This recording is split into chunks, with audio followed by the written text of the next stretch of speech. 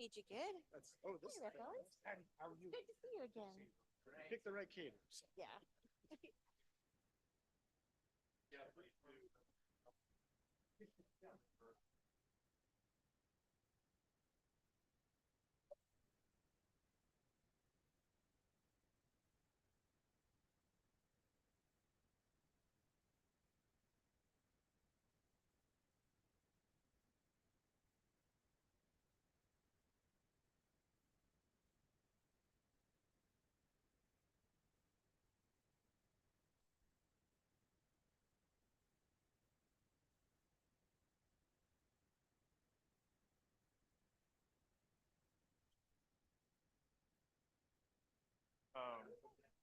Oh, hi. I was just asking. Yeah, good. Nice to meet you. I'm Jamie.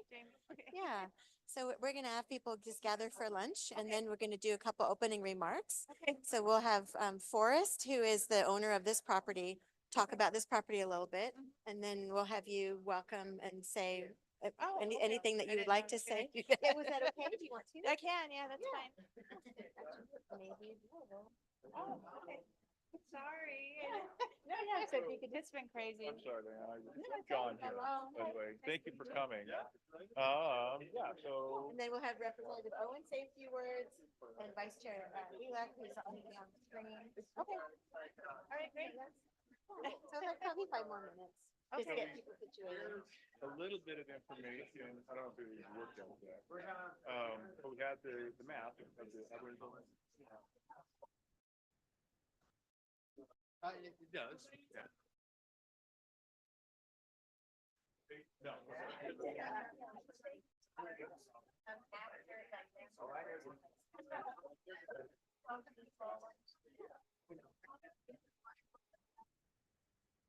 Like a half hour? That's all? And when I became Mike told me I had to come. And he worked with me to get that stuff to me. Yeah, and here you are. Exactly. Despite him pushing. Yeah. That was my problem. I didn't get those. Something else going on in the background. That was all right. So I just want to let you know where you are in the line.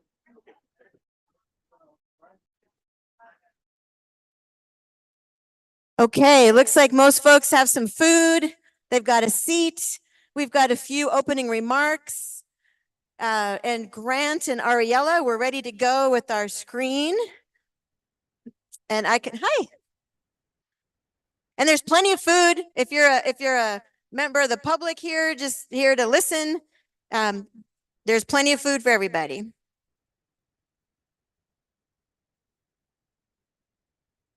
Oh, it got real quiet. Okay.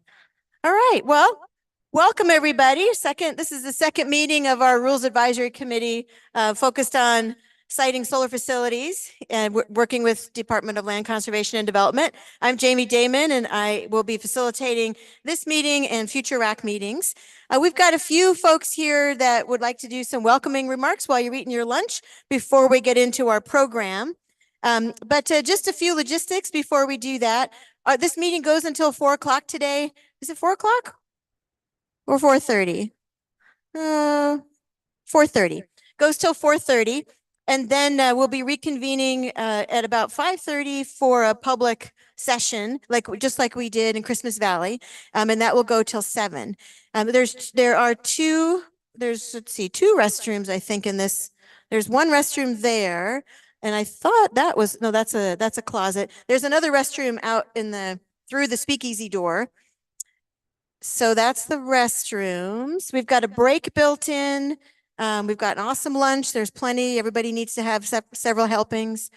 And we'll have snacks in the afternoon. And I think that's all the logistics that we've got going on. Oh, hey, John Jennings, did we ever pick up the materials? The copies? Where is John Jennings? Did he go do that? We have some agendas for you. We had a little bit of an issue. Adam from DLCD got really sick. And so he is stuck in Bend rather, and he has all of our copies. So he has all of our agendas and some other materials.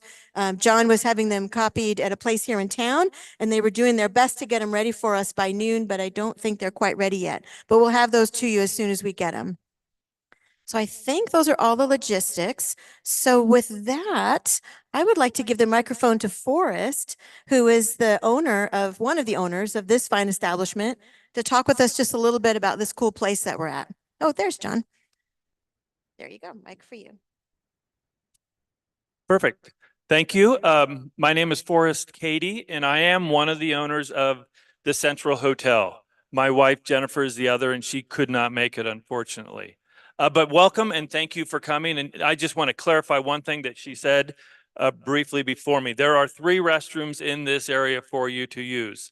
That gray door right there, the wood door right there, and then if you see the red light in the hallway, there's a hidden bathroom right there as well. We like to hide things. So there's another bathroom down there. But just let me give you a little bit of history about the room that you are in currently. This room in 1929, when the hotel was finished, was a billiard hall during Prohibition. So not only did they play billiards in here, but they also, from our understanding, speaking with the previous owners or owners' grandkids, they boxed back in this corner where you see the temporary bar set up. And they, for extra income, ran booze. So where you see the couches and the chair, you'll also see a carpet there. And next to the carpet, you'll see a hatch. Under that hatch is a hidden room in this, there's a hidden room underneath this room. It's concrete, so they intended for that room to be there. And in 1933, when Prohibition ended, that room was sealed up, never to be used again. So in 1929, when the hotel was finished, this was a billiard hall. If you were fortunate enough to know the inner workings of the hotel and went through the speakeasy door, that was actually a closet. And you'd go into the closet, hang your coat, come out here, play billiards or do whatever you might want to do. But if you pushed on the right wall, you would go into a card room. So when we got the property in 2016 and we were demoing, that room, which was a card room in 1929, was the only room in the entire hotel that was completely soundproofed, as well as vented, because if you played cards, you probably smoked a cigar or a pipe or something like that. So it was also vented. If you get the opportunity to walk our main street and see some of the different shops, and you go into a shop called American Honey, they have some dressing rooms, and the vents and kind of the woodworking that was in the card room their dressing rooms are made out of that. So you'll actually see the vents from that. And then just a few other things to kind of share with you about the hotel as you take break and walk around and do things like that. For any of you that are staying in the hotel, upstairs, do we have anybody here currently that's saying? Okay. So upstairs in 1929, when they finished the hotel, there were 18 rooms. Now we only have 12. For those 18 rooms, they had 2 bathtubs and 2 toilets. So be thankful if you're staying at the hotel that we decided to put in a few more bathrooms. You would have had to share a bathtub, and now you get nice walk-in showers. So any questions I can answer? How many people have not been to the hotel and this is the first time? Oh, awesome. Okay, so if you ever get the chance to come back and you have some kind of affection for whiskey, which they might have offered here in 1929, there is a special room in this hotel that holds a very large collection of whiskey that we like to show our guests when we have groups smaller than this. So if you come back ever with somebody else and you would like to see that room and experience that room, just get a hold of my wife. She's the one that does all the reservations, and we would love to show it to you. Well, have a great time rulemaking. I wish I could stay. It sounds like it'll be riveting, but I see we have some locals here, so that's taken care of. Thank you for being here.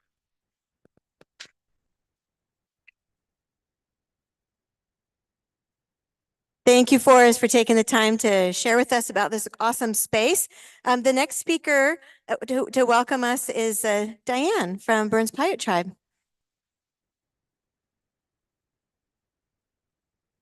Tamino na Diane Teeman, Minaniada na Wadada Kanawa. My name's Diane Teeman, member of the Burns Paiute tribe. The Burns Paiute tribe is comprised primarily of the Wadadaka band, the Wada Eaters of Northern Paiute Indians, and we were centralized around Malheur Lake, and then have a huge Aboriginal lands area. We have Northern Paiute relatives that go all the way down to Las Vegas, and we're very happy you're here today. So I am the Culture and Heritage Department Director by day, and I serve on our tribal council 24/7. I guess I'm finishing my most recent term this August. So I served as the chair for the last 5 years or so. Recently stepped back to try and finish a dissertation, and so Tracy Kennedy is the current chairperson at least until our elections this August. I didn't know I was speaking today at all, but I'm very happy everyone's here. And if anyone wants to reach out to me about anything, I have the authority and responsibility delegated to me as the Culture and Heritage Department Director to speak on behalf of the tribe on anything that has to do with culture. And culture is defined by our tribe very broadly. So I look forward to talking to people in the future. Glad to be here. Thank you.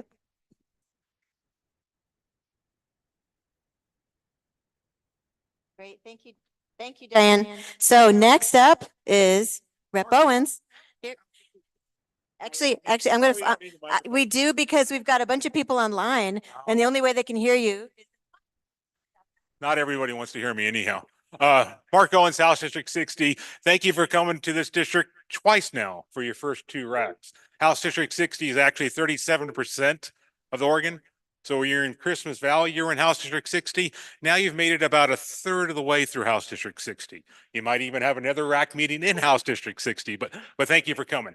And also thank you for taking on this challenge. Because this is going to be important to Oregon, important to Eastern Oregon. As most of you know, there's been several legislative concepts and bills to look at solar siting and clean energy siting in the state of Oregon. And some of those have moved forward and some of them have failed. But if we're actually going to try to balance the decarbonization goals of Oregon, we're going to have to figure out, in my mind, how to make that an economic opportunity for Oregon. We shouldn't be sourcing all of our power from other states. We should look at this as an economic opportunity to build solar here, employ jobs here, and have the infrastructure here for our counties and our cities. How we do that, balancing federal land, which is 74% in this county, agricultural land, is going to be tough. And I want to thank you guys for looking at goal 3, acreage exceptions, and goal 5, so we don't have to.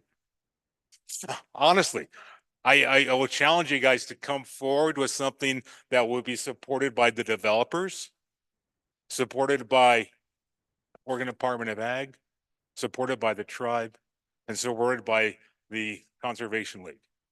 We haven't been able to do it. It's going to take some give and take, but you guys know that better than I. So once again, thanks for House District 60, and I'll stick around and try not to say too much.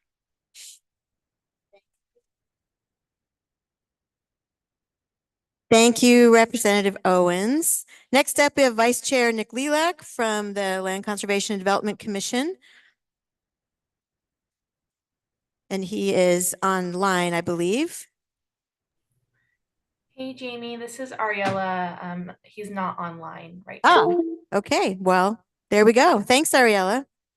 And then actually who do we have online? So we know who we've got online. Yeah, I'm not sure if folks want to turn There we are. There's Lauren. Hey, Lauren. Okay. So we've got Dan and I can't read the names. Dylan, Mark, and Todd, Dugan. Hey, Dugan. Okay, great. And how's the sound coming through for you online?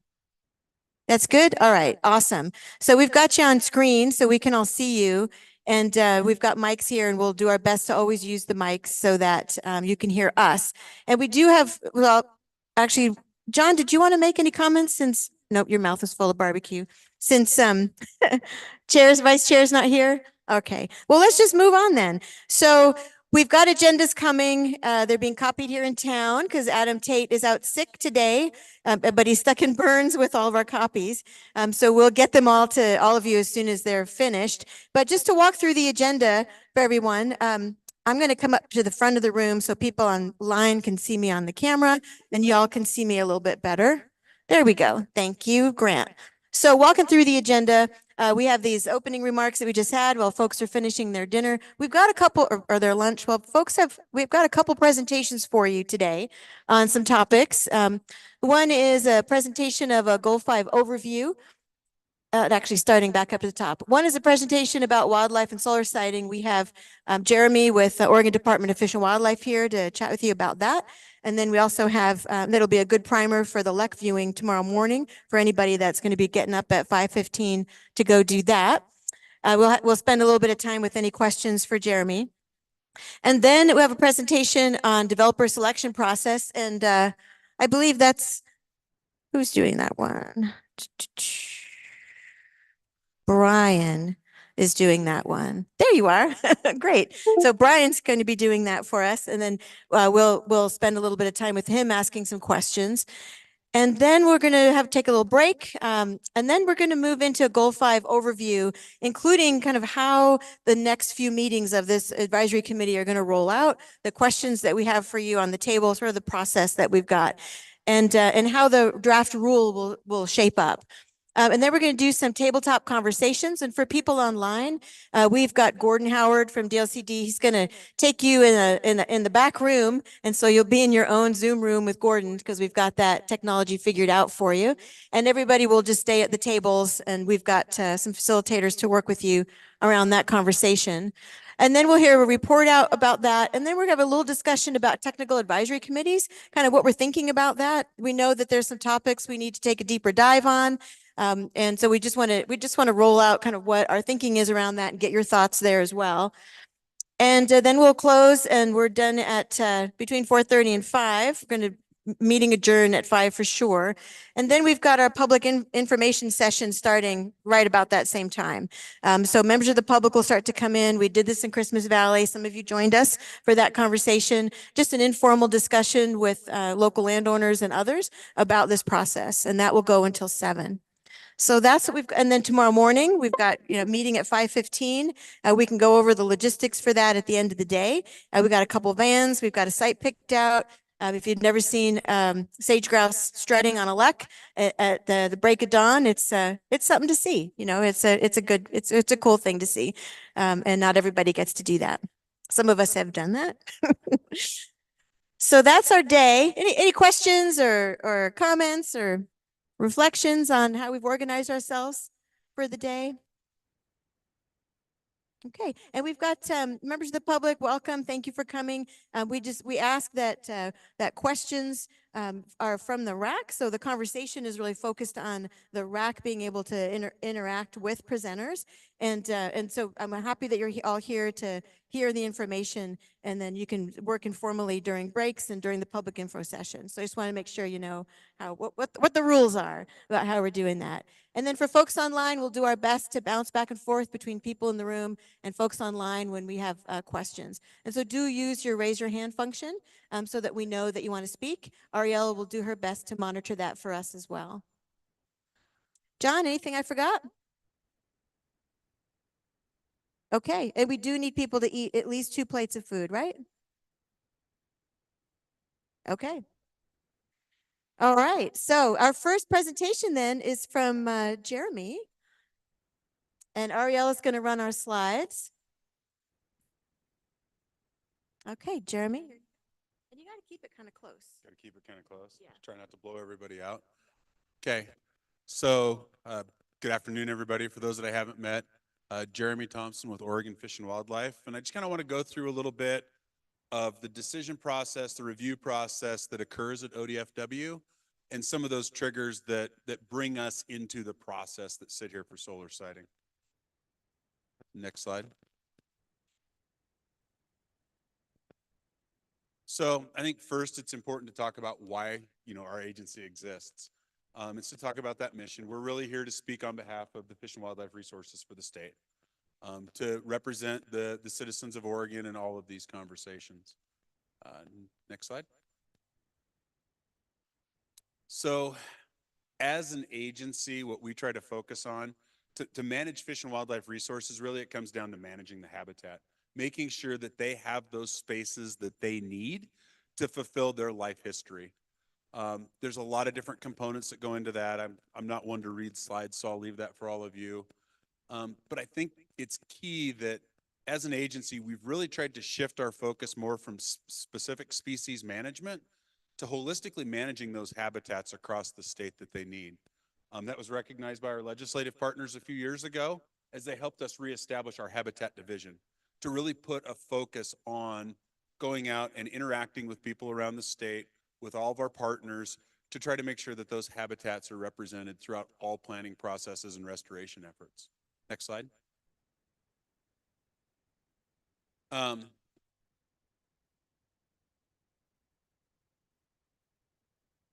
If you guys aren't seeing the blinking online, our screen's kind of going in and out here in the room, so we're kind of waiting for it to come back just a second.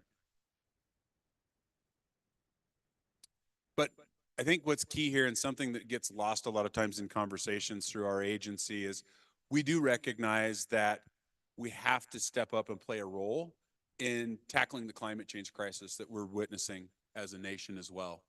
ODF&W's position is that we want to be a partner in the renewable energy build out that we need. Our stance is that we really want to see thoughtfully sited, responsibly operated, and adequately mitigated projects to not only meet our climate goals, but to also still keep that conversation of the fish and wildlife needs in those processes. And we go through, and we're going to talk a lot about mitigation because that's one of the key components to ODF&W's involvement. But really, just to tee that up, we try to follow the standard mitigational hierarchy that you see in many processes, and that's avoid first, minimize any impacts that you can from any proposed development, and for any impact that can't be avoided or minimized, look at how to mitigate that impact. Next slide. So the wildlife challenge. I'm really good at building ugly maps for anybody that hasn't worked with me. So what this map represents is a lot of different habitat overlays. And I can see some of the developers in the room that are used to working in the ERISA tool. These are those overlays that we look at, whether it be, the dark blue on there's big game winter range. We've got striped habitat for core and low density for sage grouse, which has specific triggers in rule that we'll talk a little bit about today. Priority wildlife connectivity areas. Secretarial Order 3362 is really focused a national look at protecting migratory pathways. As an agency, we put together a species-specific model of 54 different candidate species to look at data and try to model that top 1%. That's what the priority wildlife connectivities represent, is modeled connectivity corridors for animals to move across the landscape. Pink on there's conservation opportunity areas. And then new to most, we're in the process of publishing mule deer migration corridor data. Which again came out of that same secretarial order. Throughout the West, Fish and Wildlife agencies have been charged with identifying critical migration corridors on the landscape. And you can see through the kind of purple to yellow color ramp there, varying intensities of deer utilization of that migratory component in the state. But what that boils down to is you can see there's not a lot of white left. White are those areas where we don't have conflict from an overlay. So that's one of those that I think has created a lot of challenges in the solar siting conversations with the development community. Is it looks like there's not many places available to develop solar. And that's, why we sit here today, is to try to find ways to work through and have this considered, but still thoughtfully site those projects. Next slide. So what is ODF&W's role? I think it's key to recognize that in almost every situation, kind of standing in your way, sorry. In almost every situation, ODF&W is a non-regulatory agency.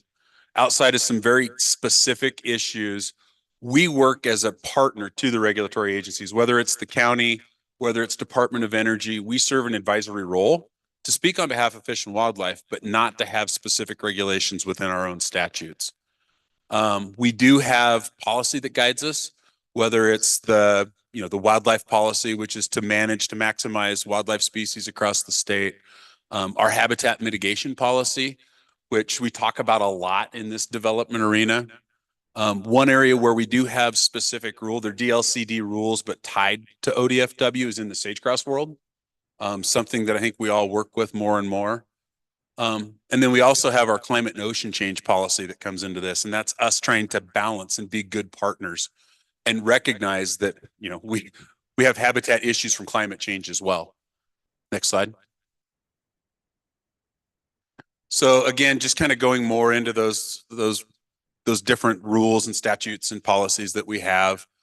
We try to be a player as much as we can. We try to get out on site, work through. Are you in that slide? You're welcome. So, and working through it. One other key area I think that always needs mentioned is threatened and endangered species, and also more and more candidate species. There's a lot of species on the landscape that are being considered for listing. One that comes into play in the landscape we stand in today is pygmy rabbit. Burrowing owl are one that could be considered. There's a lot of species on the fringe of needing protection, which is what led to our sage-grouse rules that we now work with in the state. Those sage-grouse rules were developed to stave off federal listing, to keep that control at the state level and let us work through and try to make the best possible outcome that we can. Next slide. So we've mentioned that climate and ocean change policy. This again, especially as we talk about ocean change, we try to be as active as we can as an agency to go in and make sure that we're thinking about globally what that climate change might mean. Go ahead and go to the next. We've all seen this. I don't want to get into permitting pathways. That's not ODF&W's role. But I think what I wanted to point out with this slide is that in each of these buckets of solar siting, there's a defined role for ODFW. We've been named as having a role in each one of these. From the strictest siting level at FSEC, where we're listed in their statutes, where we have to advise them, to the reference to our mitigation policy and collaboration with our agency when you go through a county process. Next slide. So to try to help put all of what we just talked about into a single bucket, for the last few years, ODF&W has been working on a solar siting guidance document, trying to build more commonality amongst our staff. I think there's people in the room that could talk about the differences that they get regionally as they deal with staff at ODFW in the past. As we've tried to tackle this, we're trying to be more consistent in how we not only apply our mitigation policy, but making sure that that climate and ocean change policy is being considered as well. So we've just recently released some solar siting guidance that hopefully helps us line out and communicate better, not only the agency's role, how we will participate, but also some tools to try to help get those species considerations up front, to give better access to our data, to get better access to the ongoing science, and to work in partnership with, not only the players in the state, but throughout the West. Next slide. And what we've tried to do is conceptualize for our staff kind of a stepwise theoretical process to reviewing projects, somewhat going in line with how we see projects in general come through, recognizing that no project is the same, no county process is the same. It's different in how we go, but again, trying to standardize that. Really what our guidelines hopefully accomplish is getting early and often communication amongst all players, getting out, finding those potential conflict sites for species of interest early, and being able to identify those habitats and have conversations about them. I have a webpage. This just got posted publicly within the last few days. So it is a living document. Our solar siting guidelines are meant to evolve over time as we learn more, as the rules change, as we in this room adopt new policy or our legislative partners hand us something new. We want to make sure that we're able to keep that updated as we go. Next slide. This is an example of how we're presenting some of the tools. We talk a lot about ORESA in the state, the Oregon Renewable Energy Siting tool. I can't remember what the A is. I'm horrible at acronyms. But there's a lot of other great tools as well, whether that's IPAC to help identify sensitive species. We've got a link on here to the REWI, data repository where, we're getting a lot of the science condensed into one spot. There's a lot of work throughout the West from all of us in trying to make sure that it's easy to find out where those wildlife concerns may be, and for all of us to come together and help to fill those data gaps. Next slide. So we'll get a little bit deeper into the Fish and Wildlife Habitat Mitigation Policy. It is an OAR for our agency. And really what it is it's developed to be this framework for us to go through and help not only avoid and minimize, but how do we then mitigate and get those, unavoided impacts considered in any project, whether it be a housing development, whether it be a solar farm, any change of land use, just so that we can maintain that open space on the landscape. We talked about the spaghetti map earlier. There's a lot of those areas that have already been impacted, and there's a lot of wildlife species that have lost that necessary habitat to really fulfill those life history needs that they have. Next slide. So I think anybody that's developed a project in Oregon and looked at our policy hates this, but it's really the best process we've found to try to logically step through and line out the importance of a specific habitat on a specific landscape. And what it does is it tries to step through and look at how that specific piece of ground interplays with the available habitat of similar kind in an area, and also consider what importance it may have for the wildlife species within that region that need it. And note, habitats in ecoregions are never the same. As we come down here into Harney County, lots of sagebrush habitat that's of high importance for our sage grouse. As you come, so I've worked for years out of the Dalles, cited a bunch of projects up there in collaboration with some of the folks in the room. There's not a lot of sagebrush left in the Columbia Basin. So, each one's pretty valuable to the biologists up there because there are a lot of species that need that specific habitat type. And I was trying to use that as an example of the regional differences we have around the state and how we may look at a specific habitat in the northern part of Oregon differently than it may be down here in the southern part of Eastern Oregon. But this just walks through and really looks at, what is essential? Is it a needed habitat? Limited means there's not much of it on the landscape. Most of these make sense as you go through. And if you have any questions on this, it's probably one that we could, sit down together and talk about later. To try to explain it a little more, we'll go to the next slide and kind of look at some examples of what those habitats would be. When we get into habitat category 1, those are the last remnants of highly important habitat. There's very little habitat that qualifies as category 1 in the state. ESA species generally elevate habitats to category 1. So generally in the energy siting realm, where we see most of this is Washington ground squirrel habitat in the Columbia Basin, a state listed ground squirrel that has specific habitat needs and qualifications. We've called that category 1 throughout the state. Bogs and fens, old growth forest, spotted owls. Those are generally what you see in that category 1. Category 2 is a limited and important habitat on the landscape. It's something that's needed and there's not enough of it to meet the species needs. At times, this gets to be an interesting conversation because we also use species overlays to elevate specific habitats to category 2. And the most common one that we talk about is winter range. Winter range, if we were to go back to that map, covers a lot of Eastern Oregon. But when you get into the fine scale of how winter range functions, there's not enough functional winter range to still meet those life history needs for deer. And a lot of that is because when you look at where deer would have gone in extreme winter events historically, those are the areas that were really appealing to settle, to farm, and for humans to generally be our valley bottoms, the lowest elevation, lowest snow load. So recognizing that what we have left for winter range really doesn't represent good winter range in a lot of cases, we've tried to make sure that we give that extra consideration within a planning process. Category 2 could also be uplifted through, periphery around Washington ground squirrel, priority wildlife connectivity areas, any of those other important habitat factors that we tend to find. Category 3, category 4 are generally your more common habitats. those are intact grasslands that aren't limited on a landscape, that are pretty widespread. Category 4 maybe is a little bit more degraded. Those are very close categories as we get into it. But what we also get into is generally how we approach mitigation for these different categorizations.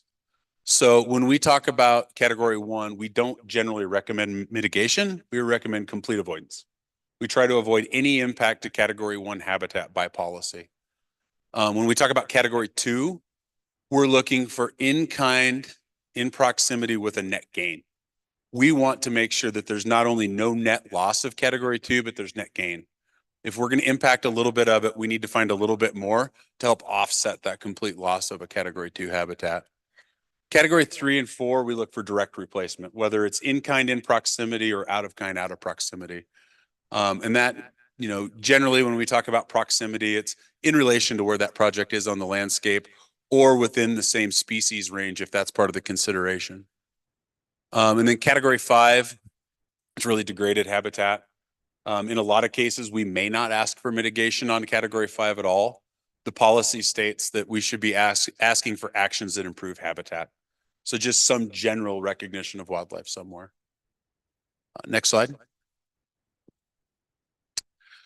We touched a little bit on sage grouse mitigation about sage grouse rules. Sage grouse rules triggered its own direct mitigation program. DLCD has the mitigation rules that they house. ODF&W was named in those rules as the program administrator. So we have a very site-specific way to assess mitigation needs for sage grouse.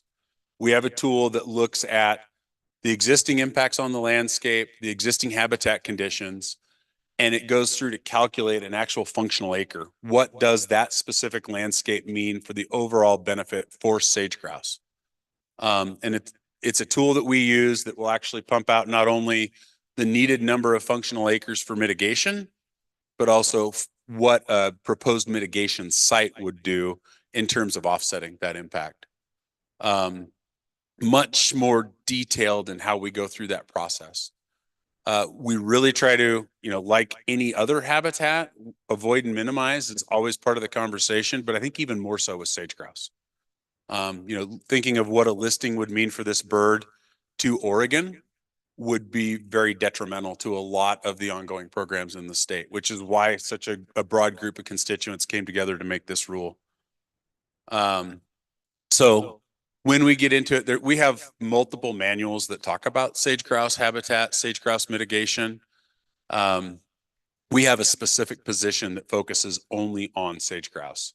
So anytime there's going to be a project that might have impacts on sage grouse, we recommend you contact our mitigation program coordinator right up front and look at how to minimize that, because co-locating projects with existing infrastructure can really help if we can't avoid those habitats. Next slide. So as we look at how that mitigation program for sage grouse goes, first is there's always going to have to be a net conservation benefit. We talked about category 2 needs a net benefit by our policy.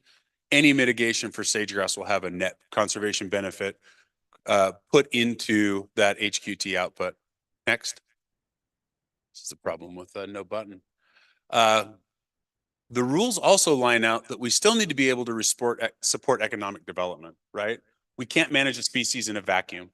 There still needs to be ways for communities, for regions to look at that infrastructure they need, whether it's renewable energy or community benefit. It also exempts agriculture within these rules, which I think is important to point out. Next. And, again, I talked earlier about our guidelines shooting for consistency. That's one thing I appreciate about our sage grouse program is it's a consistent output and approach across the board for every application, which I think is one of the keys to continuing to have support and success with this program. Next slide. As we talk about mitigation plans, there's some things that we generally look for in mitigation planning to help make sure that we're thinking about that hierarchy as we go through. We always go through with a proposed development. We ask for an impact assessment. What is the condition on the landscape? What are the habitat types? Most projects have some kind of pre-construction wildlife survey to look for sensitive species. We talk a lot about species protection. There's a lot of these landscapes that we don't know whether or not those species are present because it's difficult to survey on private land, and just the sheer volume of landscape available, it's hard to have that data ahead of time. And we've talked about the minimization and categorization. Something else we haven't talked about is looking at proposed mitigation sites, where the policy outlines a no net loss, net gain. That typically needs to have habitat that's considered of like kind. So if we're impacting sagebrush habitat, we need to find a site where we can not only protect existing sagebrush or reestablish sagebrush, but also enhance it. So trying to find those sites to offset impacts can be a challenge when we start to talk about the acreages of impact that we're seeing with solar development. I know that's one of the conversations we have a lot between our agency and the development community. Is it's getting more difficult to find mitigation sites, places that we can then set aside for conservation to offset those impacts. We look at defined uplift actions. When we talk about no net loss, just finding a piece of ground on the landscape and saying, this is mitigation, that already exists. If it's there and we're not changing it, we still have that net loss of the project site.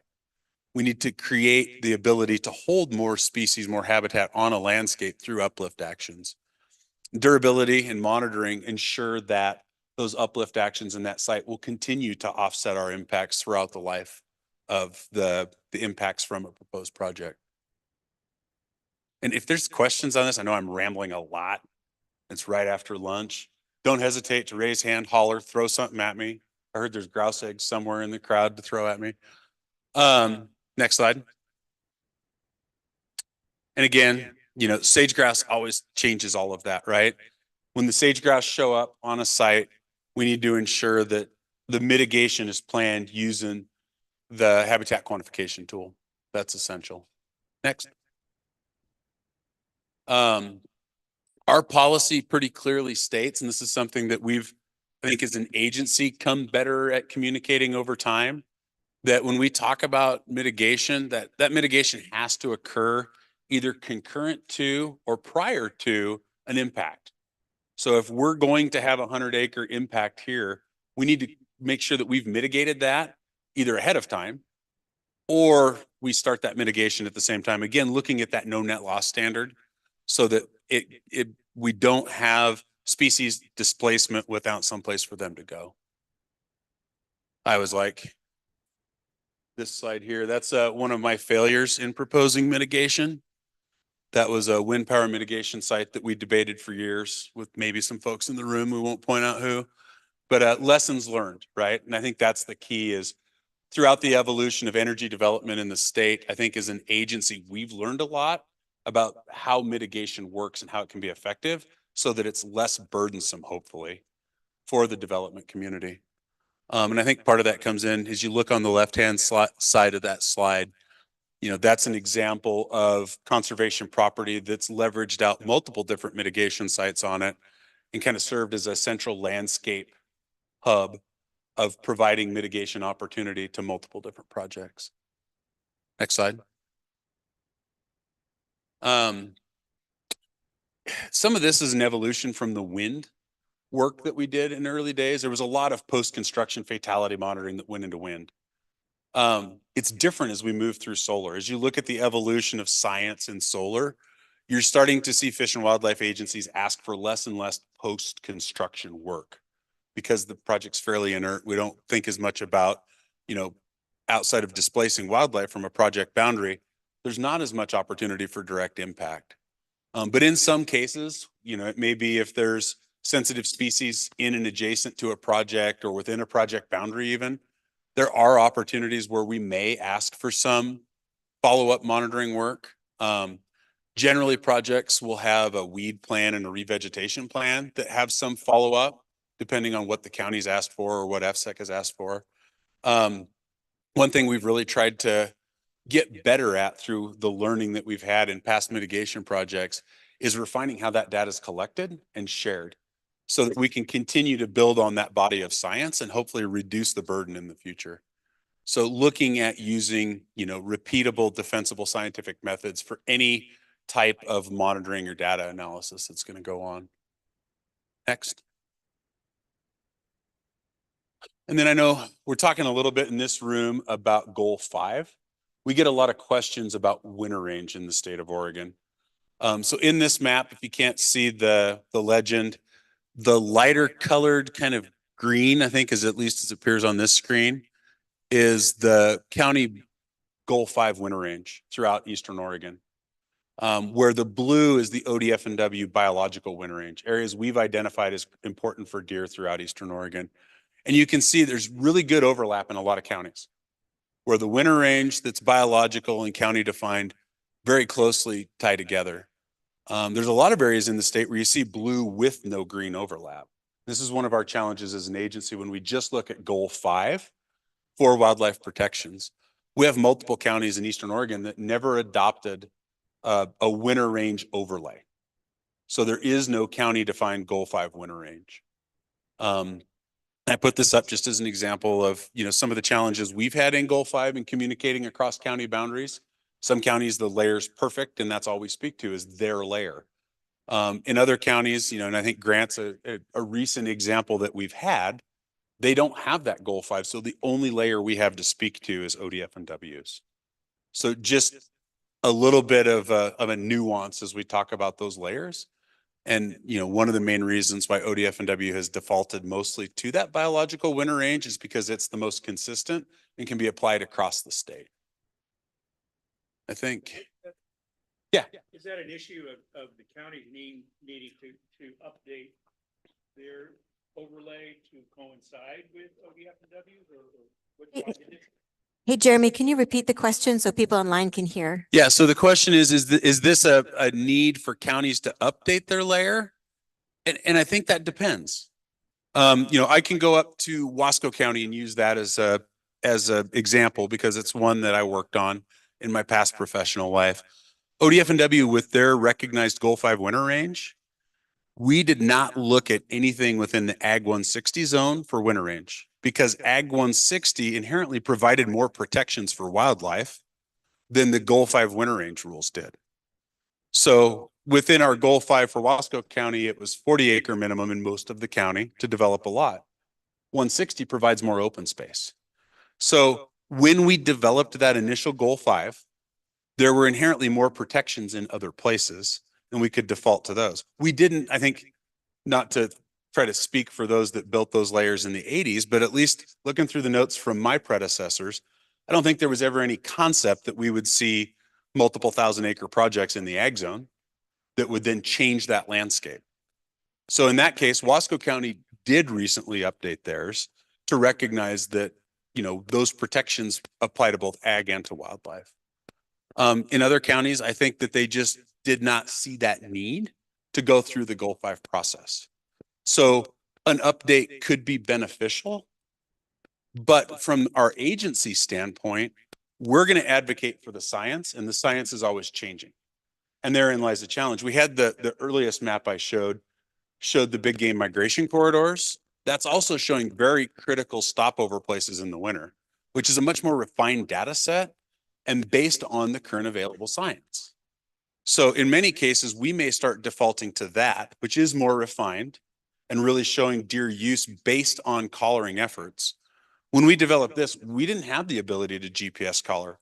Early big game monitoring projects involved either putting flagging around their neck or a big ear tag in the deer and then trying to see them again somewhere else. Points in time data that don't give us that complete look at how the deer move on that landscape and use it. With GPS technology, we can tell you where the deer's standing every hour if we want. So I think sticking with that best available science component is where we'd like to be as an agency. How the counties want to, I would be hesitant to ask my county permitting partners to adopt a new layer today. And then we create new science that maybe shows much of that wasn't as necessary for wintering wildlife, or goes the other way. Maybe we need more. And within the rule, you can't have a dynamic map. We tried in Wasco County to be able to have that map refine over time as the science gets better. So that's a lot of circle around your question. Honestly, I think recognition of best available science and communication of that is probably more critical to our agency stance than updating the county maps. I mean, I don't know how that would lie with a county permitting, but from a biologist standpoint, that would be the more critical component for us. I think my next one says questions, if I remember right. Oh, no, one more. So I kind of honed in a little bit on the spaghetti map because I think this, as we get into a finer scale in the mapping and the overlays, it does show not only those conflicts that exist, but it shows some opportunity. As you look at the picture over on the left, there's an orange circle. There's a lot of colors there. It's almost like a tie-dyed t-shirt. You can see there's an orange circle. That goes right around the sites that we visited in Lake County on our last visit, right? That shows that there's a complete lack there's a couple black lines that go through the connectivity corridors through PWCAs. But there's a pretty good area there that doesn't have overlay conflict for species. On the other side, as we look here, which are a little, you can see Bend. I'll point at the map for everybody in the room. There's a little white spot in the upper left-hand corner on the right picture that shows Bend. So as you come down Highway 20, coming this way, you can see that there's a whole bunch of colors in that orange circle that all come together. Those are opportunity areas for our agency standpoint. Because that is an overlay of multiple species habitats, those are areas where mitigation could be focused and have the best overall ecological effect to benefit the broadest suite of species. So, we like to look at these maps and say, are there areas where there's less conflict? And are there areas where we could focus mitigation to hopefully benefit species and have a true impact as we try to mitigate impacts? And then, next slide. That's it. So, any other questions? Yes, Max. Yeah, and I'm going to need to bring the mic around because otherwise the people online can't hear you at all. So, Thank you. Can you hear me? Yeah. I like that last slide, especially you pointing out that area of lower conflict, which I think really highlights some of the work that we're going to need to do, where all of that area is designated as EFU, meaning that we need a goal exception. So the amount of, the size of projects that developers are comfortable citing there has restrictions on it. And there are also other types of resources there, like cultural resources. But question, you want a softball or a fastball? Throw whichever one you want first, buddy. I'll give you a softball. So we're talking about the habitat categorizations and how category 1 is just totally avoid it, and category 5 and 6 are places where, that might be a better place to put solar. What are some ways that you can see incentivizing developers to focus on those lower category habitats? And are there any ways we can think about working with those habitat categorizations to ensure that projects go in places where there's less conflicts with wildlife? Yeah. So, as you look at category 5 and category 6 is, it's developed ground or severely degraded impacted ground. There's already no mitigation there. Through past planning processes, if you look at the Columbia Basin wind siting guidelines, we incentivized category 5 development by taking mitigation off for a lot of category 5 habitats during that wind build out in the Columbia Basin. So I think there's similar opportunities there. One of the challenges with that is coming to agreement then on what is defined as a category 5 habitat across a much broader landscape in multiple ecoregions. It was easy in the Columbia Basin because finding those impacted ground, and unfortunately a lot of that did overlap from a wildlife perspective with agricultural ground. But a different scenario as we look at wind build out and impacts on goal 3, right? Being able to build at least a conceptual model of what classifies itself as a category 5 within our regions of interest would be the key to that. Because it's not uncommon to get an initial report on a project and there's a whole bunch of category 5 land listed that might actually be much higher functioning than what the consultant on the ground thought it might be. So I think that would be the challenge there. but easy to do with a little bit of time and effort. All right, other questions? Yeah, that's Brian Walsh with Emanate Energy. So Jeremy, with this House Bill 2021 and the growth that we're going to see for renewables in the next 10, 15 years, mitigation is always a big issue for us, and we've successfully worked together multiple times on finding it, but it hasn't always been easy. So what would be your advice, or how can the development community work with ODFW and finding mitigation sites, or like how can we help? Yeah, well, and I think it's a great question, and it's one that we talk about a lot internally. You know, early on, it was always the agency stance that it was up to the developer to find a mitigation site and to bring one forward. Recognizing that we need to be a partner throughout the build out that's required, you know, through our statute and to meet our climate goals. As an agency, we're trying to take a more proactive role and help build partnerships and get momentum on the landscape, whether that's making connections with land trusts that might have ongoing conservation that could be partnered with a development, trying to get soil and water conservation districts at the county level to think about their ongoing programs and what could we do. Really, if you look at a lot of the restoration that goes on with our SWCDs throughout Eastern Oregon, the only thing lacking is that durability agreement, and we meet those mitigation standard goals in a lot of cases.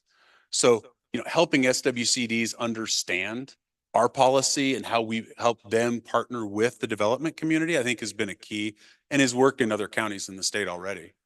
So trying to just build those relationships and I think have a more collaborative space to talk about mitigation, you know, and again, to go back to that map 2 slides ago, how do we, if we really want to have meaningful impact on the landscape, we need to find those places of greatest ecological importance and habitat refugia that's likely to withstand the climate change that's coming.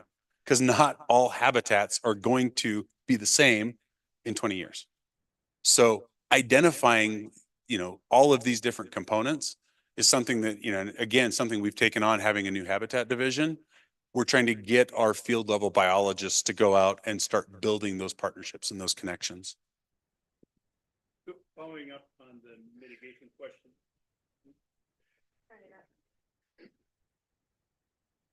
Following up on the mitigation question. So is it on both public and private land, or is it mostly private land? And if it is on private land, is it usually accomplished through some kind of conservation easement or purchase, or how does that practically work? Yeah, great question. So to date, all of our mitigation has occurred on private land. And mostly because of that durability component. We've tried to partner with BLM on mitigation and with the multi-use mandate. They can't guarantee that landscape to maintain itself for the duration of impact under a specific state. They're looking at that throughout all the BLM rule changes that are ongoing. They're looking at that. We've made connections with Department of State Lands as they're going through their planning process right now, not only looking at adding renewable energy as a component for leasing on their lands, we're asking them to consider conservation leasing as well to provide those lands as a potential mitigation option. Recognizing, you know, as Brian pointed out, we need to find more creative solutions to meet that mitigation need. So we need to expand into public lands. We need to find ways to make that feasible. We just haven't had a good example of that yet. Let's turn to the folks online. Folks online, anybody have a question or a comment for Jeremy? You can just raise your hand and we'll recognize you. Not seeing any. How about the other side of the room? We've been dominating over here. Oh, there. Okay, one more on this side and then we'll pop over on the other. John's got a microphone for that side. So one just clarifying question. You mentioned when you were talking about the sage grouse mitigation program that there's an exemption for agriculture. Can you just explain what's exempted from what, what that means? Yeah, so the exemption for agriculture in the sage grouse program, and I'm not going to stand up here and tell you I'm an expert on our sage grouse program. And I think that's one maybe even Skylar probably has the same. Skylar's our sage grouse program biologist. He knows the bird in and out. Neither of us are mitigation experts for sage grouse.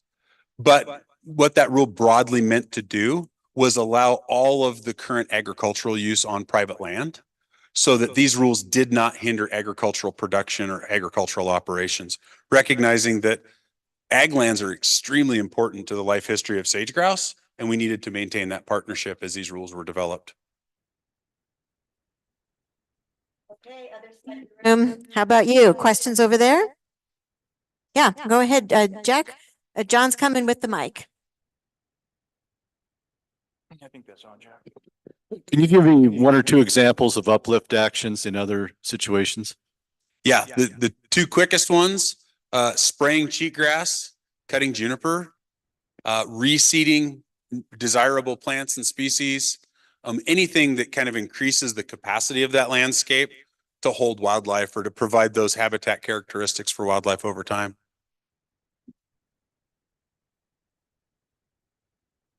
Other questions? John's got the mic. He's ready for you. Looks like we've exhausted the group on this one, Jeremy. So if I may, and I don't want to interrupt, but I would follow up just a little bit on the question about agricultural exemptions in the sage grouse rule. As pointed out, there was concern in our farming and ranching community because some of the things that were coming out of the federal work suggested items like discouraging conversion of sagebrush habitat by beating it and or clearing it and converting to pivots, among other things. And we said from the governor's office on down, we don't regulate agricultural uses in Oregon. That's one of the things that we don't do, and we're not going to do it here either. So really that provision in the sage grouse rule is an expression, the continuation of the expression of the longstanding policy that in Oregon, in inclusive farm use zones anyway in Oregon, agricultural use is an outright use and will continue to be an outright use. So we just added that. Thank you very much. Well, Jeremy, thank you so much for spending time with us today. Are you out with us tomorrow on the luck? Great, awesome. Okay, big round of applause for Jeremy here.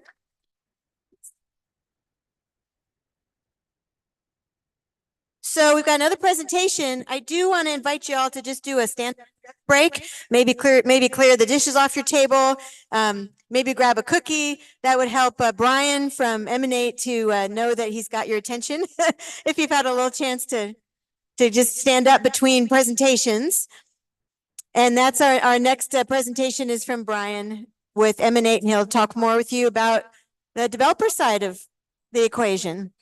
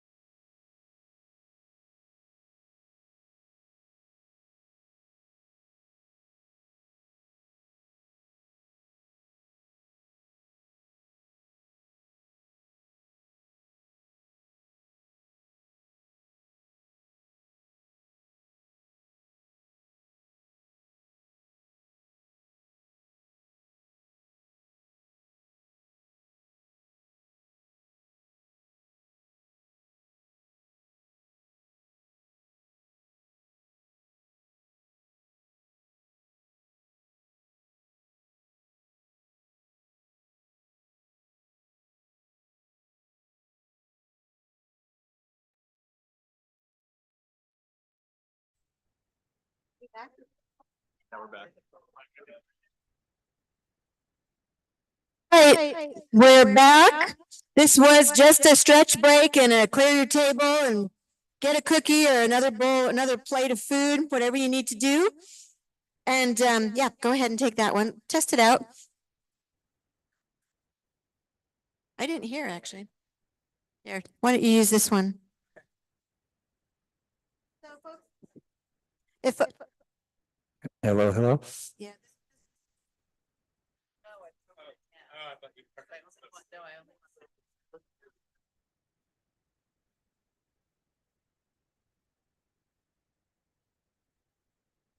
Yeah. So folks, if you can stand, you can sit, whatever you need to do. Brian's going to introduce himself and is it Mike, Matt? Matt. And Matt. So yeah, this is Matt Hutchinson. Well, we're gonna tag team this presentation, but here, Matt, you can. Hello, everyone. My name is Matt Hutchinson. Been working as a developer in Oregon for quite a number of years, worked with many of you in this room. And I just want to say a special thanks to John Jennings and members of the RAC to inviting us today to talk about kind of what a developer thinks about when we're looking at siting. So I'm going to pass it over to Brian and we're going to kind of go back and forth here. Oh yeah, my thanks for the invite, John and Adam. Hopefully Adam's out there listening. Hope you feel better.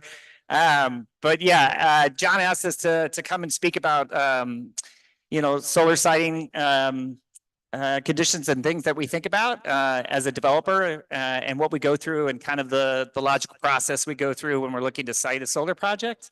And I'll say, just from a credibility standpoint, not to toot our own horn, but like I think why John asked us here is because Matt and I permitted the 5 largest PV projects that are up and operating. So there's a lot of projects that get proposed, not all of them get built, but we've gone soup to nuts, A to Z on a bunch of projects. Been fortunate enough to permit and see constructed 2 gigawatts of renewable energy. And the majority of it in the PNW and a lot of it in Oregon. So we worked a lot with Jeremy and Greg with the ODFW and a lot of folks in this room that we've crossed paths before and successfully bringing those projects online. I will limit like our experience. It isn't throughout the entire state, but like most of our projects are Wasco, Gilliam, Sherman, Morrow County. Worked on biomass projects in Lake and Klamath County back in the day. But yeah, we haven't been all over the state, but worked in a bunch of counties that have a lot of renewables in them. So anyway, so I think first slide, or we can advance. Oh, gotcha. Oh, magic. Okay, I love magic. Just quickly about Emanate Energy. We are a solar storage developer and now developing wind too as well. We have 850 projects that we own and operate. So lots of small ones behind the meter, rooftop stuff, up to 309 megawatts of PV in storage in California. So that's lots of small projects. Most of them we acquired, Emanate acquired them at operations or COD or NTP. So really didn't develop them. And so Matt and I are now with Emanate, just been there for a year. Before that, we were at Avangrid for 19 years developing projects. So, but now we're developing projects here in the Pacific Northwest. Yep, next slide. A little quick glance on like this is the interconnection queue and a slide about interconnection requests that cross the United States and the different ISOs. The point of this slide is just to show that most of the growth in the interconnection queue is coming from solar and storage. So the yellow bar line represents solar and the blue is storage. So these are most of the interconnection requests that are coming in right now actively in across the United States. I mean, and these are in gigawatt numbers that we're seeing. So just for like BPA's standpoint, just a data point in 2019, they had about 3 gigawatts of interconnection requests in the queue. Right now, roughly 200 gigawatts.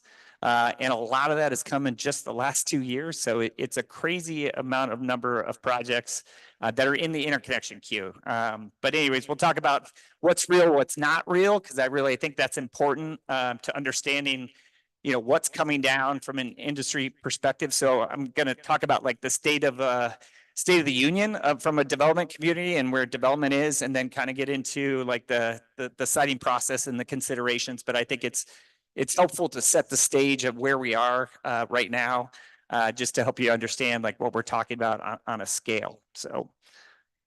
Sure, this projector has been a little bit flaky for us. It usually just popped right back on, but now Grant's struggling here to make it come back, so. Okay, well, we could hold for a second, but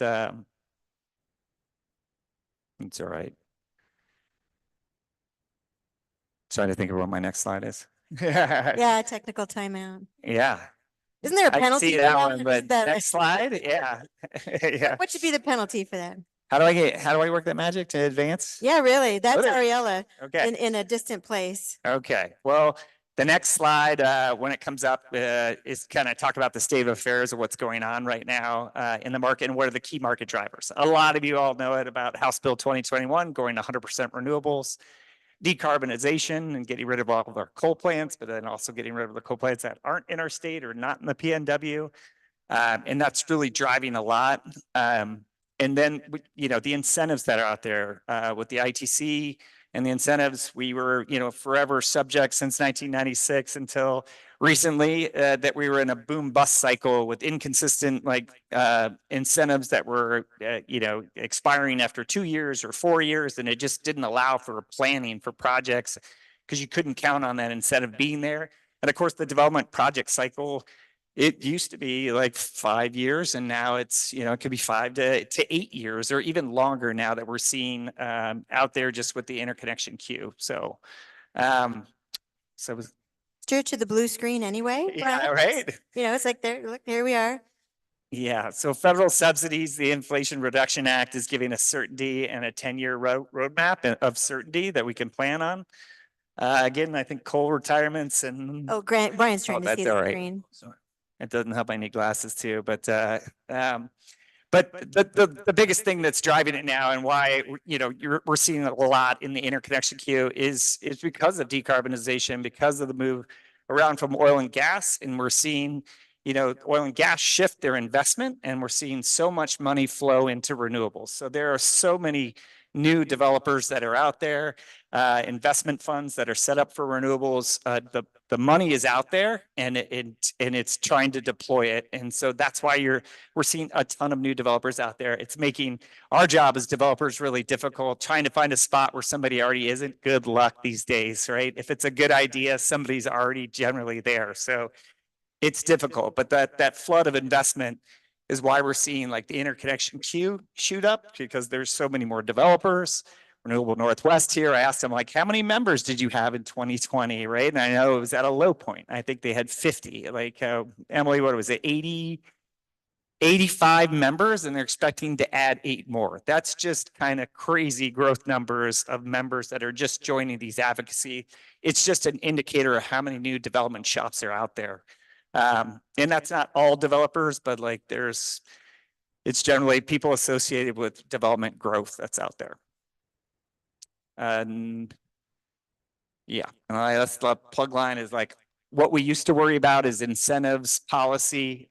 We have all of those things and we have a long runway, and those are no longer our concern anymore. Now it's about implementation and how we're going to get there. And so we thought we solved these monumental problems with legislative and incentives and federal incentives. And now like it created a new problem, which is kind of our interconnection queue, and we've been overrun. And how are we going to get all of these new megawatts that are necessary to go 100% renewable onto the grid? And it's just, we've to come up with this new huge problem that we have with transmission congestion, new transmission that needs to be there. How are we going to get all of these megawatts onto the grid? Next slide. Magic. This is amazing. And you all get copies of these slides like we did the last time. So you'll be able to see what they were talking about while Grant's working on this. Appreciate your guys' flexibility. So I'll describe what this scribe looks like. What we're trying to show here is if you look at just the growth of replacing coal and natural gas with renewables over time, the greater there'll be a more share of renewables, including solar and wind in the near term. So if you look at Pacific Core's Clean Energy Plan, for example, they're showing quite a bit of growth of solar and wind in the next 7 to 10 years, and then leveling out over time. So like, as Brian mentioned, like now is the time for implementation and building these projects. And we have all the policies aligned. So let's see, next slide. Yeah, let's cover this one. It's a great slide once you see it. So I love this slide. I'm going to describe the slide. It's a lot of bubbles showing the percentage of where generation comes from these days. So and currently, and this is based off of Oregon Department of Energy 2020 report on where our resources. So it's a little bit dated, but I'm going to come over here because I can't read from far. So it had coal at 26.7%, and it had natural gas at 21.3. So, and a large portion, of course, of our generation comes from hydro. So we took, looking at just replacing like the coal and natural gas in line with legislation to like reduce and remove those facilities. And we came up with, what it would take if for solar, like if we were to build and replace all of that coal and natural gas that we have on our system and how much that would take.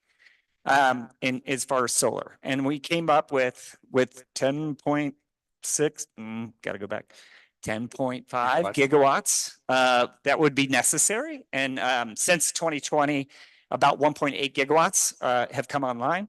And so the remaining generation, because I don't do quick math, is 8.7 gigawatts of new solar would be needed. So just 100%, like if we were replacing all of that with just solar.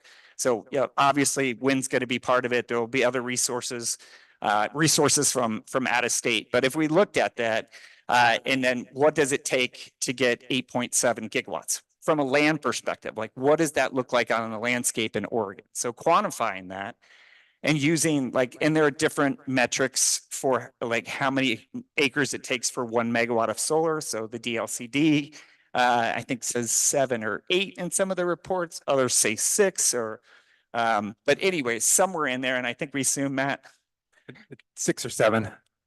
We had 6 acres per megawatt. 6 acres per megawatt. So, which is pretty great. It can vary just on like your land slope, how much usage you have, right? And if you had perfectly flat land, you get more closer to more of the 5 or 6 acres. But with variability, it could be up in the 7, 8, and sometimes 9 acres per megawatt. But that equates to 63,160 acres, which is about 98.7 square miles. So it seems like a lot, but when you compare, that is, what's that? No. That is just, to build 8.7 gigawatts of solar. Yep. That's it. Now we have 8.7 gigawatts. What's that? Oh, 60, what did I say? 63,160. That's at 6. If you went to 8, it gets to being like 73,000 acres, but somewhere between, what is it? 98 square miles or 107 square miles. And to put that into a visual perspective, like most people know the Boardman bombing range in Morrow County. So if you took the Boardman, it'd be about 1.5 times the Boardman bombing range, right? If you're talking about a landmass. So my point in telling you this is like, there is a lot of projects that are going to come out there. Like they're going to come out there because there's so many developers proposing so many projects. But in the end, a project doesn't get built if it doesn't have a customer. And like the utilities and the C&I, like that are driving some of this growth, I'm like, if there is not an offtake agreement, a contract to buy that power, it is not going to get built. So it's going to seem like a lot's coming at us because there will be a lot of projects that get proposed and there'll be a lot in permitting, and Jeremy's head's gonna spin, because he's gonna have to treat each one of them, and each county will have to treat each one of them, and FSEC will have to treat each one of them like it's real and look at like the cumulative impacts of all these projects being permitted. But the problem is like they're not all going to be winners. In fact, most of them are going to lose. Like we've been in a world where like the 1 out of 10 projects that like historically that gets proposed and permitted gets built. I mean, now we're going to maybe see 20, 30 projects and maybe 1 out of 20 like gets built. I mean, the numbers are going to be there, but it's going to be from resources. It's going to be very taxing on our, on the state, on our local resources, on our wildlife people, on our mitigation people. I mean, it's going to be rough. But so that's just a little preview of what's going to happen. And but we want to talk about also some other things in the industry that are happening right now on the interconnection side that are going to start limiting projects too as well. So there's some good news too as well. Next slide. So we wanted to talk about kind of what are the key factors for site selection, and what we're thinking about when we're looking for sites. And so we have 5 factors, 5 things that a project needs to be successful. So first would be site control. You need to land someplace to put the project. And that's where that kind of 7 acres per megawatt concept comes in. So we need enough land. Next, we need an interconnect. So we need a place to plug in the project to the grid. And that's a own process on its own. It takes a long time. And so there's a lot of strategy that goes into picking locations based on interconnect. Third, the project needs to be in a location that's permittable. So we need to have the possibility to get a permit. There's some places that, have a low likelihood of getting permits. So maybe avoiding those areas is something we'll consider very early in a process. And the fourth is we need an adequate resource. So we need a good solar resource or wind resource that, can justify, make enough energy to justify the project being built. And once we have all those 4 things, then we're going to offer the project to a customer and get an offtake agreement. So ultimately, projects need contracts to buy the power to move forward. And you need all those things to have a successful project. And those things are balanced against each other. Not one rises above the other. Everything is a trade-off. So things that could be difficult to permit could have a great solar resource. Places that are have great interconnect cannot have good land. So we're always trying to balance these issues. There's no perfect site out there, right? There's something, it's just like there isn't a Goldilocks out there as far as a site. There'll always be an issue with the site. We're just out there trying to pick the least conflict sites. It's easiest for us. It's easiest for everybody else in the room that has to interface on these projects. And I'll just add to what Matt says, like how a project originates or where it comes from. You could get a call from a willing landowner, right? That happens all the time. We're like, hey, I like a project on my land, and we'll go look at it. And that could be the genesis of where a project starts. Nowadays, it's shifting more towards the importance of, and kind of always has been, interconnection and transmission. So Matt talked about interconnection. Interconnection is just one part of it. You have to, be able to inject it into the grid somewhere at a cost that doesn't, that's affordable and economically viable, right? And so and that's what I'm talking about. There's 200 gigawatts in BPA's queue. The cost is, and we'll talk about the cluster study, but it's very difficult to find a low cost interconnection now. And so that's being kind of more moving to the first piece that we go through is looking for a place to interconnect into the grid. And then the second part, which is unique than in the Pacific Northwest, where BPA is the major transmission owner, is you have to have transmission. They're separate. It's a bilateral market. So you might get a great answer on interconnect and it's low cost and the project can afford it and do it. But if you can't move your power from that point that you're interconnecting it to your customer, then your project's dead again. That second piece. So there's 2 requests you put into BPA. One, the interconnect, and that might be viable, but the second one might trigger a $260 million transmission line to get your power out.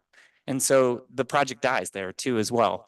So that's probably where, developers are focusing on is interconnect. And it kind of comes into play with, our discussions about siting and considerations being close to transmission lines. So that's hopeful for the interconnect, but then looking at where new transmission capacity is available is another part of the piece, especially when, in the Pacific Northwest and dealing with BPA. So also there's a focus on well, why don't you just build sites on system, right? And, go build them over in Portland General's territory. Well, one, the solar resource isn't that great in the valley. And two, they just don't have all of the transmission that's there to build on system in Portland General. And there isn't a whole lot of wind over in the valley. So, that's why Portland General, most of their resources are all east of the Cascades, and they have to get transmission to get in. So I think that's probably, or did you want to hit the last bottom box? I think just a common theme, I just want to reiterate through all these siting discussions is developers should be really focused on their customers. Like, who are they going to sell the power to? Because where you put a project on, is it going to be on PGE system? Is it going to be a Pacific Core system? Like, is very important in our market because it's like this fragmented market of transmission grids. It's not other places in the US, it's kind of like one system operator and you can be in different locations. Here, it's very fragmented. So an ideal spot could be on the wrong utility system that there is no load, there is no customer, but it could be otherwise an ideal site. So customers is like the main focus for our business. And then we'll go next slide. You said customers are your main focus for your location, but in the prior breath, you said it needs to be in Eastern Oregon to have the good resource for solar energy.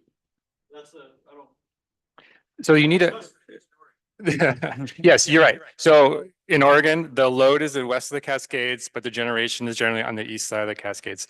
And so there is transmission lines that are moving power from one side to the other. And so getting those BPA transmission rights that Brian was talking about is how we're going to deliver projects on the east side of Oregon to the west to the customers. There are other areas where, like, if, for example, in Morrow County, where there's huge data center growth, those are customers that are going to be focused on building projects on their system, like close to those loads. So that's the idea. Questions for Brian and Matt? Got a mic coming right there. Okay. Matt, you were just talking about the data center growth and the loads that they're going to create, and you hinted at direct service. Mhm. What are the obstacles for those data centers using more direct service? In other words, not using the grid, having a dedicated renewable resource that served that particular facility. Mhm. Yeah, I think that's an option. I think there's some preference from those data center customers to have redundant power, so they'll always be somewhat grid connected. But those data centers will probably look to contract with specific projects for like a long-term contract. So essentially it is direct to them, but maybe routed through a utility. And I think that's where you're seeing, Amazon, no secret, right? In Morrow County, Umatilla County, right? 14 data centers, 5 more that have been approved and are moving forward with construction. So, and that's where you see, this is a great example, Morrow, Umatilla County, of developers and looking at all the pieces that you need to move a project forward. So is it a friendly county? Is there land available? Is there interconnection, right? So like in Morrow County, a lot of projects are looking to interconnect to UEC system directly to serve Amazon load, or maybe a short wheel on BPA in that area where you might get transmission because you only have to go a short distance. A lot of developers are looking at the Boardman to Hemingway. So there's a lot of interconnection there, which will go into BPA Longhorn and Boardman, which then can get to UEC from there too as well. So I think there's 3 gigawatts of projects that are proposed either publicly out there right now, just in Morrow and Umatilla County, that are chasing that Amazon load. And it's a great, if you're going to zero in on, a prime example of developers and where all the pieces are that you need, Morrow, what's happening in Morrow, Umatilla County are prime examples. I'm going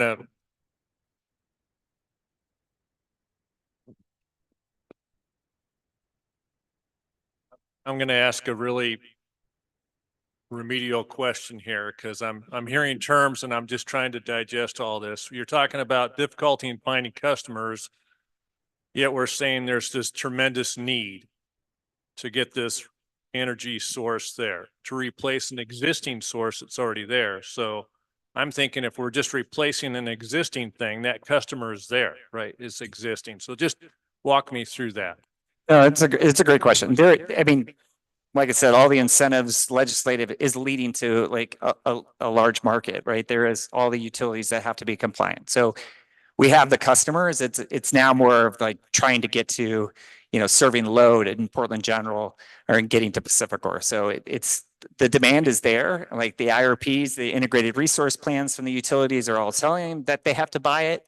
And they're struggling to come up with how they're going to meet it. So if you look at PGE's IRP plan, like they're counting on Wyoming wind into their system. Not quite sure how that's going to happen. Like they're all counting on offshore. I'm like, offshore is a long play and they're thinking it's coming on sooner than later. There are a lot of hurdles that have to come with offshore, as you're seeing play out on the East Coast. So is that realistic? Like, I don't think so from my point of view, right? That those IRPs, but it's hard to understand where all these resources are going to come from, especially with the transmission grid and the interconnection queue. Which kind of gets us to our next slide, but I want to stay here and answer questions. Yeah. Diane had a question next and then Mike, and we do need to put the mic close to your mouth. Okay. All right. Thank you. I just had a question about the longer picture. So for these places where they get solar siting, how long does a farm or whatever you call it, how long does it last? And then what is the reclamation plan for those, or is there a broad one for it? Thank you. Oh, that's great questions. Right now, tier one module manufacturers give a warranty degradation, and that means every year a solar module will start producing less and less and less, and that's about 0.5% year over year. And so most tier one manufacturers come out with a 25-year degradation warranty. So they're guaranteeing that output will be there for 25 years. So that's generally what the life of a project, is based on. But also people are modeling them out to 30, 35 years, potentially being a repower somewhere, like you're seeing with our wind turbines. And it'll probably happen with solar modules. We're just, we're kind of at the beginning of PV, but module efficiencies have grown over the years. In fact, bifacial panels was one huge growth where, some genius was like all the old panels, modules had a white thin film backing on it, but yet a solar cell can actually collect energy on both sides. And so they're like, oh, what if we just peel this thing off the back and collect energy that albedo off the ground, and you got more efficiency. So I think you're going to see solar modules getting more efficient, and they'll be repowering and extending the lives of those projects. And then also I think just time to plug, because people worry about decommissioning and like what's going to happen to that. So most, like the state requires decommissioning before you even start construction. And I don't think I've permitted a project in the last 15 years that there wasn't a decommissioning plan that provided that you had to have decommissioning security provided to make sure that facility were to go away. Even if the developer were to file bankruptcy or go away, that there's the security there in place to decommission a facility. Does that answer your question? Yeah. So we did have a suggestion when people ask a question, if you could say your name and if you're with an entity, as everyone's still getting used to figuring out who you all are. So I apologize that we didn't institute that earlier. But yes, that was a great suggestion, and sorry we're doing it a little bit late. So Mike, introduce yourself and ask your question. Mike Eng from Wallowa County and Lost Canyon Firewise. Do you and most other solar developers own the project, operate the project for the lifetime of the project, and then pay landowners a lease fee? With all these new developers coming in, what are you anticipating? Are they going to sell those projects to somebody else? Where do you think? My concern or question is really about trying to return benefit to the local communities as much as possible. So I tend to be a little bit more skeptical of outside developers coming in, getting a lot of obviously they're bringing tremendous expertise and capabilities, but they're also taking a lot of the financial benefits outside of the local area, which is the area subject to the impacts and the effects on their community. Yeah, great question. I mean, first and foremost, developers are different out there, different approaches, different financial models. whether you're an owner operator, and there are a lot of like Emanate's an owner operator, our previous company out on grid, a lot of them are owner operators where they develop the project, they construct it, they own it and operate it. They're there with their O&M facilities, putting jobs into the local communities where they are. But whether somebody develops a project, builds it, constructs it, and flips it to like a bank, it's always going to be need to be maintained. So there's always going to be an O&M present. That doesn't change the fact that you have to pay property tax on those facilities, and so those dollars always stay there. There are different approaches to like developers and how they do community benefit programs through the permitting process, and that's becoming more typical these days, but so different developers are different out there, but most of it doesn't matter who's owning it. Like there's still the jobs, there's still the taxes that get paid, regardless of who owns it and operates it. Yeah.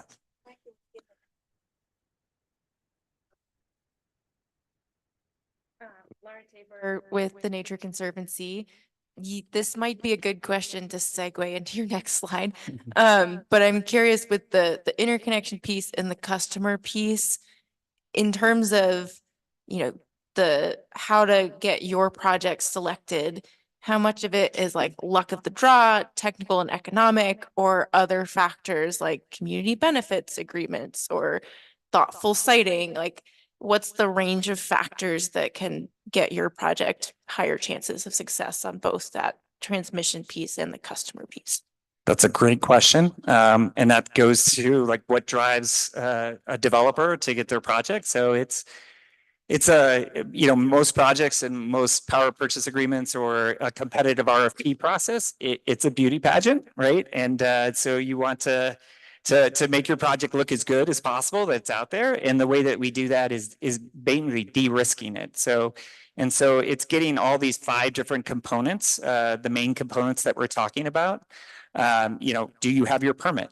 Do you have your mitigation agreement under that permit? Are there community benefits with your project? Do you have a community benefits agreement? Like, do you have your interconnection? Are your costs known? Do you have transmission to deliver it to the customer? All of those things, and how competitive RFP processes work. Like, with the state IOUs, they have to have an independent evaluator, so a third party that runs the RFP process, and there's different scoring criteria. So all these things we were talking about, and it's become more popular, or there's become scoring factors for community benefits, and it's more of a factor today than it has been in the past, but it's definitely part of whether or not a project gets selected. Hopefully that answers your question. To that, for community benefits, for example. So PGE has an RFP process going on right now for these community benefit renewable projects. And part of the criteria, the scoring criteria, is it goes through like a stakeholder group to make sure that a project has an adequate community benefit built into the whole project development. And you have to get through that hurdle before you can even look at price and performance of the solar project itself. So different utilities are different. PacifiCorp has a different approach. But that's just one example where the utilities, the customers are also thinking about all this same kind of stuff.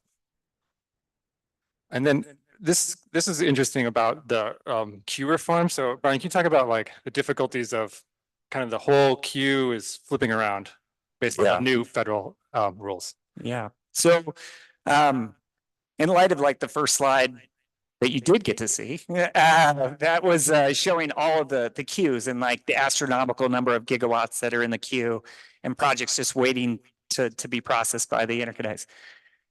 FERC, the Federal Energy Regulatory Commission, recognized this as a problem rampant across the country in all the different FERC jurisdictional utilities, and they put FERC Order 2023 out there last year, which basically said every FERC jurisdictional utility has to move to abide by these conditions and comply with these standards, and it's going to a cluster study mode. And so, the deadline for them all to comply, which just got pushed out another month, which I think is May 15.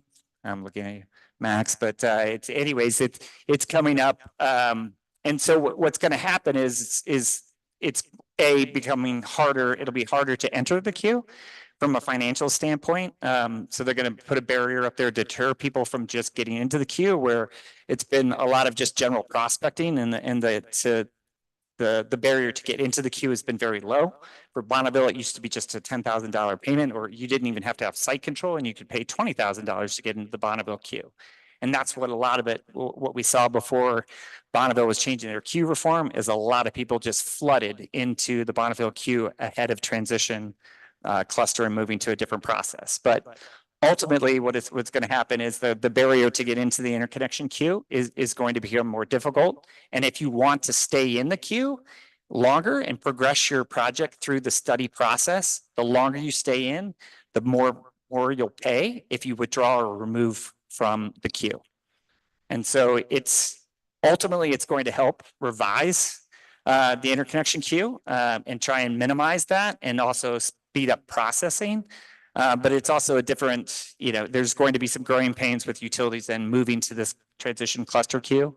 Some utilities had already moved to the cluster study already, like Pacificor. They'll have to adopt and comply with the FERC Order 2023. So there'll be some additional changes that they have to make. But ultimately, it's to try and process and get projects quickly through the study process. And so you'll be studying them in groups of clusters. It's just like the downside of it is they're going to study all of those projects that put into that cluster and look at what are the necessary upgrades to bring all of those projects in that cluster online. And that can be some astronomical numbers that are going to trip major network upgrades. And the result will be is a lot of people will get those initial results from the cluster study and they'll withdraw from the queue.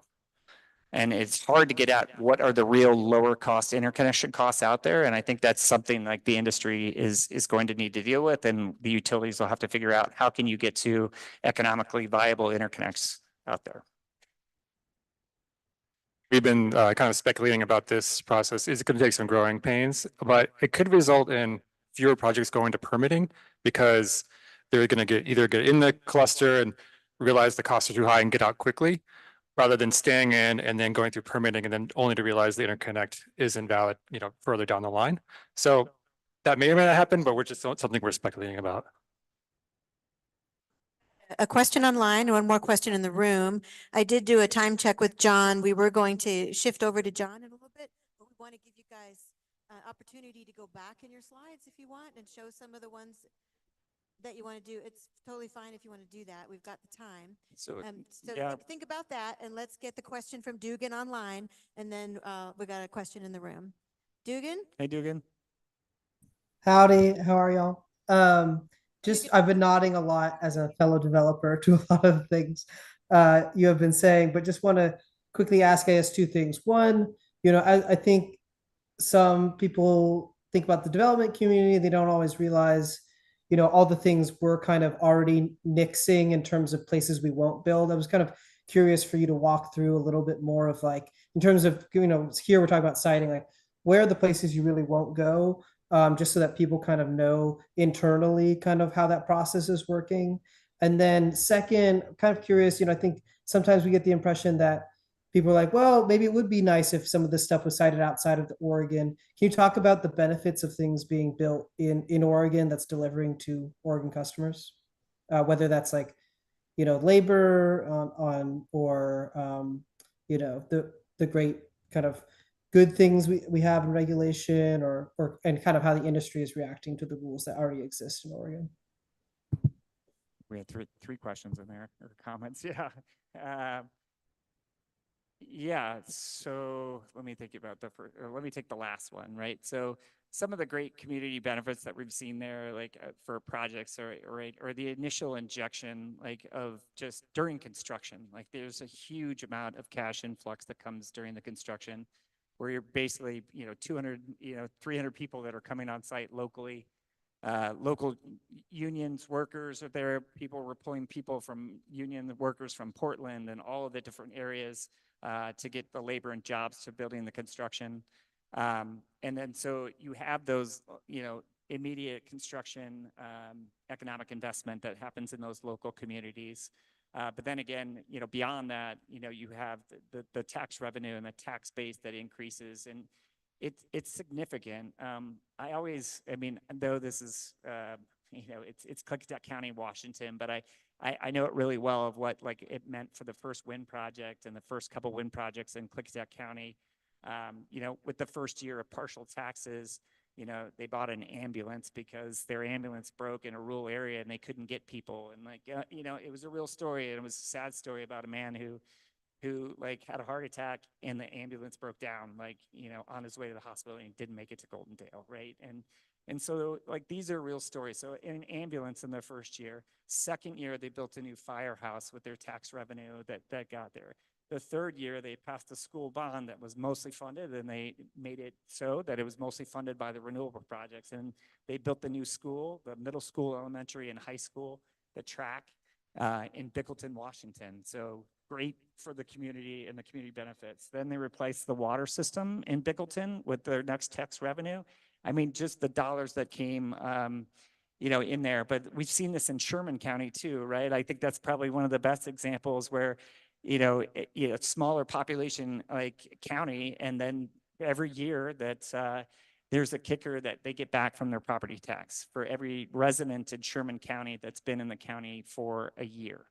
And just because they have the surplus of tax revenue from all the wind energy that's been built, and now solar energy that's been built in Sherman County. So I think, Dugan, that's what I think you were talking about, some of those benefits. But can you remind me of your other question about some of the areas where we don't go?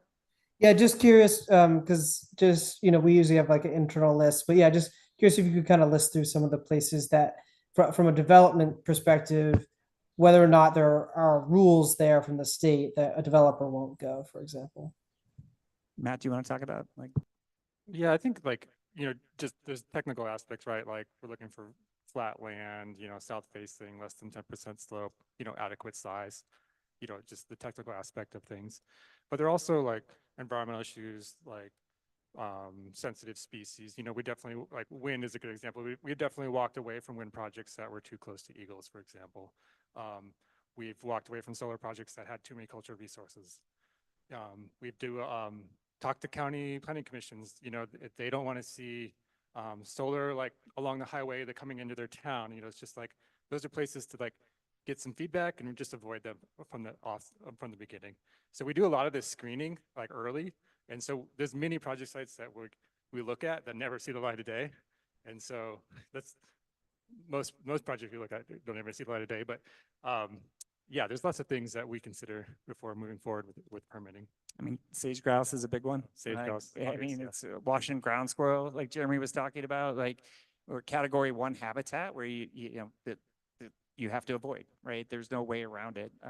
And so those are areas we avoid. Also, from NEPA, is getting better and trying to streamline it. But for us, it's a longer process. And when you're trying to get to project to market, like NEPA can take a long time historically. And so we look at the permitting regime. We look at does a county want to have this project in there? So some of the first things we do is go meet with the planning commissioners, go meet with the key county commissioners. Do they need economic development? Is there a desire to have a project here? Is there a need for the tax base to increase? And just assessing that, but also, first and foremost is finding out what does this county need besides dollars, right? Because a lot of counties need how can this project help there? And it's a good, with Clickett County, they needed a new school, and so we helped them in putting up with a bond that would get paid for by most of the wind projects.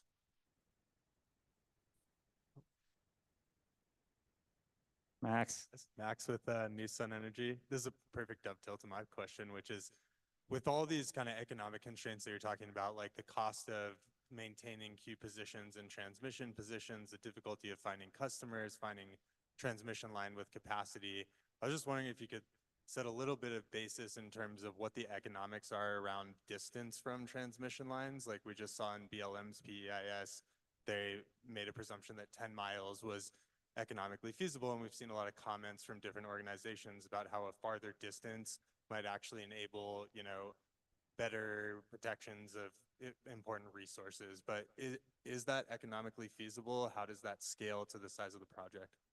Yeah, no, that's a great question. So I can talk, historically about projects and gen ties or generation tie lines and interconnecting it to that point of interconnect that you file for and how far projects are away. I mean, ideally, it's one of the main criteria that we look at is trying to site our project as close to the transmission line or an existing substation that we're going into. I mean, Gentai, just to give you a rough cost, like, most of our interconnections are at 115,000 kilovolts, 230,000 kilovolts. A lot of them are 500,000 kilovolts. I'm like, those cost 4, 5, 6 million, depending on the voltage per mile to build that Gentie. So it's expensive to build a Gentie to get there. But, the bigger the project and economies of scale, you can afford to have a longer Gentie.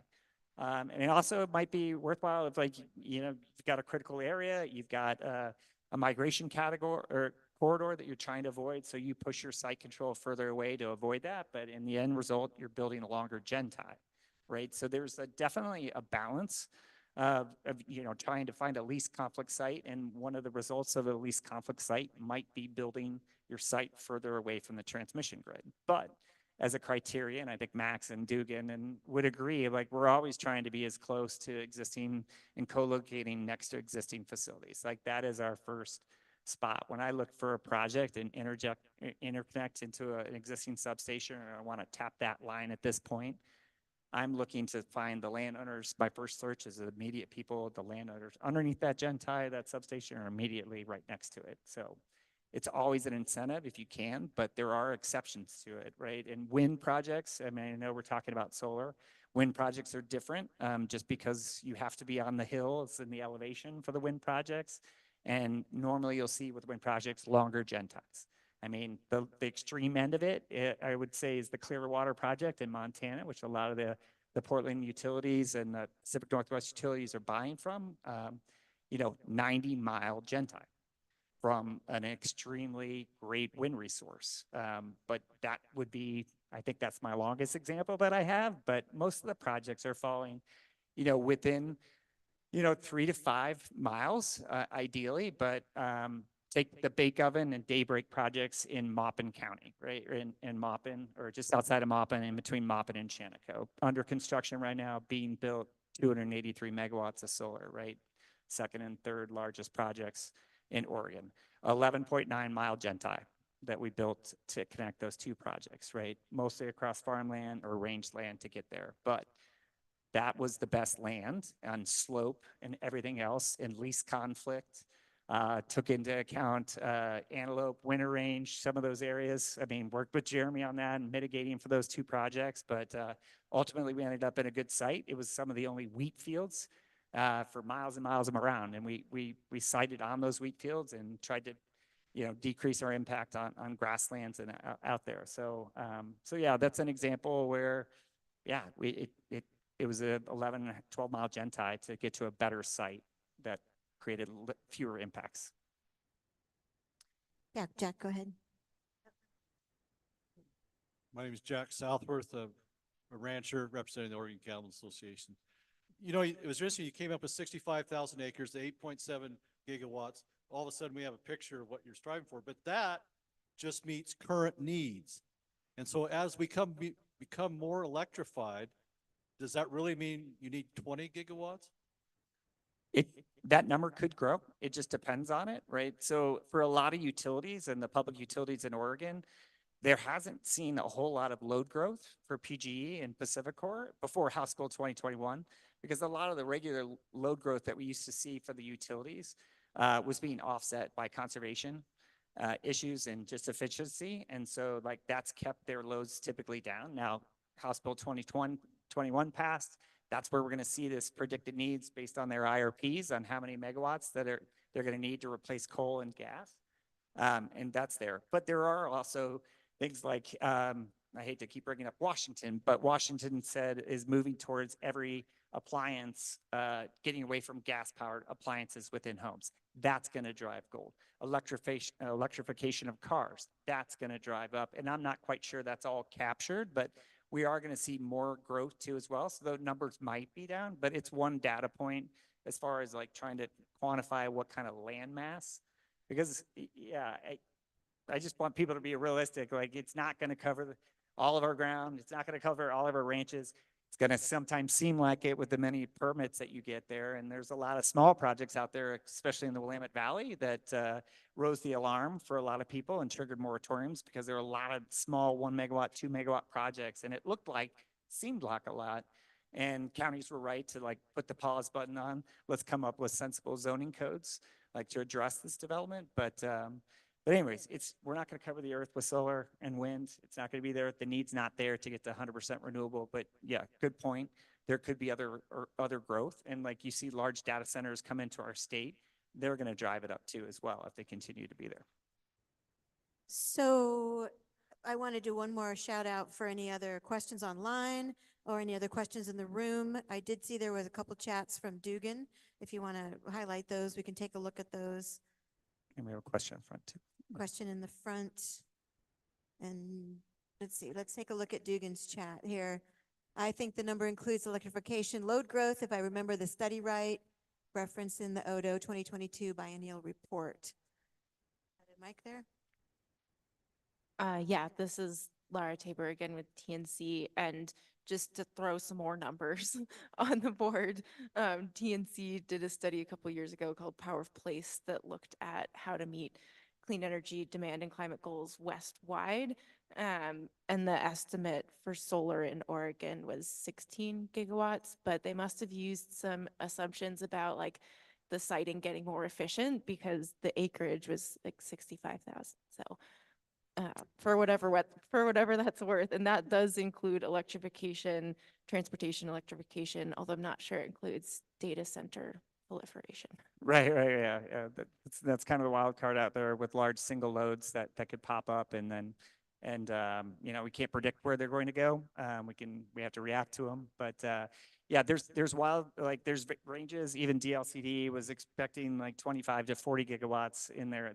That would be necessary to be built. So, but somewhere in there, I don't think it's at the 40 gigawatt level at all. And also looking at the IRPs, like from recent IRPs, again, we're not counting on out-of-state power coming in. So like I said, like offshore, is in the factors for some of these IRPs. Wyoming wind coming in, Montana wind coming into there. So a lot of these megawatts will be met by or possibly met by out-of-state power coming in. So the impacts directly to terrestrial land in Oregon may not be as large as what we've even put out there. But again, these are just data points. There's a lot of them out there. This is our perspective, like on the numbers that are out there on energy, but there's so many different factors. But yeah, I'll pause there.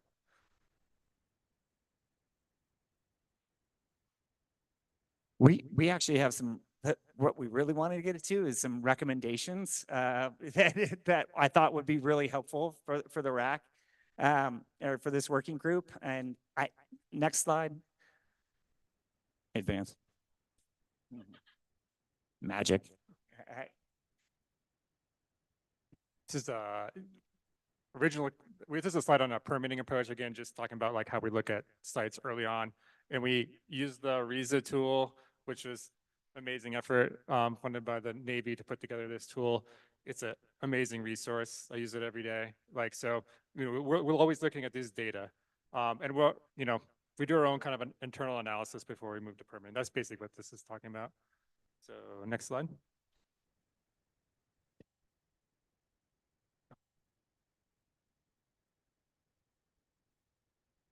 Okay, recommendations for the RAC. So Maybe. Maybe. I think they can see them online. I know we've got. Yeah, this one time it's more helpful to be online than. Right. Yeah, everybody online is having a seamless experience. Oh, okay. The people in the room are not. So recommendations. These are things to consider, just brainstorming ideas, things we've thought about over the years, and maybe talk to some of you about. So first, the concept of counties creating an energy overlay zone, where if you build projects in that zone, you don't need a goal 3 exception. So it's a streamlined, the county's designated a particular area of their county that they think is best suitable for solar projects, and that's where they should go. So things that you could consider for these areas would be energy communities. Something one of the slides we kind of missed over was part of the federal incentives recommends projects be located next to retired coal plants. So that's in Oregon. There's one, it's the Boardman coal plant. and it's that census tract and adjoining census tracts. So there's a significant tax advantage to build projects in that area, and there's a lot of the existing infrastructure from the retired coal plant. So that's Just to quantify that, the 30% ITC that's out there is the 30% of your capital expenditure that you get back. And it's a huge incentive if like to get 30% of your applicable costs that are out there. That's the ITC. If you're within an energy community, and there's different factors that qualify energy communities, it could be a brownfield site. But like the ones that are covering most of the United States and other areas outside of the Pacific Northwest are coal mines. So a retired coal mine in the census tracts around there. So you can only imagine like in the Appalachian states and that most of the entire states are covered by an energy community and getting a 10% increase. So you go from 30% ITC to a 40% ITC. It is a huge economic driver. That'll be the difference between one project being selected over the other. Unfortunately, in the Pacific Northwest, we only had 3 coal plants. So Centralia, Boardman, and another smaller one in Washington. And though it was even smaller, so the census tracts are there. But that's where you're seeing focus on development. And that's why you're seeing this cluster of developers that are in Morrow County in trying to locate projects within those things. So Dugan's got 1,250 megawatt solar project, right? In an energy community. So go big or go home, right, Dugan? Yeah, so that's just an example. It's a big driving factor and just another one of those factors about siting a project, trying to make it economical. And then also for ratepayers too as well, right? If we're getting that federal benefit to the end project costs less and it's lower impact to ratepayers in Oregon. So other things that you could consider other than energy communities, if you don't have those in your county, would be like areas with restricted groundwater that aren't really suitable for agriculture. And then areas within next to transmission lines. So I kind of put within 3 to 10 miles to kind of cover that range. That kind of Max is talking about like the feasibility for building a gen-tie. And then, you know, these EOZ concept could have a cap, it could not have a cap on the number of projects that were permitted. But realizing that this is going to be a ton of work for the counties, so I'm also suggesting there would be some incentive. So if the county took all the effort to do this, that there would be some sort of reallocation of the tax dollars that instead of going to the state general fund would go directly to the county. So kind of incentivize counties to do this work, and then they get more of the benefits if they're going to host these projects. They're feeling the impacts of the projects. They should get more of the benefits. But yeah, I agree. This is kind of a novel approach, and also knowing like the counties could count on have a better chance of getting more economic development, and also being able to maintain like and implement these energy overlay zones. So we know like a lot of counties, you know, only have one planner, right? How are you going to implement this and afford it? We know that's a challenge too as well, and funding has to be part of it. But again, like it's not a put to create an energy overlay. It would be an option that gets legislatively set at the state that you could create one. Yeah, so another idea would be to, which I'm sure you guys are well aware of in this group, would be to better standardize the reasons exemption for goal 3 and 4. So these reason exemptions seem highly subjective, and counties just kind of need help like understanding how to apply them. And so looking for clear guidelines of what's a good reason for a solar project to get a goal 3 exemption. So, you know, close to proximity to transmission lines is an obvious one, flat land, things like that. And then kind of just another kind of concept here would be kind of a different layers here, like the layer cake of options. You have the first would be the EOZ, where it's very clear in a streamlined path. Then you have second layer if projects qualify for these, you know, better defined reasons. That's also a streamlined path. And then after that is kind of current status quo. If you're not meeting one of the streamlined reasons or EOZ, you're kind of in the status quo. So that's one way to kind of like do a hierarchy for goal 3. And then also a suggestion about just tweaking the predominance test for soils. So you can, instead of doing a tract analysis, just the subject parcel of the project, or change the acreage percentage. So more land can qualify as not necessarily high value. Goal 4 we included here, that's preservation of forest land, right? I think you're going to see, and I know there's activity out there within the coastal range. And so There's reasons for that, like Weyerhaeuser had an RFP to lease out a bunch of their land. So that's in Oregon, Washington on the coastal range. So you're going to probably see projects coming down the pipeline that are going to be in Gulf War resource areas. Heads up, Jeremy. Not your land, but not your region, but yeah. So we've got one more we have slide one behind more us, slide. but we can stop and go ahead. We've Okay. got one there more we go. slide of recommendations and we can. And then we're done, I promise. Okay, next slide. And then, you know, always the comment of updating Goal 13 to support renewable energy. Right now, you know, Goal 13 is about energy conservation, and in the past hasn't really been used to support, you know, the siting of renewables. So, you know, just beginning momentum on this concept. You know, we've been talking about this idea for many years. I just wish we had, you know, in the past we said, oh, it's too hard, let's not start. 8 years. And if we started 8 years ago, we would have been farther along. So We would have passed it by now. yeah. And then the concept of streamlining of permitting on federal land. Right now, there's kind of like this double permitting through NEPA and FSEC. So that could be addressed. And then the concept of the AVA, which is the viniculture overlay, which in dryland wheat areas ends up classifying a lot of dryland wheat as high value farmland, which is probably never ever going to be converted to vineyards. And so if there's a way to redefine the definition of the AVA for solar projects, could be a way to just like tease out areas that are not really high value, but are considered so. And then no, like that affects those AVAs can affect a lot of prime areas that we're looking to develop and developers are in right now. So it's looking to reshape that, taking a realistic approach. I'm like, is there ever going to be a vineyard here? Is it ever going to be developed there? What is its current use? And then like have the ability to reshape those AVAs to exclude property that is prime for renewable energy development.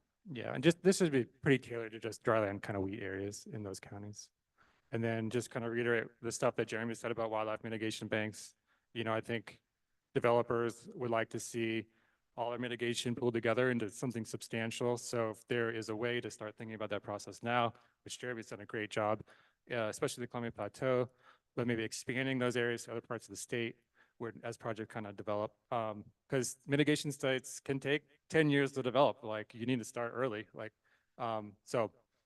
just more push for that. And then, of course, counties need the funding to do all this work that you guys are going to propose. So don't forget to help them along with funding and implementing. Yeah. So I think.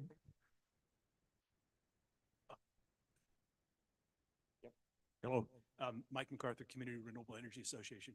So as a kind of background to all this, what is the market rate for leasing land for these projects? And does it depend what's being grown there now, if anything, on what is offered as a lease? What is the market rate for a lease in Oregon? If we only knew. I used to say I could tell you like what the market was and what the range was for what leases were being executed on, but did I mention about the 2 gigawatts worth of projects that are being proposed? There are so many developers, like the rate for leases has gone through the roof. Just because there are so many developers talking to so many land, it's become such a competitive environment. You know, I've seen solar lease rates from $350 an acre to $1,000 an acre on solar leases. And I think that number is probably going north. If you have a substation on your property and you know that substation is going to be upgraded, like you can ask for more than that. But yeah, the lease rates have skyrocketed with all of the competition. It's a simple supply and demand. And we're trying to stay close to the transmission lines, try to not to build long gen ties. And the closer you get to existing facilities, like the more expensive the land will get. So yeah, Morrow County is a great example of that, where you've got a lot of developers that are driving up the cost of the lease rates on them. other places like South Sherman County where you have the Buckley substation. I think every developer and their brother and sister have taken a land position down there in South Sherman County. So, there are, it's driven the lease rates up. So it's all over the board, Mike. It just depends on where you are. That's roughly the range I've seen. Yeah. Head up the front, and then we've got a question in the back. John Eisler, Crook County. I'm just curious what the next bottleneck is after the interconnection agreement gets sorted out. That's a good question. There's maybe procurement of, making sure that part of the Investment Reduction Act is to shift the manufacturing of solar panels to the United States. So a big part of it is domestic content. So those manufacturing facilities have just started being constructed. So they're going to have to ramp up to meet all these demand for US made solar panels. And I think everyone's trying to guess at what year can you buy these things? So that's probably the next thing that everyone's going to be looking at. I think there can be bottlenecks with permitting, especially at FSEC too, as well as larger projects are being proposed that even exceed some of the more recently increased land for FSEC jurisdiction. But you'll see constraints on possibly permitting, but long lead items right now for killing projects right now and delaying commercial operations are breakers and transformers. So to order a breaker today, it'll take you 3 years, and you need one for any substation. Transformers are right behind that at like 2.5 years from placing a PO order and putting the money down. And what's difficult about that is if you have an interconnect agreement, if you're lucky enough to get one and lucky enough to get some transmission, and they give you a date for 2028, but you don't have a customer offtake, you don't have your permit yet, like it's hard to justify spending the money to order, a $9,000 piece of equipment if you've got a large transformer 9 million, too. probably. Not What's that? 9,000. Or 9 million, I'm sorry. Yeah, sorry. Yeah. Matt's got that in his pocket, but yeah. A question. Yeah, so just Mike Tody, Oregon Hunters Association, still seeking to kind of understand this. And so you went through 5 factors earlier. And I'm going to ask you the unfair question just to help me kind of digest this. If you were to rank those 5 different factors in terms of what's the most limiting or expensive or difficult to get through of those 5 factors, could you rank those for me? Sure. I think interconnection and transmission is probably the most critical thing right now, just because there's the transmission and interconnection queues are so backlogged. So picking a spot that has injection capabilities. So we at M&A, we have these in-house tools that we're like trying to guess with some, fancy software about where we can inject project sites. And we're kind of leading our development right now. So, and it's very expensive, like the transmission cluster study process. They're raising the prices of the penalties. So it's expensive, hard to get into. That's probably the number one thing. Then after that, I would say land, like finding the right land for that particular interconnection location, and then probably permitting closely after that. So I think, not necessarily just in Oregon, but like nationwide, you'll see a lot of communities like not letting projects go through. So it's just an overall nationwide trend that permitting is getting more difficult and higher risk, right? So we're putting all this money into a project, so we're trying to be successful in getting a permit. Is that where you'd rank it that way too? Or? Yeah, I mean, interconnection from a development cost, put aside like your major equipment once you're going to construction, like interconnection is your single largest question mark on one from a timing perspective, like, cause you can't, you put a request in today, BPA is telling you they'll study it by 2032, right? They'll be able to bring it online. So like, that's not a great helpful. And since we have to be to 80% by 2030, like that's not a great answer for us from BPA, but cost and schedule are really, unknown when you can bring a project on until you get through that interconnection study process and understand it can be your single largest cost. And one thing just on the site control and land leases is everything's taking longer. So, we used to say like 5 years is all you needed for like an option period for land, but now we're saying minimum 7, maybe 10. Like, so getting landowners comfortable with that long of an option period has been also challenging. Like, so like, I think that's where we're starting to educate people on like, this process takes a while.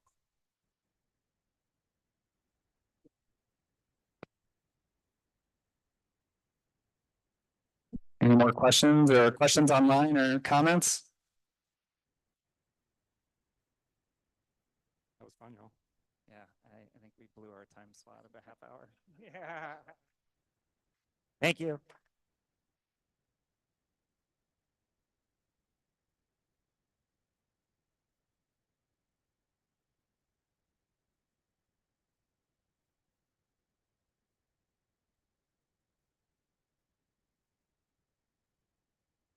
Everybody. Hey, thanks for hanging in there.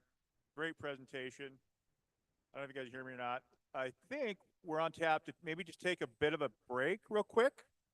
And then we'll come back and the DLCD team will walk through some stuff. We'll do it as quickly as we can.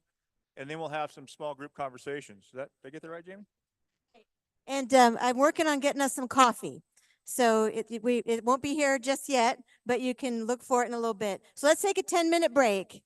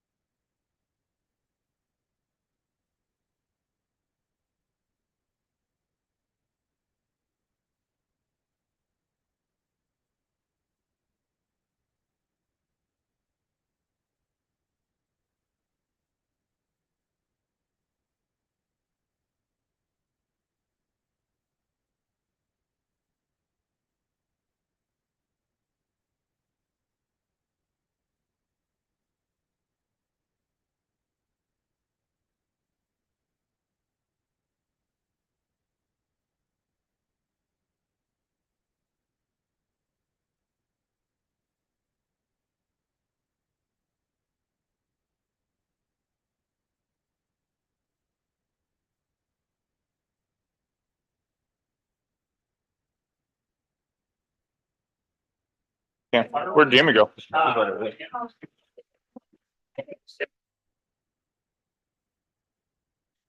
right, everybody, can you hear me? Good.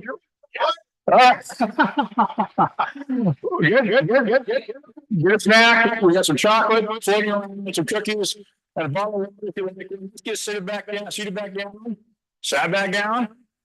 sit back down here right quick, and we'll continue on with the program. You sound like a square dance caller, John. Sit back down, come around, have a seat. Sit back down, come. Have a seat. And if you haven't noticed, there's a big white cooler over here. It's full of bottled water. The lemonade, the iced tea is all exhausted. We've got coffee coming in about 10 minutes. And but the cooler full is here of ice water. So we've adjusted the agenda just a tad because everybody was hanging on Brian and Matt's every word with that last presentation. So that was thank you so much for that. So you've got two pretty deep dives of information today with what you heard from Jeremy and what you heard from Brian and Matt.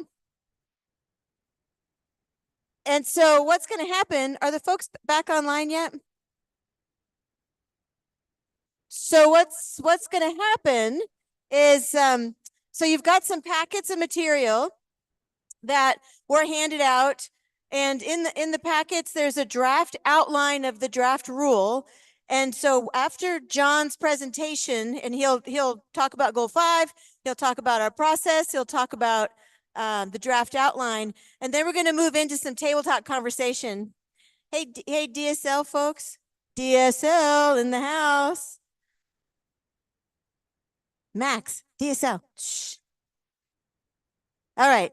So so John's got some information to share. He and I have been conferring. He's got things down just a little bit. And so he's going to talk with you about goal 5, about the draft process moving forward, about the outline for the draft rule.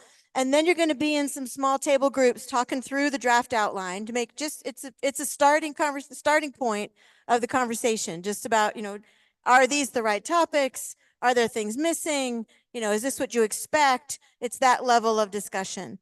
And then after that, we'll do a little bit of report out.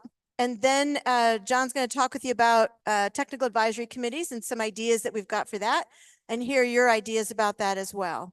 And John's going to do apparently a little dance.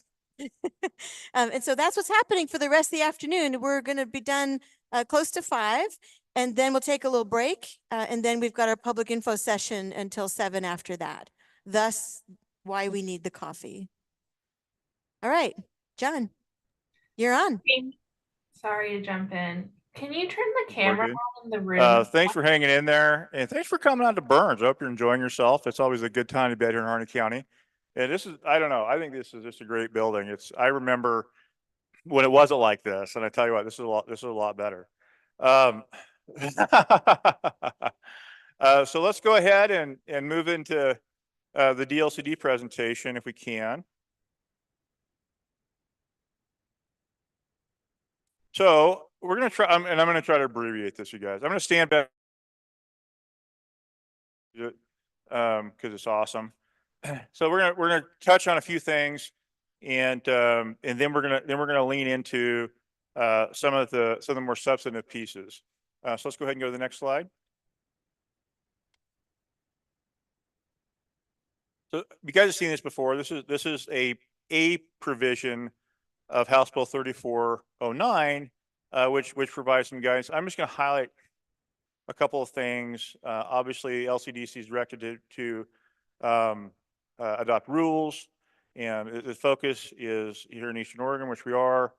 And there's some of the basis of legislature expectation is expressed here, and among other things, land suitability for contributing state energy goals, which is, frankly, we're going to need some help on that, right? Because we understand that to mean we think it means that contributing to the state's clean energy goals often or is related to areas developed on these lands going to serve customer bases in Oregon. Maybe we're mistaken in that, but you can help us with that. You know, some of the other pieces about other resources and also jumping up again, public feedback from neighboring landowners and residents. We have a public process, and we think that that signals that maybe look a little more robustly at that. Next slide, please.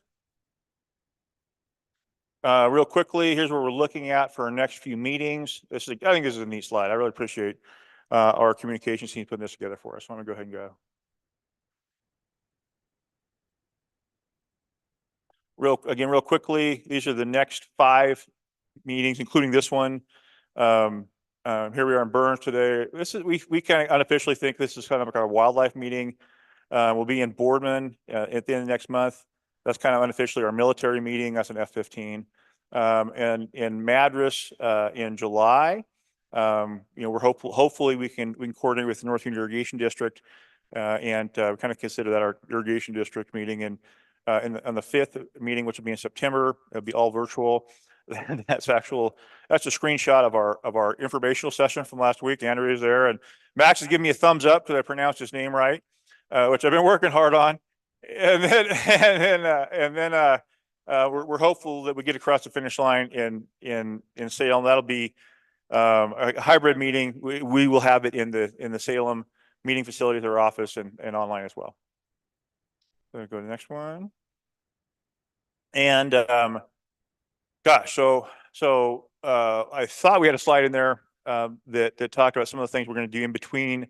So just real quickly, I'll just say that we're going to continue with doing some information sessions, hopefully to have a little more elaborate, more of a webinar type feel.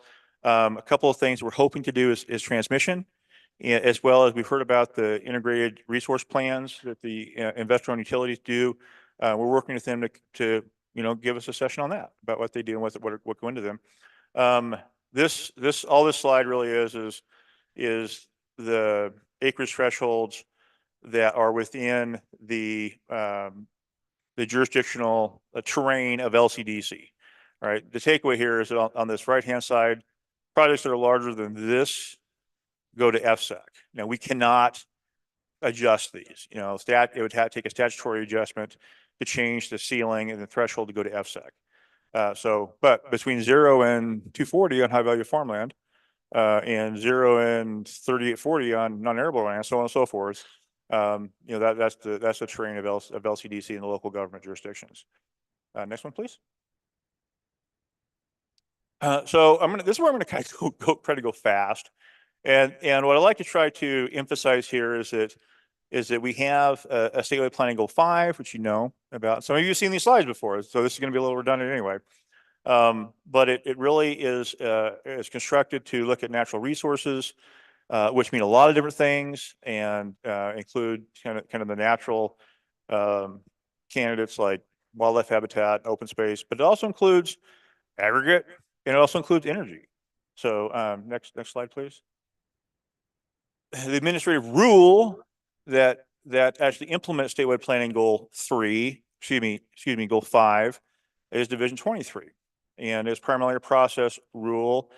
Counties are obligated to, and have been obligated to, conduct inventorying exercises, which they've done in one way or another, mostly a long time ago, and most of those are antiquated. But it in many ways says this is what you need to do, not necessarily what you need to get to or what outcome you need to get to, but sometimes it does, but mostly it's a process rule. Next, please.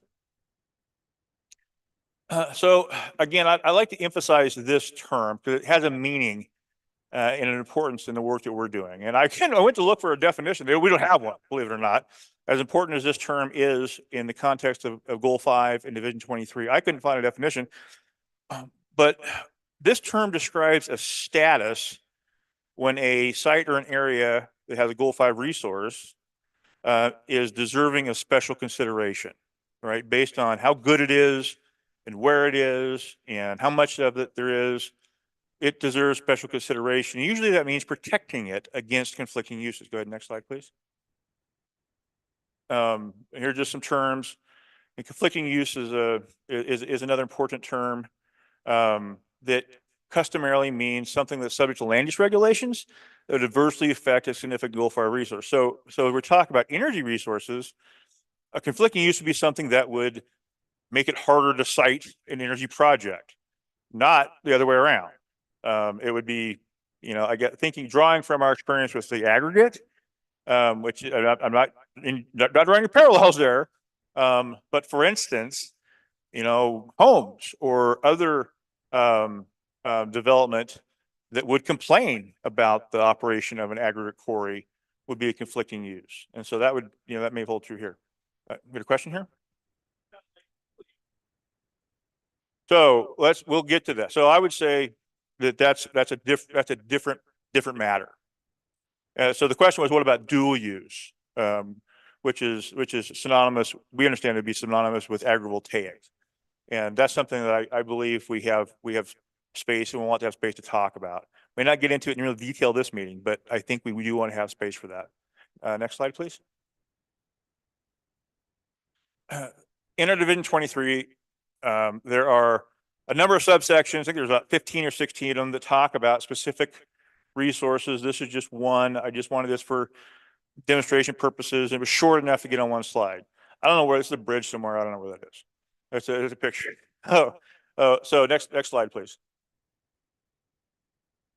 So this is kind of the one of the central pieces of what we call the standard process.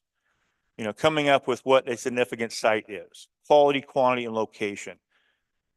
You guys can read this. Some of you have already heard this. I'm going to say this can be hard. It can take a lot of time. It can be complex. It can be controversial. Next slide, please.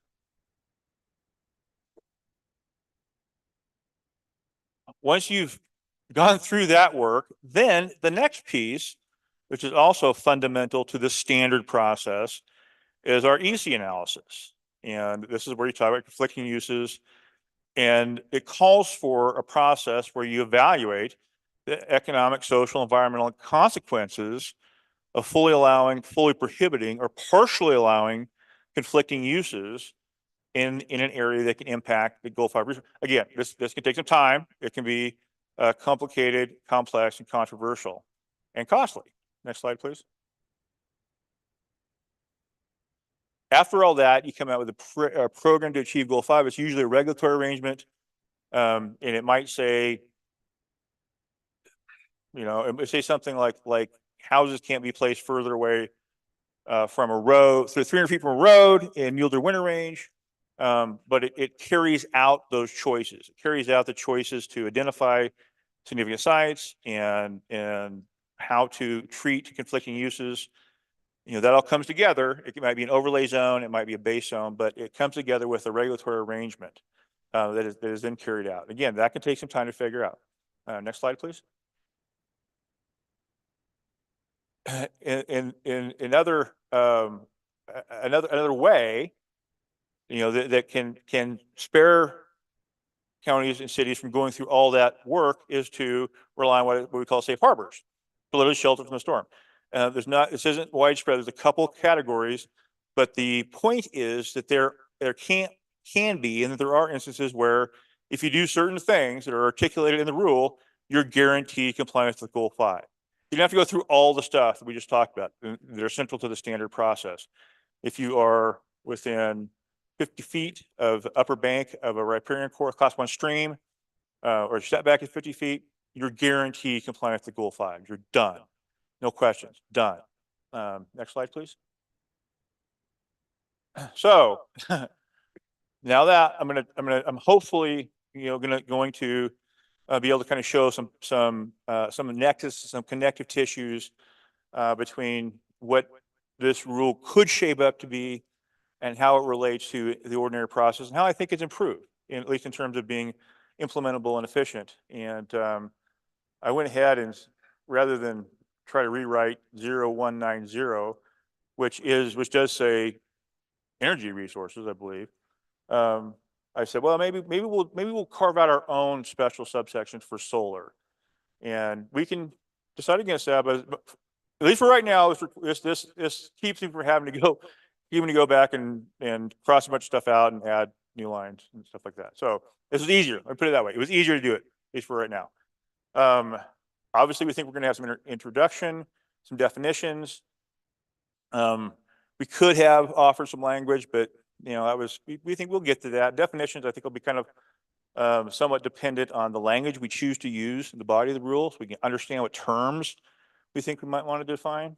Subsection 3, basically says you can do this through that standard process. In sub 4 is where we're getting into the work that we're going to ask and are asking this RAC to help us with. So rather than use the standard process, you might use, if you're in Eastern Oregon, use this process. And there's some Easter eggs in here, inadvertently.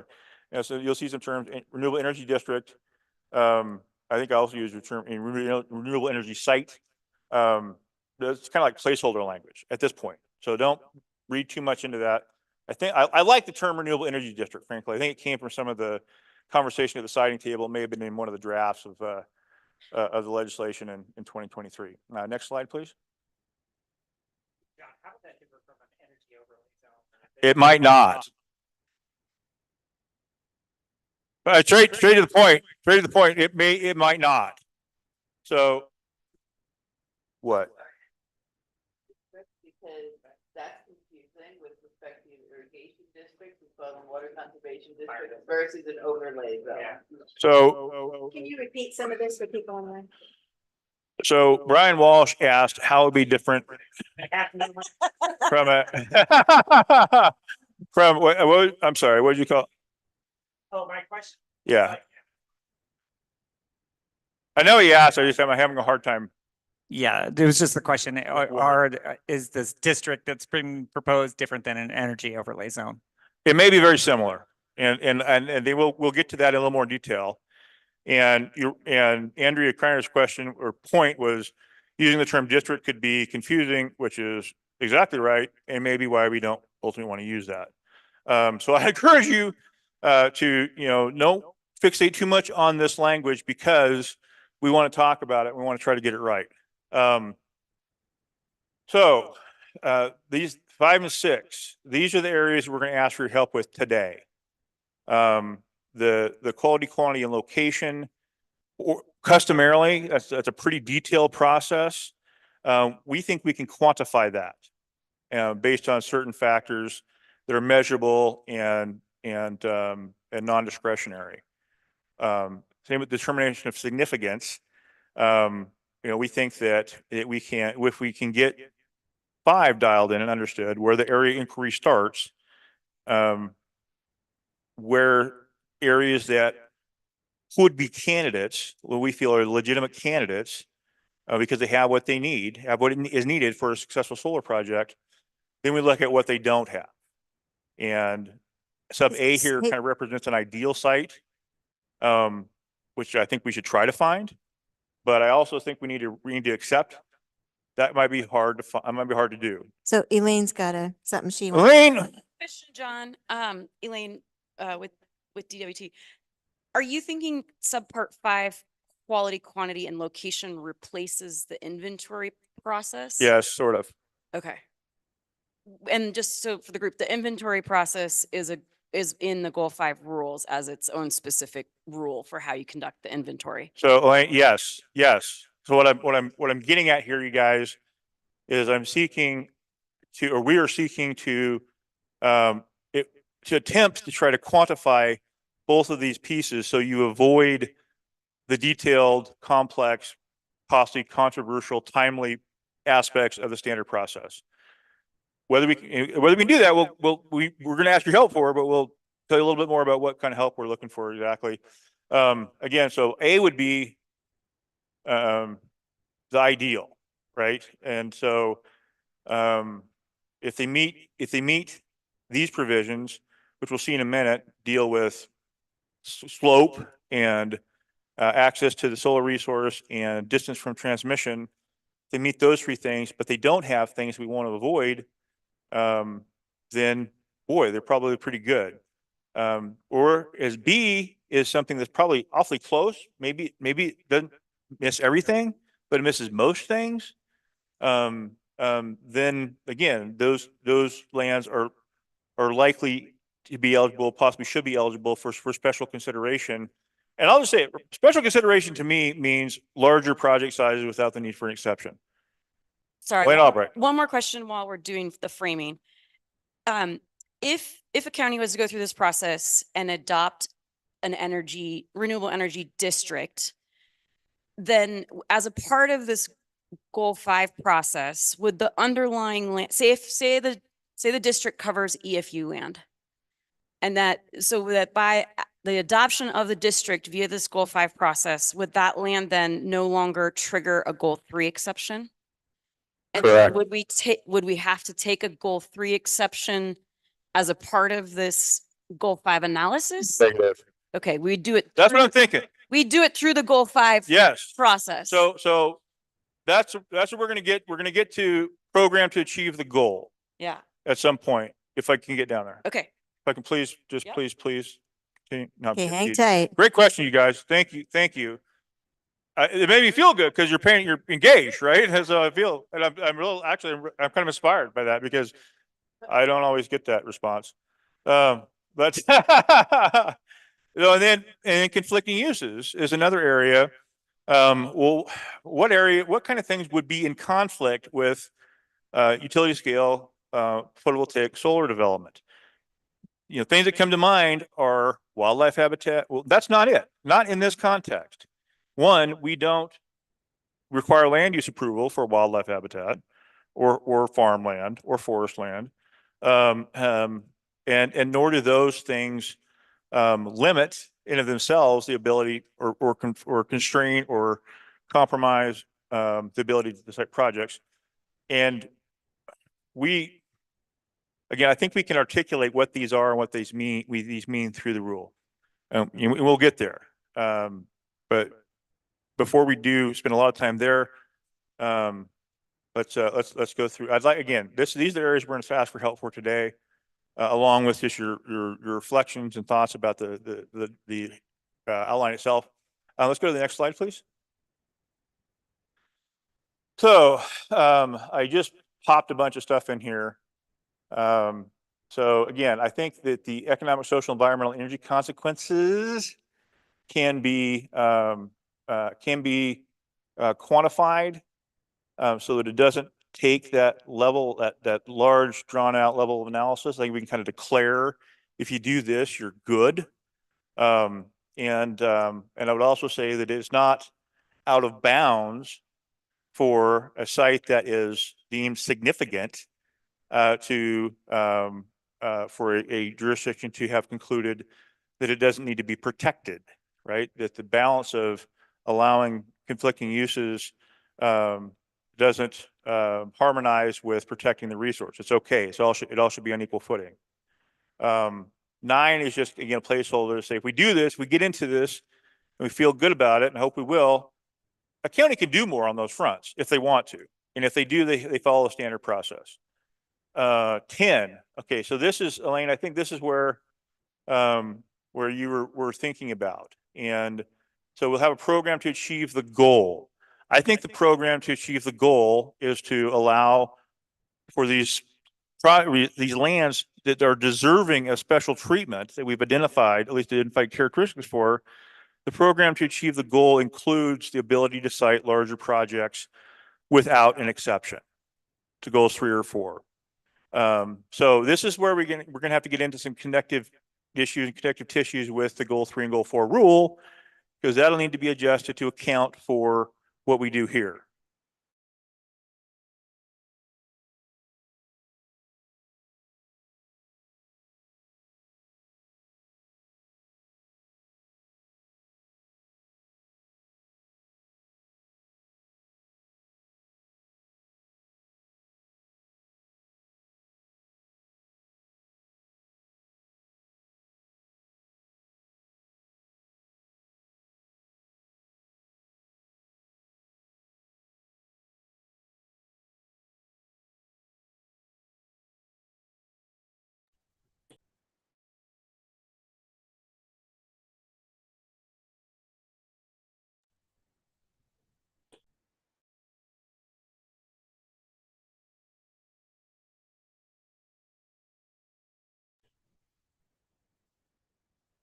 John, sorry to interrupt if you're speaking, but we can't hear anything online.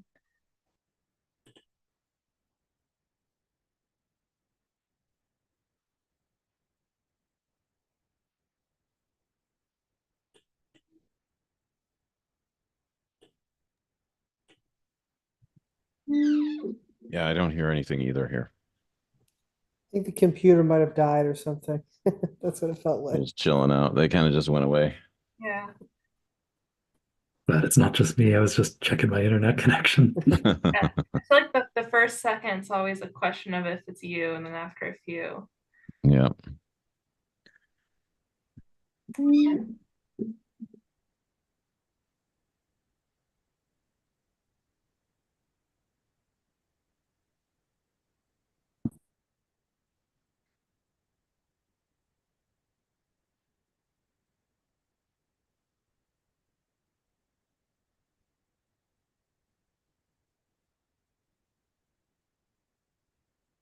I'm coordinating with them, so hopefully they'll be able to get back online soon.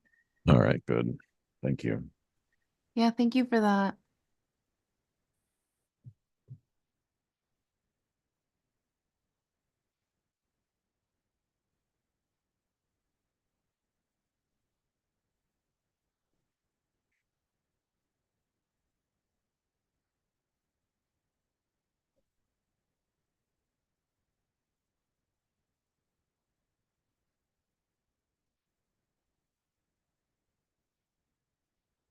It did. It just went to the same one. And still the same one. So they can hear now. Oh, we're still on the same slide. Okay, great. Sorry, we can hear you all now. Just want to make sure you're all together. There, okay. So voluntary implementation. Again, we've heard from our county partners, don't shove something down our throats, right? So we want to make clear that at this time, in this way, we're talking about something that's voluntary. Counties can do it if they want to. We also heard from our partners and friends in the renewable energy community, we can't afford to take 10 years to do something, right? So those are a couple of things those are a couple of takeaways that we feel are pretty important. Then these last things, as written, again, in response to the legislative calling out, legislative indication of hearing from surrounding landowners and communities, we kind of built in a little additional wrinkle, which would say prior to having a hearing about whether to adopt something, the local government would have public meetings probably as initial steps. Sometimes they do that now. But anyway, just kind of build in a little more public process, and then 16 is just a carryover from where the rule was originally. They coordinate with Oregon Department of Energy. Next slide, please. How are we doing on time? Do I need to hurry up? I probably should hurry up. So again, this is where we'd like your help today. And these will be kind of the items for your group discussions. What do you think about this outline? I mean, some of it's going to be like, I suspect, what does he mean? But along from that, how does this feel, at least in terms of what we're identifying, what's missing? And then really, I'm hopeful that we can begin to corral what we want to do with these two things, right? Which would result in that ultimate identification of an area when applied, those characteristics are applied. Again, we could have started with introduction language. We wanted you guys to do something substantive, right? This is important. This is important for us to get right. And we feel like to be starting at the beginning with this. Next slide, please. So again, how we expect this to work, we want them to work, we think they should work, is that in sub 5, lands are notable for what they have. We've heard that in order to be successful, a solar project needs a bunch of things, but things that we can measure a little bit is access to the high quality solar resource, proximity transmission, reasonably level land. I think we can, at this level, with this low level of granularity, we probably can get our arms around something that makes sense there. They're remarkable for what they don't have, right? So if they have all these things, but they don't have these things, then notable plus remarkable equals significant. So what do we want to avoid? High value agricultural lands, forest lands, habitat, obviously, cultural significance. And some of these things I think are probably irreplaceable. I think category 1 wildlife habitat is probably irreplaceable. I think class 2 irrigated farmland is probably irreplaceable. That's me saying this. There are some things that we just probably want to say avoid. Other things, might be able to be mitigated and through that get across the finish line and continue to be deserving of this significant status. Significant equals deserving of special consideration. Special consideration means larger projects without an exception. Next slide, please. So I threw these up here and I put this back up here to kind of remind me. But the legislation calls out site characteristics, resource potential, proximity. Some of these things are pretty easy, I think, to see. Others are harder. But a couple of things that are reasonably accessible are resource potential, which is this estimated annual solar capacity. This is it, these maps back here, the orange, darker the orange, the better it is. And where the transmission lines are. That's this map. It's not every single thing, but it's I think most of the utility type transmission are all identified there. So next slide, please. So it could look like this. Something could look like this. Right here, we've got the BPM. This is just outside of Riley, Oregon. If you guys came from Burns, you drove right by this, right through this corridor is Riley right there. It's a 5-mile buffer, so a 10-mile corridor. I don't know if this is the right distance. We're going to ask you to help us with that. I don't know if 5 miles or 2 miles or what. It has to be reasonable. It cannot be any further than it could be reasonably expected for a project of county size, county authority would go. So the biggest project a county can consider is 3,840 acres. So anything beyond, anything that would be unreasonable for a project of that size is too far, I think. I don't know whether that's a mile or 2 miles or 5 miles or 10 miles. Please help us with that. Again, the annual estimated solar capacity, pretty dark orange, pretty good. That's going to go from in Eastern Oregon, like 19 up to 25. And I think we want to put a number here. And I think we want to do that because one, the legislation calls for it, I believe, and LCDC's charge says they expect that we will do that. But also I think it helps describe why we're looking at Eastern Oregon. I'm just saying we're going to do in Eastern Oregon because the solar's good out there. It's not wrong, but it's Elaine, what would Luba call it? Unsubstantiated or a conclusionary statement, not backed on fact. Thank you. That's what I'm not supported by substantial evidence. The substantial evidence is that we believe, based on this annual solar utility capacity factor, that's what makes it. That's it. That's what makes it significant, or at least that is the quality piece of this subsection. Yeah, I'll just give you a real example here. So like this corridor that's centered on BPA 1000.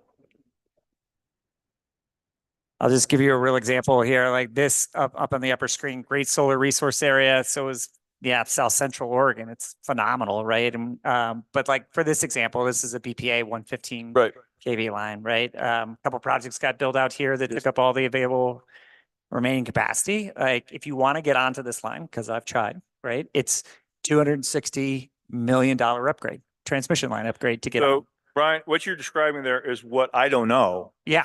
Right. And how do we turn the corner on that? I know I can see that line. I don't know what the capacity is. Right. Right. So that's the kind of stuff we're going to need help. And so maybe it's not every single transmission line. If we can distinguish which lines of all of them that are out there that have some capacity, I don't know how to do that. Yeah. But if we can, boy. But I've been none of them. I mean, No, even if we could go back a slide too as well. Emily knows where it all is. Yeah. I mean, there's new transmission line projects that have a greater chance of going forward, or we know that they're going to go forward. It's just a matter of time. You know, you can follow the DOE money for transmission projects, so we know where those are. So you can kind of figure out where those corridors are. They're going to reconductor new transmission lines. But if you look at our red solar resource area down there in South Central, and you overlay that with the transmission lines, the only two real major transmission lines that are those faint blue lines that are going through that area. I mean, there's no load in down here in this area, right? So you're not going to serve load in these pockets, but those are the intertie lines, right? That are, you know, a super highway, 500 kV lines, 3 of them, all the way down to Los Angeles, right? But you can't get on those, right? The interconnection process, the capacity is all spoken for. So even if you can, again, if you could interconnect onto the intertie, which some people are trying to, like God love Dave Brown and Obsidian, he's decided to try the impossible, and he's making headway. So God love him. But if you're not going to get out of that area. So some of our best solar resource area it doesn't have transmission, and same Well, thing. that's the kind of information that it just, and like I said, I didn't know where to find it. Oh, there's Bill over here. I'm gonna give Bill my microphone for a minute. Yeah, so Bill Richardson, Rocky Mountain Elk Foundation. And I think this cuts to a crucial question. And we've followed the B2H line. We actually got kind of in trouble from some of our constituents that thought we should have opposed that. We had no grounds to oppose it. Elk actually lost.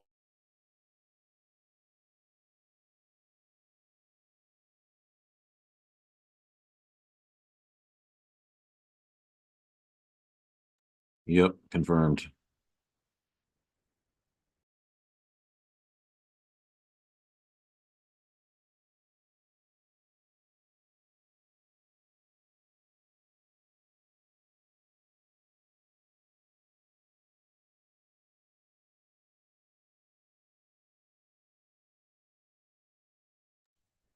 Folks in the room, if you can hear us, we lost your audio and your video.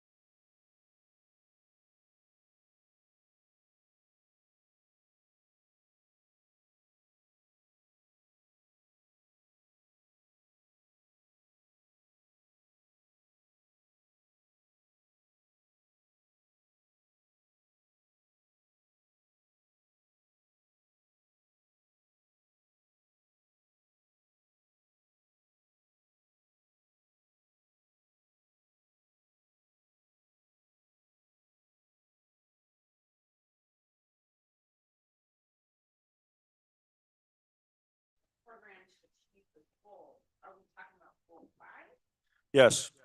Are we capturing both goal 3 and goal 4 land in a single program? So I think, Elaine, that's exactly the right question. My thinking at this point is that we would clarify, we would codify provisions in Division 23 and then further revise both Divisions 33 and Division 6 to account for that. And we're more familiar with the ag land rule probably. You know, there's the various subsections: high value farmland, arable land, non-arable land, 12, 20, 320. There's probably another section there which says lands designated significant pursuant to OAR 660-0230195. And that language reflects what the choices that we've made about the project size that are acceptable to move forward without an acceptance. And they're acceptable because of what they have and what they don't have. And what they don't have in some cases can be remedied through mitigation.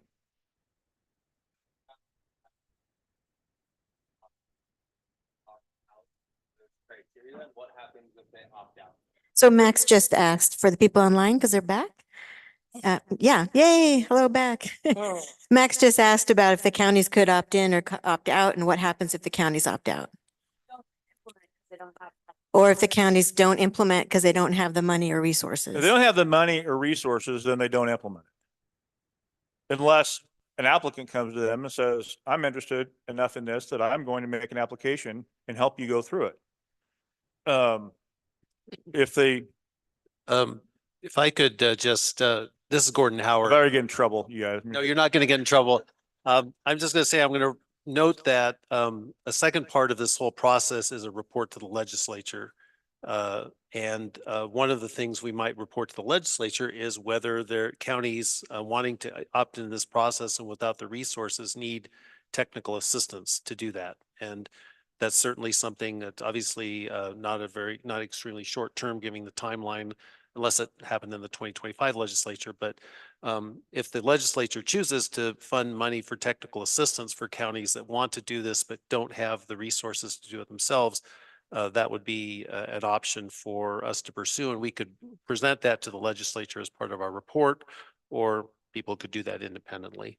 What's the difference between this process and just doing a solar overlay, as Brian mentioned, where we could essentially reach the same goal of establishing criteria and things that would lead us to not needing goal 3 and goal 4 exceptions, but then we wouldn't have all the complexities of goal 5? So the difference is, I guess, how you get into it. And you're right. I mean, in some ways, these are kind of unusual tools. They're the tools we have, I think. And it was, we felt this was the way and the direction of the legislation and the testimony of the legislators and the charge from LCDC led us down this way. You're right. I mean, could we back up and get direction and say, do this instead? I think so. I think that this is that would involve some of the same sorts of questions and the same sorts of complications. And in some ways it would be, we're trying to fashion a tool that we don't have right now. But at the end of the day, Max, I think what we're hopefully going to come up with, what I want us to come up with, is an arrangement where we have effectively have counties' ability to prescribe overlays that indicate areas that don't require an exception. And so it's pretty similar. I think if we talk about, you've noticed, I'm sure you guys have all noticed, some of you anyway, noticed that we have listed goal 2 and division 4, which is our exceptions rule. And that was identified too by LCDC, by the legislative testimony, as an area that could be on the table. How we put that on the table and in what way, what we're not going to do is, I wanted to be clear about this. We're not going to just roll back what we did in November. We're not, so don't worry. No one needs to worry about us second guessing what the commission did in November, which was based on another part of House Bill 3409 under that direction. To the extent that we don't have any interest in doing something that would be perceived as making it harder. If there's interest in looking at it in another way, we may I don't know. I don't know how much time we'll have in this process, but I wouldn't say just reject it. Andrea and Elaine. Question up here in the front from Andrea. I just, one of the things, I mean, this is a very overwhelming process. No. But look at those cool maps though. But they're very cool maps, but They're the reason plain. I would say to go through this than rather simply go through the overlay zone is that this is recognizing that the goal 4 and goal 3 are important and that all three have to be balanced together. So it's not simply a solar overlay zone, you know, superseding these other things. It's a process where we're saying, okay, it's really important that we do this, and we're going to take a measured look at what are the things that say you can't be in the solar overlay zone. So thank you for those observations, Andrea. I really appreciate that. I just want to be real practical. I'm not participating fully in trying to solve this. I know you are. But our goal is to work as a RAC together to come up with a recommendation to take to LCDC for their consideration at the end of this year. So end of 2024. That's right. Right. And then this RAC has further obligations, as Gordon mentioned, to prepare a report and present it to a legislative committee in mid 2025. And then it gets presented at the end of the year, you know, in December 2025. And if counties are going to need funding for this to actually implement it, they're probably not looking at having that funding until what, 2026? And 2026 is a short session. And so then, you know, then the counties have got to get the money to do that. And then when they get to the county level, I mean, this is a comp plan and zone map and text amendment. So it's a doozy that the counties are going to have to process that is going to take at least a year, if not more, to do the workshops, and 18 months to do the workshops and then make it through all the hearings. And then I'll bet anybody these will go to LUBA. And so this is going to be challenged through a LUBA process, and then it's going to go to the Court of Appeals. So on a county by county basis. So the legislative intent to help expedite, you know, find least conflict sites for solar, we are looking at potentially not even having a resolution until all the appeals are resolved on a county by basis, which could be what, 2028, 2029? Number I came up with So in my head. Just to add on to that, as we were talking about development and the development cycle for a project cycle taking 5 to 8 years, and you're talking about creating a process as a rule that helps you cite and start the process, an 8-year process, you know, it's Right. then we're talking 16 years. Right. So Actually, hey, I'm listening. We're listening. Yeah, so if I could say one thing, so something John said earlier was, you know, what he presented here was these are the tools that we have. We're working within the tools that we have. If there's something else that we need to be doing, we're, you know, you're here, you want to hear that. So we do want to hear that. I want to hear it if you're nice about it. It's easier to do it. See, we're okay with constructive criticism, but just being mean is harder. There is, I mean, sorry, John, she just keeps giving it to me. To boil it down though, the goal 3 and goal 4 acreage thresholds are imposed in rule, not statute. And so this RAC could recommend to LCDC to change those acreage thresholds based on certain factors for certain types of land without going through goal 4, and then the counties have to comply. And so I just want to put that out there that you know, there's lots of discussion around that, and I know there's lots of sensitivity around those acreage thresholds, but it's an alternative pathway to creating standards that then the counties have to apply, and people get an opportunity to appeal it once with LCDC's adoption of the rule. So I'm going to let Jim have his time to speak, but Yeah, I'm just gonna let Jim talk for right now. 'Cause I lost my thought. It was a good thought, a really good thought. I'm gonna try to capture it. Hello, everyone. For those of you that don't know who I am, I'm Jim Johnson. I'm the Land Use and Water Planning Coordinator for the Department of Agriculture. A lot of what you're saying is true. A lot of what you're saying is not true.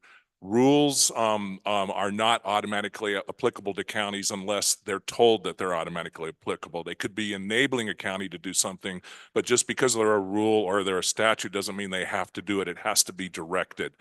A great example is the legislature, about 5-6 years ago, passed the agritourism rules in the exclusive farm use zone.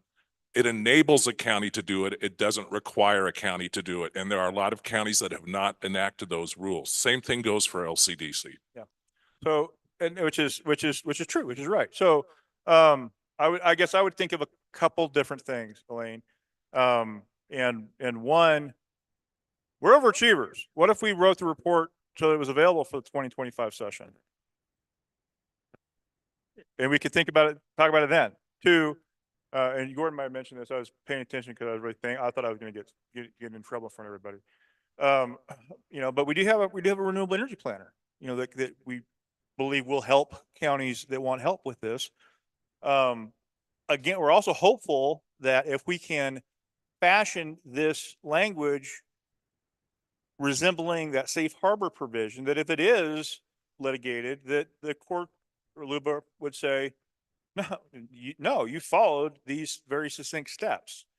And I don't know how to honor the principle in the legislation about outreach to neighboring landowners and communities, or our promise we've made to counties, unless they change their minds about not forcing them to do something. I think we're on track to strike a good balance. Is this exactly right? No, it's not. But if with your help, I think we can go a long ways towards coming up with something. I don't know what else to do yet. I think that the alternative that provides absolute certainty and absolute security and guarantees absolute outcomes is supersiding. I think, and we can't do that.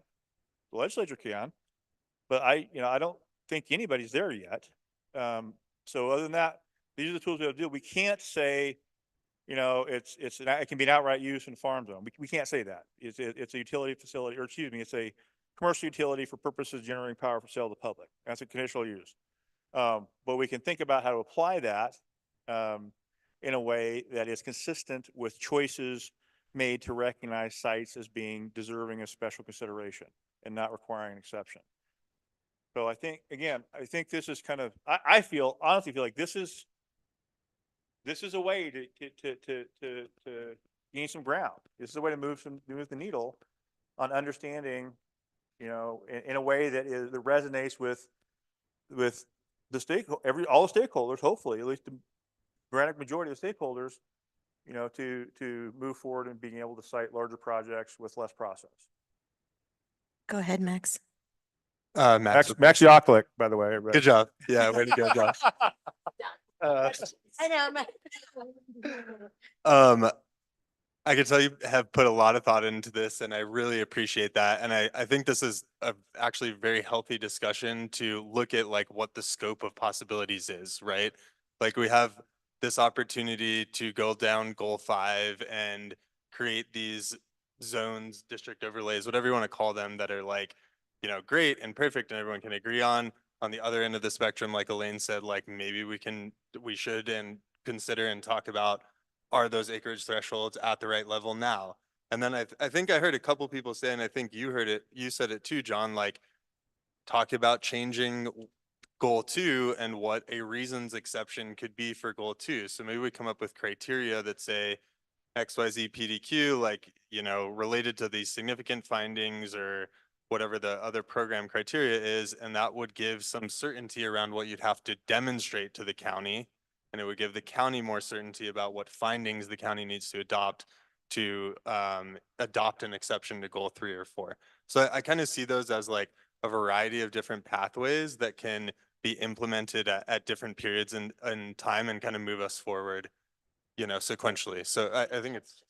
So, Max, I appreciate that. And I have thought a lot about this, and you have too.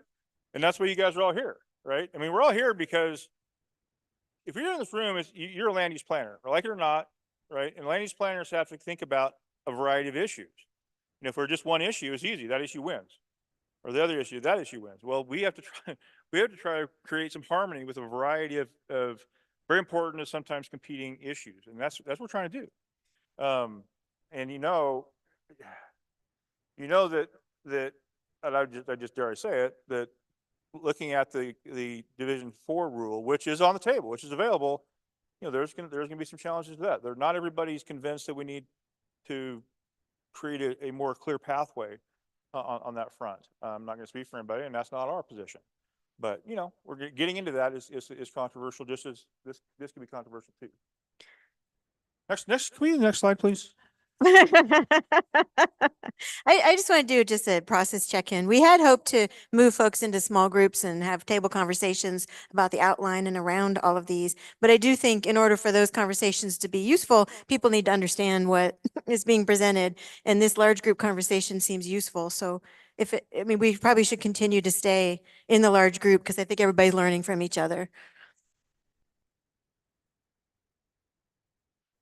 I was just thinking it seems like there's two conversations that the group needs to have. One of them in my mind is some version of that 5 and 6.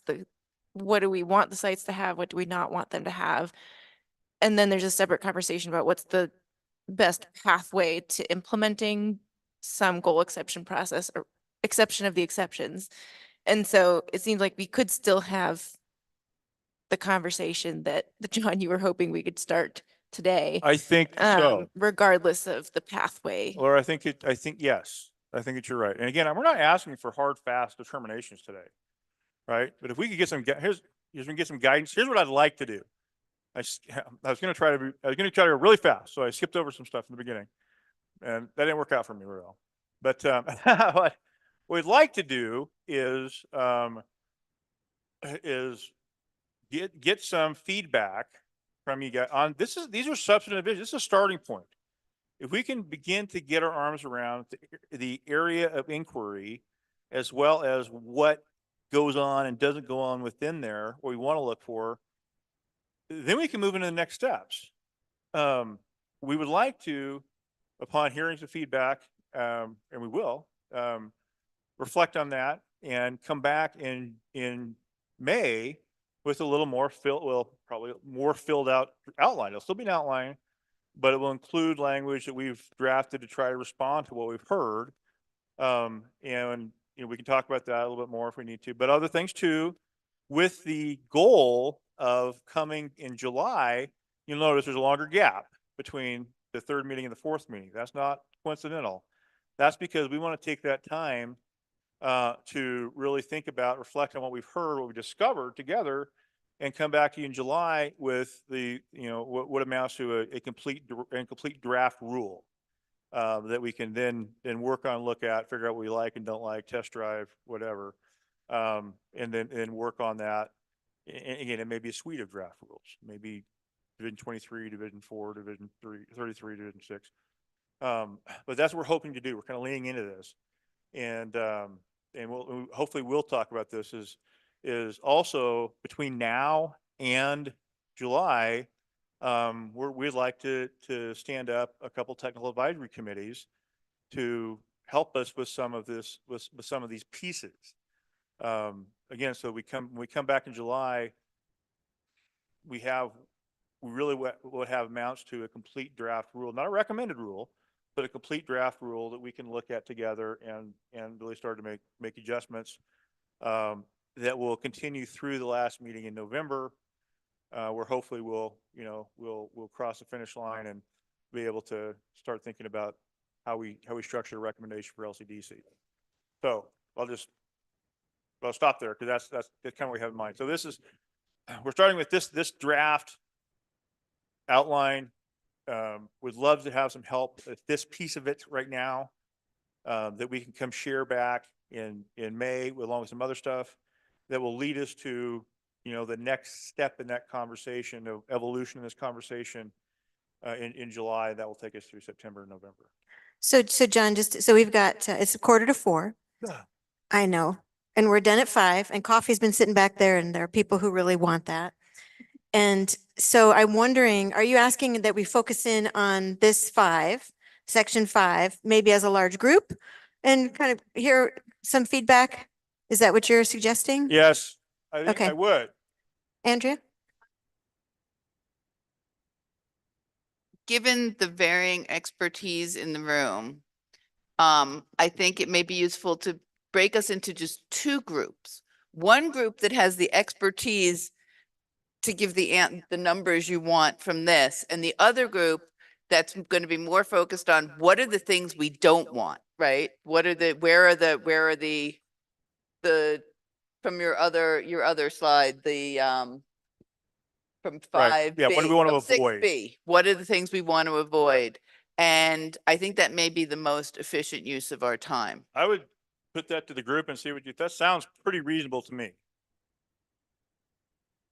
Does that seem like a reasonable approach? I mean, just people self-select. Okay. Mike, do you have a suggestion? Yeah, it's a question concern. I mean, the number one constraint that's been identified, and it seems like most people are agreeing with it, is transmission capacity.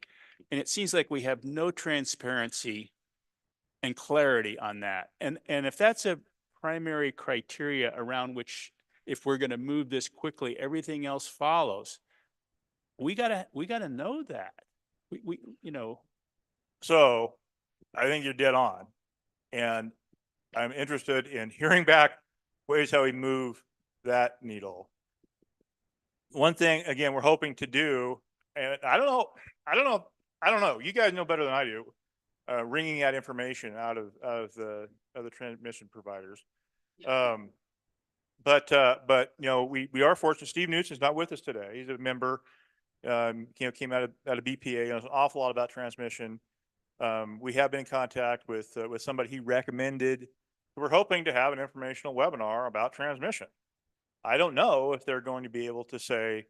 I doubt they would say, even if they could, maybe they can and they won't. I don't know, but at least trying to understand a little bit more about how it works. How we come. I'm looking. Brian looks like you're waiting to say something.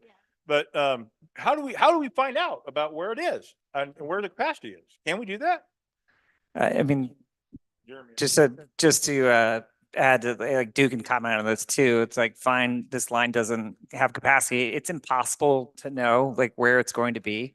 I mean, the grid is just a living, breathing thing. You put a new data center over here and it changes the flows on the grid and like what can get on there. And so I think it's more so you need to maybe just look at the grid as it is today rather than know where injection is. But and maybe you know, there's some rules like on the intertie. It's really hard to get on the intertie, right? And maybe don't focus that. But I don't know. I don't think. BPA lines running north-south. We saw them in Christmas Valley. Yeah. And it's Yeah, got a fixed capacity on it, right? And so that transmission is held by transmission owners. And think about it as like a highway, and people don't like to build on-ramps and off-ramps on it, like to get on and off it. And even if you get on it, like you have to have transmission to move it on it. And that's a finite resource. So. Angie? This is building off of Brian's comment, if I can just sneak in. Is that okay? I'll sneak in. Okay, so I'm Angie Brewer. I'm with DLCD, and I'm curious from the development community whether or not anyone's done any kind of evaluation of the existing width of the corridors for transmission to calculate what the expansion capacity might be capable of, given that there are fall distance requirements for the protections of those lines. Are we able to do that mathematical equation to evaluate the capacity expansion capability of existing lines? Does that make sense? Yeah. Brian, correct me if I'm wrong, but like the width of the corridor doesn't necessarily equate to the ability to upgrade the line. It's more related to like the electrical engineering components. What facilities are existing at various substations? Do you have to upgrade cap banks? You know, you can reconductor lines and just replace the transmission lines at a higher voltage, for example. So I mean, I think from my perspective, like the transmission problem is something we cannot know about. As developers, we would love for the utilities to come in here and tell us exactly how much capacity is on each line. That would be amazing, but we're not going to get that. So like the other way I think about this is like there is what there is, and a county could issue 1,000 permits along the line and only one will get built. It's just the realistic constraint of the lines. So to me, it seems more helpful to understand like what we think there might be. So we can set like a realistic kind of expectation of how much land we're talking about, if that's a cause for concern. But you know, we don't have to know how much there is because there just is what there is. Brian, Matt, do you guys kind of agree with that?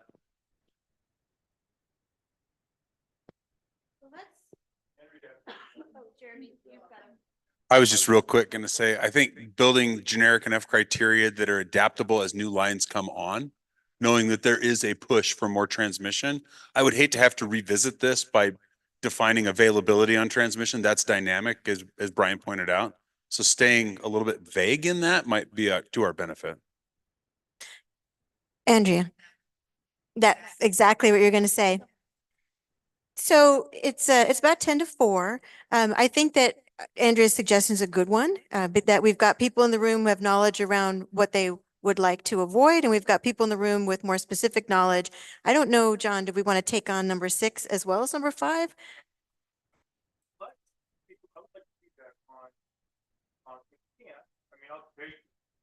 I'll take one if I know any one, but I would like them both because they come together. Yeah. And I would also mention that, you know, we're talking about a couple of different categories. You know, the ideal, you know, which is stuff that you know, we just absolutely will avoid and can be dismissed. But also there's other things that we might be able to mitigate, we might need to mitigate for. There may be things, again, the irreplaceable things or things that can be offset in the right way with uplift and durability and those factors.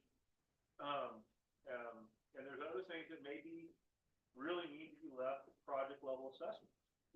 And I'm thinking about cultural significance and archaeological things like that. So there's a number of things. I'm going to take a second and hopefully talking to you're Todd. Again, this is that same corridor in both instances. Hey, John, can you use the microphone? We're having a hard time hearing you. Right there, 10 mile corridor. I know the right distance that you guys are house on. This indicates that it's mostly class 6 soil. So it's a relatively poor agricultural soil, dry range of soil. And we also can see the wildlife habitat. There's a couple spots out there that don't have it. But there's also spots that do, and they have one category of wildlife habitat. I expect that's probably class 2 group 3 or 4 animal habitat. So there are areas in this corridor that could. Areas in this corridor. Thank you. I didn't think that was very loud. I usually have an outdoor voice. There are areas in this corridor that could very well. I don't know. Maybe there's other things there. Maybe this is category 1 habitat. I don't know. But there are areas in this corridor that probably add up to several anyway, thousands of acres that could be candidates. Again, I don't know. Let's just pretend that it's got all the capacity in the world in that line. But could result in being candidates to be identified as available for special treatment. There are areas that probably shouldn't be, but there are areas that do. And I think most are quite a few, hopefully all of the transmission corridors at least have sites that have, you know, the factors that we talk about in A5 rather, and then also can have some of those lands be eligible for that special consideration because of what they don't have. So they're notable for what they do have, and they're remarkable for what they don't have. Notable plus remarkable equals significant, right? And significant means larger project without an exception. Next slide, please. And with that, I think we're probably ready to do a little group thing. Oh, look. Yeah, of course. projects that are within districts and subject to a goal 5 program, would they be allowed in the district and the underlying zone, subject to the standards that are provided in the goal 5 program? So like kind of an overlay zone only? Or would they be allowed subject to the goal 5 overlay zone requirement standards plus regular conditional use permit review? So what do you think? I think option 1. So I Door think one, that's, John. so I think, Door 1. I think here's my thinking on that point. And I have thought about that. So, we can't eliminate the need for application of the conditional use criteria on lands that are zoned for exclusive farm use. And we can't, remove exclusive farm use protection without taking an exception, which we don't want to do. But I think what we can do is take a look and see if it's fitting to interpret or otherwise consider the best way to apply. And I'm thinking about 215, 296.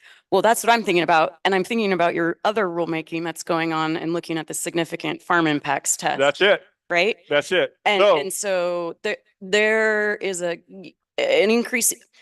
Going back to goal 5, goal 5's purpose is to identify significant resources and protect them from conflicting uses.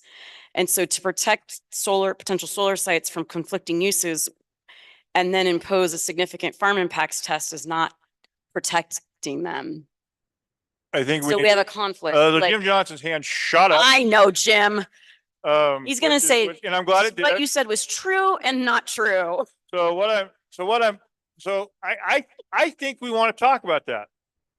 Max, I think this was the issue that you brought up the other day. And I think that there's room, and I might get in trouble for saying this. But that's okay. I've been in trouble. I've been chewed out before. We have in the past, and I think it's Jim, I'll let you do just a minute. We have in the past, with regards to our emergency campgrounds rule, kind of codified an interpretation of how a county could find that criteria to be satisfied, which results in taking what's a very discretionary and therefore risky piece of criteria to something that's much more clear and objective. And I don't know that we're going to have support across the board to do something like that here, but I think talking to that issue and recognizing it's part of the puzzle, in my mind, that's fair game. Sure. Now I'm going to get in trouble. Yeah, no, with you, John. I think that what people don't understand with the farm impacts test is the misapplication that's occurred on a case-by-case situation around the state from county to county because they don't understand how to apply the significant impacts test. And one of the things that the LCDC rulemaking that's going on in the farm forest rules will do now is basically insert into the administrative rules the case law, which the counties forget time and time again to apply. My experience with energy facility signing, the real issues from a policy standpoint from guys like me is not about the farm impacts test. It's the conversion issue, which ag land should be protected versus which should have less protection. It's conversion more than the farm impacts test, because most of the farm impacts test, if you remember what the statute says, it says that it can be mitigated. And what happens is a lot of counties don't mitigate. It's either all or nothing.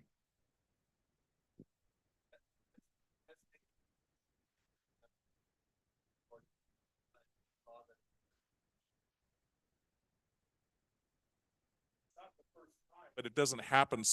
It doesn't happen soon enough. There are going to be things that will be codified through this process that have been case law for 10 years. And one of the problems with not codifying case law is a lot of counties don't read case law.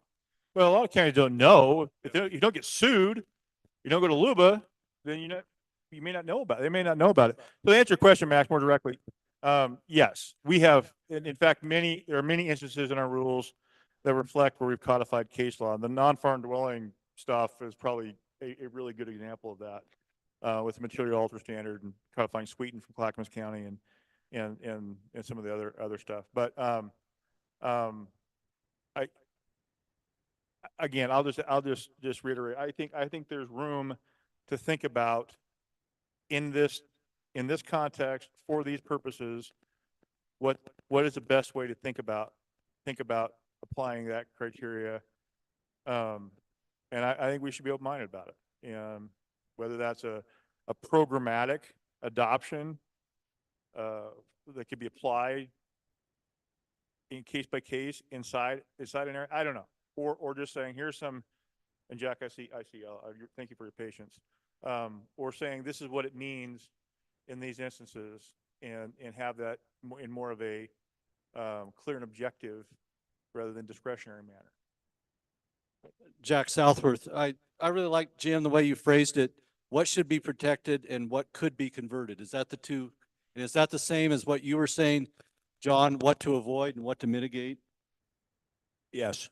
Anyway, I thought that was really understandable.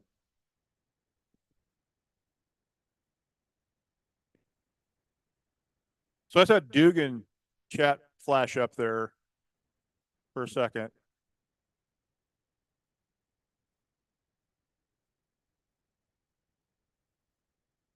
Okay, you're talking about a goal 3 exception pathway. Okay.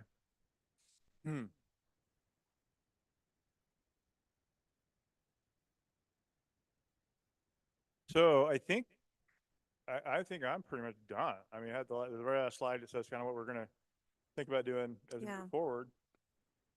You guys have got to be sick of hearing me.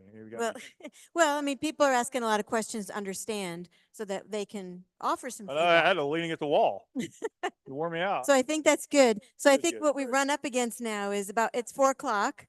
We had one other small agenda item to share with you, which is a conversation about the technical advisory committees.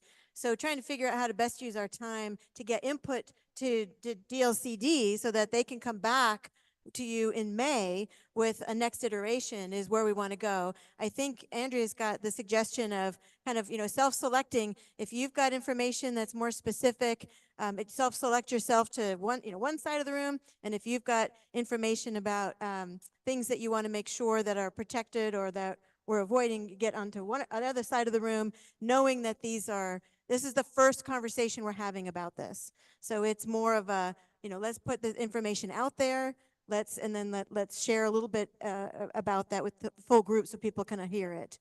Does that make sense? It makes sense to me, and if it makes sense to everybody else, I'm happy. I'm not really not happy to be quiet because I'm kind of enjoying this. Well, I don't know. I think that I'm not sure what to do with people online. I think we had a strategy, but I forgot. Yeah, we do. We've got a strategy for folks online. Kazaria is there. Gordon's already reached out to Kazaria. So Kazaria is going to manage an online conversation about this as well. So Kazaria Taylor is a true thunderbolt, and she will do a great job for us again, as she has in the past. Yeah, because Gordon had to step away. Thanks, Kazaria. So yeah, just self-select. There's 3 things that we're looking for input on for you about. One is about any observations, reflections about the draft outline. So that's one, and the other 2 are input on 5 and 6. Correct. And that is it. Those are the Yeah. 3 things. And if you feel like you've got detailed information to share around some of those slides that John put up about percentage slope and some of those kinds of things, self-select to this side of the room. If you don't have that level of detail, but you have things that you want to focus on about what you want to protect, go to this side of the room. And then we'll have Dawn, if you can stay on that side, and Angie, if you can stay on this side, and then John and I will help with both. And I would just also add, I mean, just to help. So the meeting packets, they're not, I apologize, they're not color. But the maps, the Hackamore series maps, kind of show hopefully a lot of what we're talking about. Again, there should be a map that indicates what the solar capacity means, and so on and so forth. So that sounds great. Okay, so we've got a flip chart over here. Come over here. Angie will keep you over here. The group, so self-select if you've got detailed information. If you're more concerned about things you want to protect, go over on the other side. And thanks so much, Andrea, for that suggestion. And Kazaria, your group's going to deal with both. Yes, we will.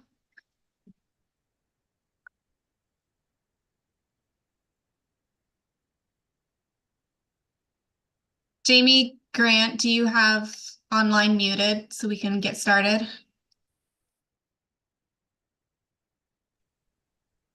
Yes. Okay, good. I didn't want us to be overbearing in the room. Good afternoon, everyone. Here we go again. We were just here, what, a month ago, doing the same thing. It looks like, I'm looking at the packet online, it looks like what we're talking about, if you want to take a look at it, is on page 29 of the packet. Or if you prefer, I can share my screen. But if you look at it, it at least gives you an opportunity to scroll through and offer your observations on the rule, the discussion draft. Could you share your screen? That would be, I think, helpful for all of Yeah, us to sure. make sure we're all looking at the same thing. And then I will just open it up for anyone to offer feedback. Looks like you should be able to see the draft rule. I could just start and then shut up because I've been putting a lot in the chat and asking a lot of questions. But I think honestly, there's been a lot of developers talking today, so I'd love to hear from some other people. But briefly, I think, I really appreciate John and generally DLCD trying to put together this kind of framework. I also agree with the letter that OSIA put in yesterday to this group saying yes and to kind of this approach plus noting the concerns that Elaine has on timing, which I also hold. Can we do other things that are directly within the rules that are not that super citing thing, but are changes to the reasons, more clarity within the reasons around some of the parameters we might be talking about in 5 or 6 of the goal 5 thing. Can we talk about that within something that's going to be a little bit more near term because this process might take a while. I'd be glad to speak about things on 5. I think my thoughts are, the most you could build probably in a county level setting is probably a 500 megawatt project. Probably wouldn't be more than 10 miles from transmission lines. So if we had kind of a 10 or 15-mile buffer, 15 miles just to maybe hold in the actual size of the project, because you could run a 10-mile line and then have the actual project, and you would want that within the little zone that you're identifying. 10 or 15 miles from a line, knowing that most of the lines won't be open. We kind of create and then we pick out all the things we don't want. I wouldn't want any slope over about 12 or 14%. That's usually what the standard we use.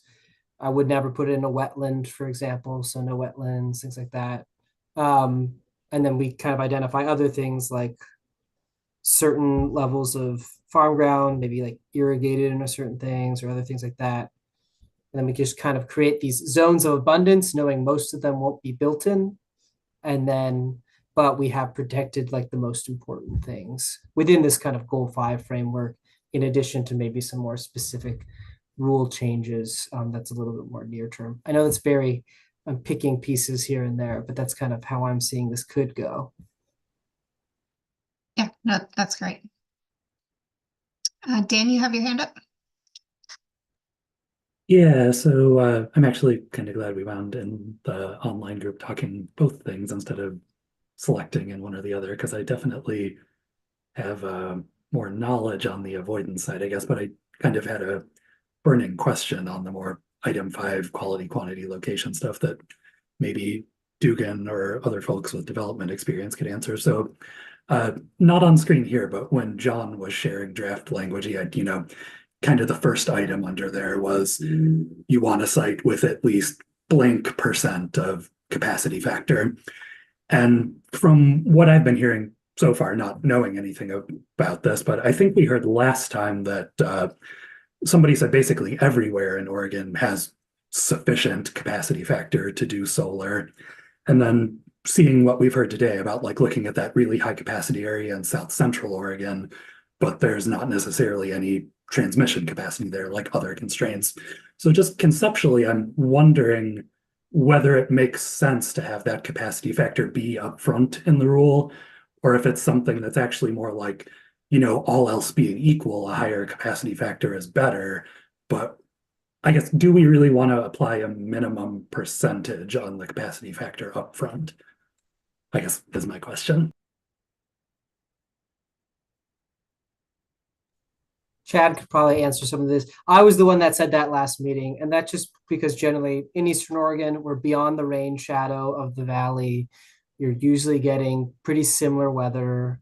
As you can see from the map, it's kind of shades. I don't know what the different shades are, how many different percentages they are in terms of certain resource, but from a developer's perspective, it's much different with solar than wind. Wind varies dramatically based on the location you're in. Solar, it doesn't vary that much. So my thought is that this kind of the distance from transmission and some of the other site characteristics are going to be much more impactful to me as a developer in terms of the good places to go rather than anything like solar resource. Yes, down in Southern Oregon, I might get a little bit more juice for the squeeze, but it really, I think it's, to my understanding, really that it's a very small factor in terms of how I think about siting. Yeah. Yeah, the way I think about that, I mean, of course, the east has a more ample solar resource than the valley proper. But I expect y'all solar developers to make good financial decisions. And if it's not a viable site because the capacity factor is too low, that's kind of a self-enforcing mechanism. So I do know that sites can pencil out and do so very well, even in the valley in Oregon, even though that's not in our purview here. So I kind of think that enforcing a capacity factor is a secondary way of enforcing Eastern Oregon only. If that's the view that they want to take here, that's fine, but I'd rather them be explicit about it. Yeah, so then, and like if we're making rules here for Eastern Oregon only, then like that might still not enforce that, right? If we're already like we're trying to apply a capacity threshold cutoff within Eastern Oregon. So yeah.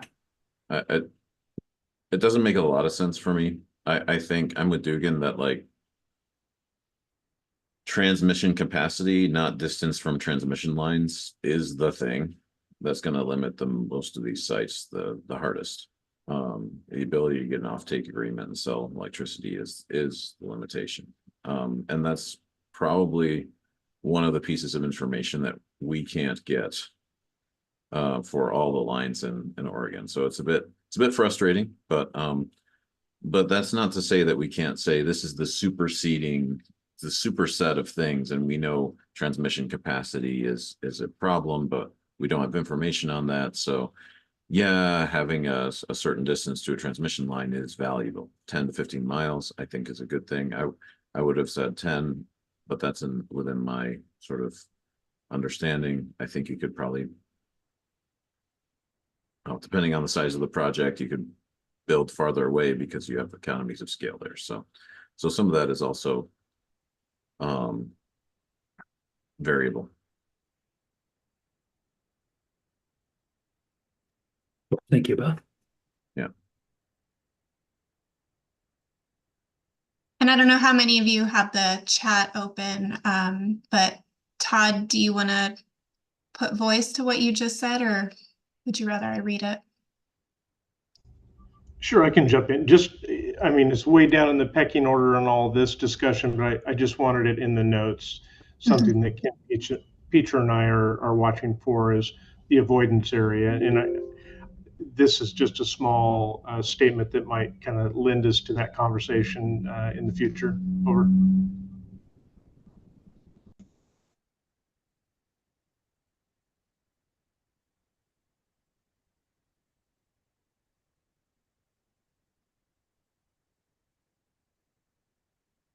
We have some other individuals online without your cameras on. Not sure if you would like to be part of the conversation. Feel free to chime in. James, Denise, Kim.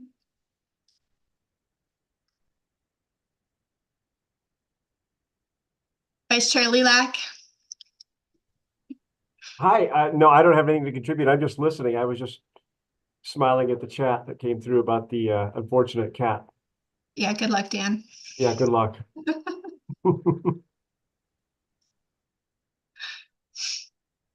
Oh, I actually had to step away for almost a similar reason. I heard some of my cats growling in the back, and I was like, "Oh no!" It's always the cats. It's like Always I'm a the single animals. mother with 4 kids, aka cats. Sorry, I could share. Can I share my screen on the Zoom? Is that allowed? Yeah. Okay, I have this slide that I used in the citing table, and I think I showed it somewhat recently, but let me see if I can share this again. This is something that Pine Gate generally puts together when we're kind of explaining to people where we don't go. And so in terms of the number 5 rules, or like the number 5 kind of, and I don't know how tight I want this to be because a lot of developers can get creative, but I guess, sorry, slope over 12% is what I was thinking of. I'm trying to think of things from here that we can that are like publicly available and knowable. But like, certainly, I think, I don't know how many Superfund sites Eastern Oregon has, but, large, maybe wetland areas. I know that's I think that's in the Aressa tool. I think the slope is in the Aressa tool. I don't know if floodplain is, but it might be in the Aressa tool. And I guess I'm curious, in these, let's say we're creating these district maps, but I have a great site, but there's a hill in the middle of it with a 15% slope. Does the map just kind of draw around the hill and then I'm just allowed to build in those areas, I guess? I mean, I'm guessing that would kind of work hand in hand, given I'm telling you I probably wouldn't build there anyway, but Well, that's a and good then- question at that. How granular does the tool have to be? Right. And then one thing is, I will say for culturally significant areas, those are purposely kept confidential. So we wouldn't be able to really map that within any kind of district. And usually, as we probably all know, there's something out there from the very ancient history of Oregon, usually on most of these sites. And so that can usually be, we almost always are getting into an agreement with the local tribe about some sort of mitigation there, and then in addition having someone on site during construction. So yeah, I don't know if we can take that on from a top goal 5, conditioning down. I can stop sharing.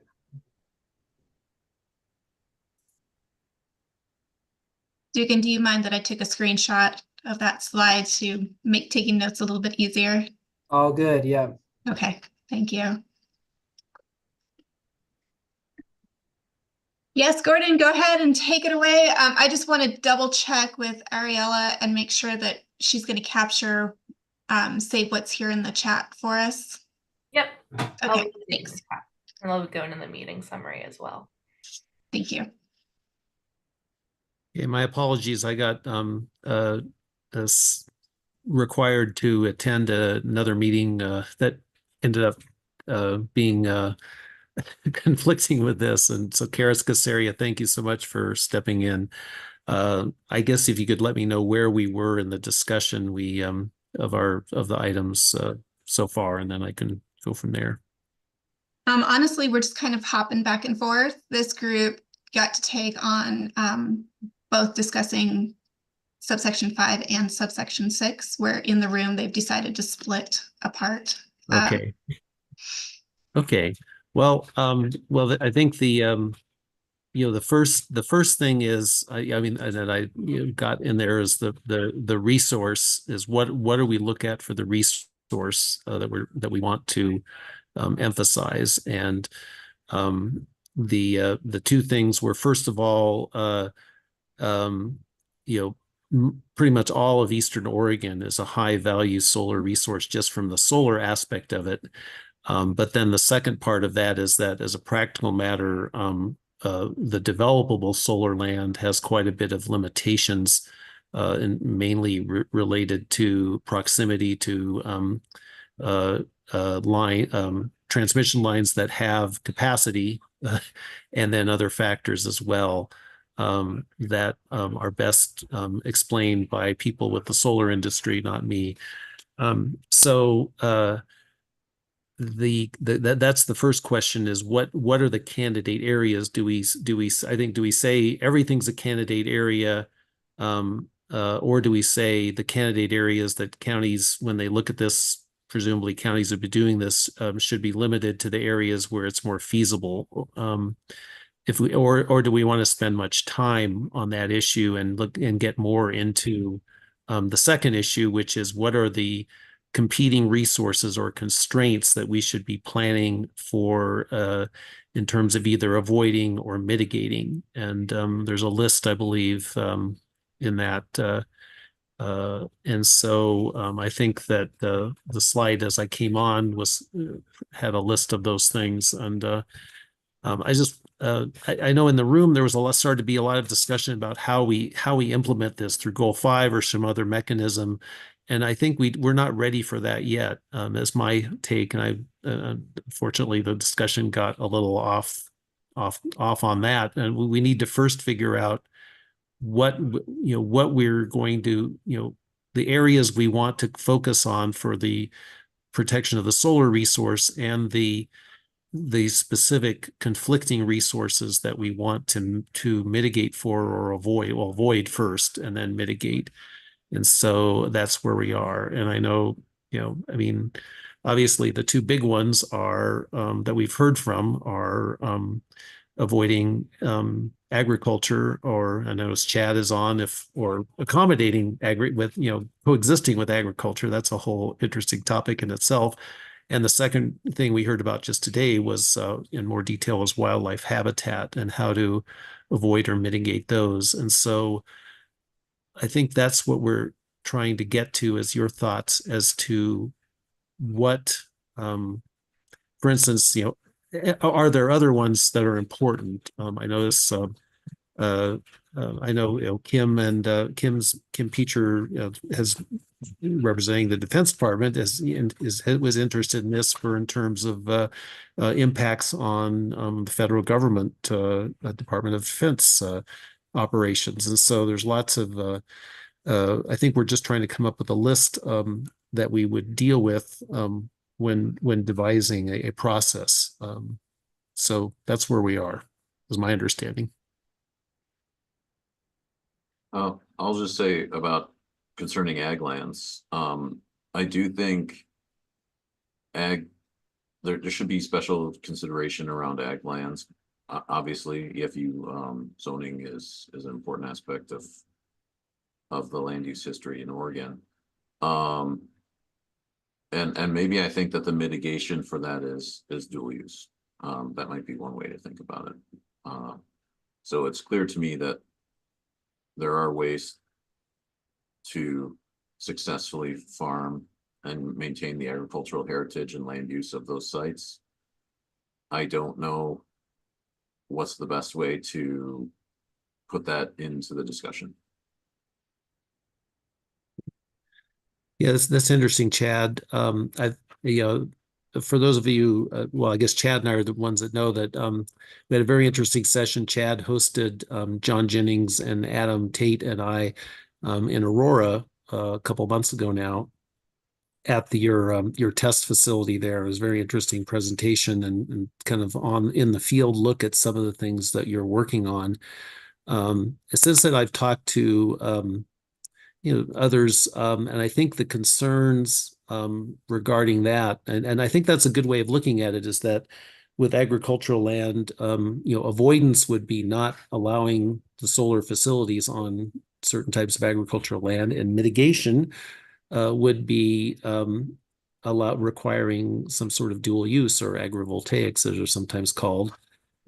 Similarly for wildlife habitat, it's kind of putting it in that perspective. Avoidance is not getting into the wildlife habitat. Mitigation is the second option that the ODF and W talked about is mitigating for the loss of habitat through enhancing it elsewhere. It's not quite the same with agriculture, but it's a similar process, thought in terms of the two options.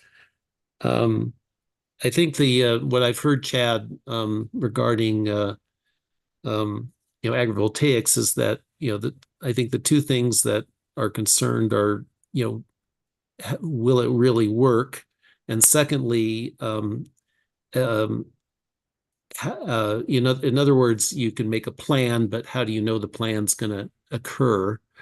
And then what do you do over time as maybe conditions change or something like that? So we need to figure out methodologies for that as well if we were going to go down that route with dual use or agrivoltaics. Yeah, so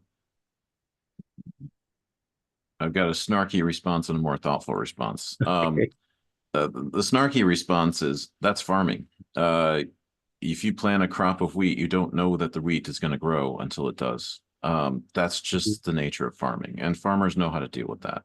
Yeah. If the question is, how do I know that this is not just lip service and someone's actually going to farm the land and they're not just going to get a permit and then abandon the farming plan? There's mechanisms already in the statutes that check to make sure land is being farmed. This is like with the dwelling statutes and so on. And farmers have to file taxes. That there's ways in which you can gather the information that the land is still being farmed. And that can just be part of a reporting requirement. I think that's pretty simple and not egregious and not creating more work for agriculturalists that want to work this land. Okay. So will it work? I mean, obviously I wouldn't have dedicated a decade of my life to this if I didn't think it would. So I'm biased there.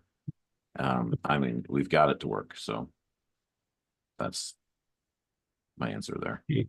All right. Well, that's a very good answer. I appreciate that.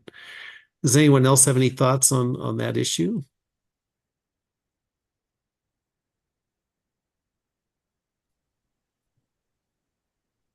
Okay. Yeah. Does anyone have any thoughts on the wildlife habitat issue and what we heard today?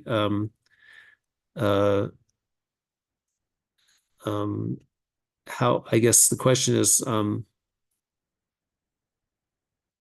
obviously this is a legitimate issue for dealing with. Is there some weight we should put on it, or do you think that the avoidance first, mitigation second methodology is the way to go on that, or you have any issues with that, anyone?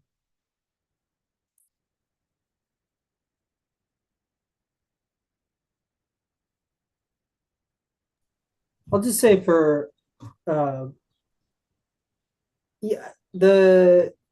so much of this usually goes into where we're going to get into a mitigation agreement as developers, right? Where if we have 100 acres on a 1,000-acre site that is category 3 and 4, we're gonna work with someone like the Nature Conservancy and try to see if we can help spin up a project or do, let's say it's winter range, we're going to do some juniper trimming and other things that are going to be helpful to compensate for that. And it's just so hard in rules like this. You're like, well, you can go, like, could we make the district where it's like, you can go into this version of winter range if you come in hand with ODFW with a plan. Like, I don't know how to put that, I guess, into practice. And maybe in the same way with agrivoltaics, like, it says, okay, you should avoid the irrigated agriculture, but if you come with a farming plan to do dual use, then that gets added to the district, to this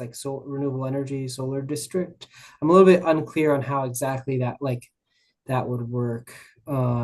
Because it's kind of like we're bringing back in kind of some of the subjectivity that we're trying to avoid with kind of the goal 5 process. But So I think the message, Dugan, that you're saying is that when you get into areas of mitigation versus avoidance, having criteria that are objective and clear and objective, to use the housing perspective language, versus subjective and subject to controversy and litigation. I think that's an interesting point that we, so avoidance is fairly clear. You either you can put it on a certain type of farmland, or you can't, or you can put it in a certain type of wildlife habitat, or you can't. Whereas mitigation is a different matter. How do you measure that? I think we see that obviously with with wetlands in other parts of the state and in other contexts as well. I mean, we could like also call out the far extremes, like if it's like Cat 1 endangered species, whatever, like never, that's never part of these zones. Or let's say irrigated ag on prime 1 soil, right? Like really good soil, it has irrigation. Maybe we see active irrigation. I know there's a lot of places in Eastern Oregon that have water permits, but has no real path to water. But something like that. And then we like say, okay, those are out, but we kind of work within what we have left from there. I don't know how much that cuts out of Eastern Oregon. Yeah, that there's a lot of permutations and all that with the ag lands, the different types. I mean, as I drove out here to Burns, and it's interesting. As I crossed the Harney County line, I realized this was the last county in Oregon I'd never traveled through or visited. So I've now visited all 36. So way to go. But anyway, I saw one solar facility that was clearly on land that was rangeland. There was nothing irrigated anywhere near. It was pretty much high desert. I'm sure it was class 7 or 8 or whatever. Yeah. And then I saw a second one near to town that was adjacent to some irrigated land. And I was wondering if it had been irrigated at one point. I talked to the planning director and he said, well, it was partly irrigated and they barely made the threshold to not have to do a goal exception. So I think so there's a fine grain there that we'll have to figure out going forward.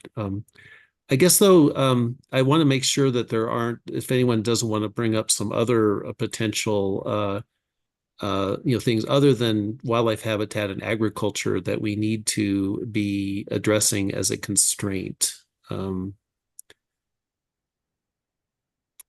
Now, I know we do have one, there's the whole issue, as mentioned, the statute community benefits, which is kind of, I say, as what does the local community think about all this? And arguably that would be handled by the fact that a county through its elected officials would decide whether to get into this program, and could theoretically at least go off and do different things, or have different requirements, or have different standards for where they want it or didn't want it, that were more restrictive, I suppose. But is there something else? Yeah, that's what we want. That's what we want. Yeah, I'll give you the mic. We'll okay. Well, I'll bring these over there. Sounds like we're I'm gonna start done. with the people online. Yes. Absolutely. This area, do you want to the part I missed, is there anything that you could talk about? Or I have some notes from when I was here, but I can yell at I've got everybody. 3 bullet points that I can. Okay. bring up and you can finish It it is 4:35.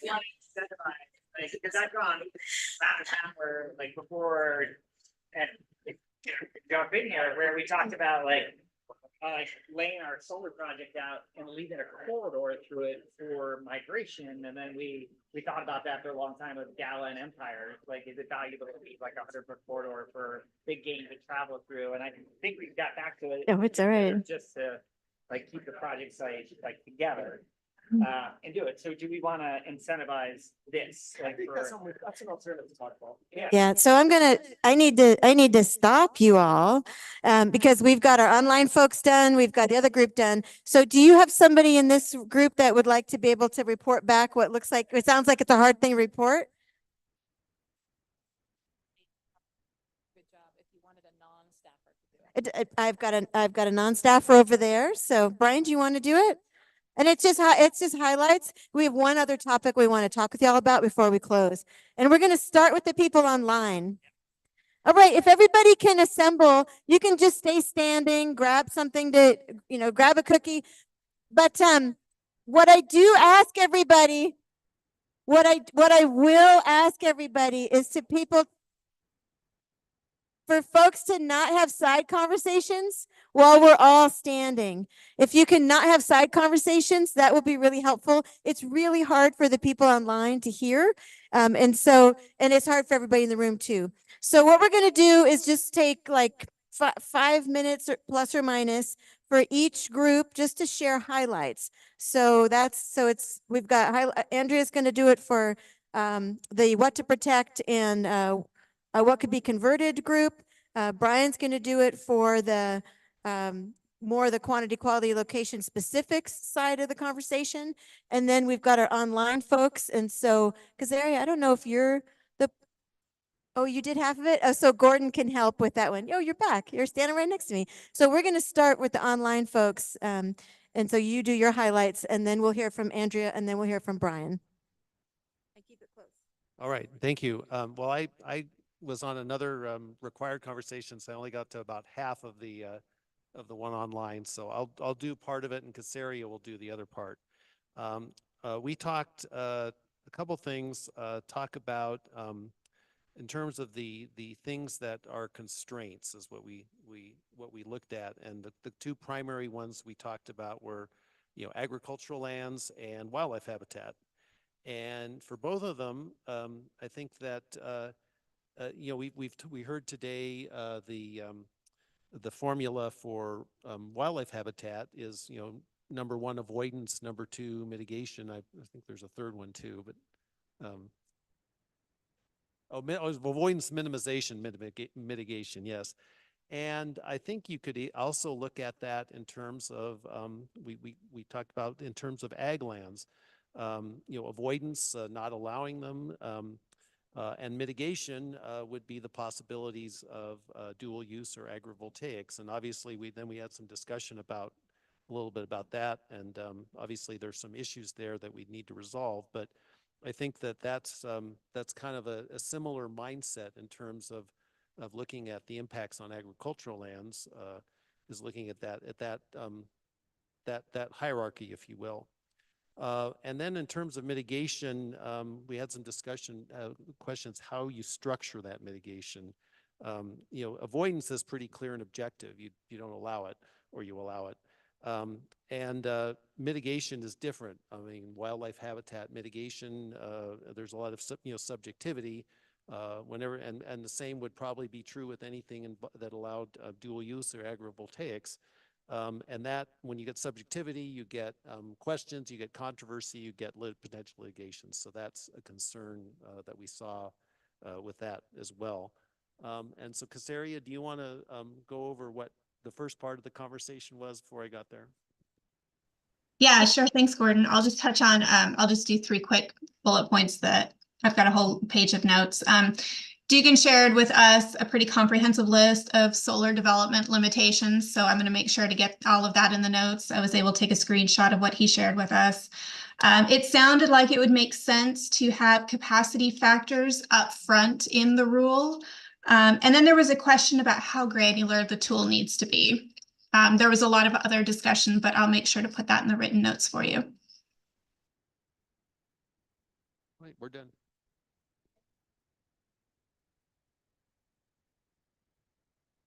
All right, I'm going to try to be really focused on what we talked about. So basically, we kept that concept of what we're looking at is what are the things that we don't want to be present in order to fast track, right, a project. So that we immediately came to 2 things that need tax. right? One is irrigated ag land.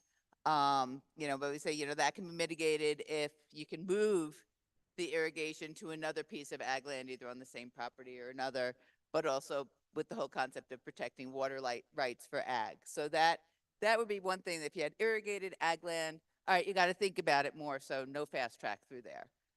Significant wildlife habitat protect, or significant wildlife corridors. Again, if those are present, don't want to fast track, but there's, for some things, there's mitigation. Whether or not it can be mitigated, it would be categorized differently. So, as I said, those are our 2 TAC recommendations. Related to the irrigated ag land would be other highly productive farmlands. So the example was non-irrigated land that produced great alfalfa, right? Had the best alfalfa in the country. And so you don't, if something like that's there, and these are things that can be mapped, you don't want to fast track it through there. You need to talk about it more. And then the issue of culturally sensitive areas, not particularly related to goals 3 and 4, but that came up too, that if there's something you really about, you're not going to fast track it through there. But they're difficult to identify. They're not mapped. But they'd have to go through the development phase. So whether or not this is directly applicable to this specific rulemaking or not, we still wanted to bring that up. And just really quick, similar to the list there, we have a list of things that, considerations that can be mitigated, like the whole agrivoltaics credit potentially, additional analysis for determining high value farmland. What does lack of water actually mean? Right? Again, goes to that wonderful TAC over there. And ability to, whether it's land that can be worked with and mitigated, and the wonderful thing is, if there are brownfields on the site that can be used, that's like the opposite. That's like a plus, right, for our thing. So that's where our discussion focused.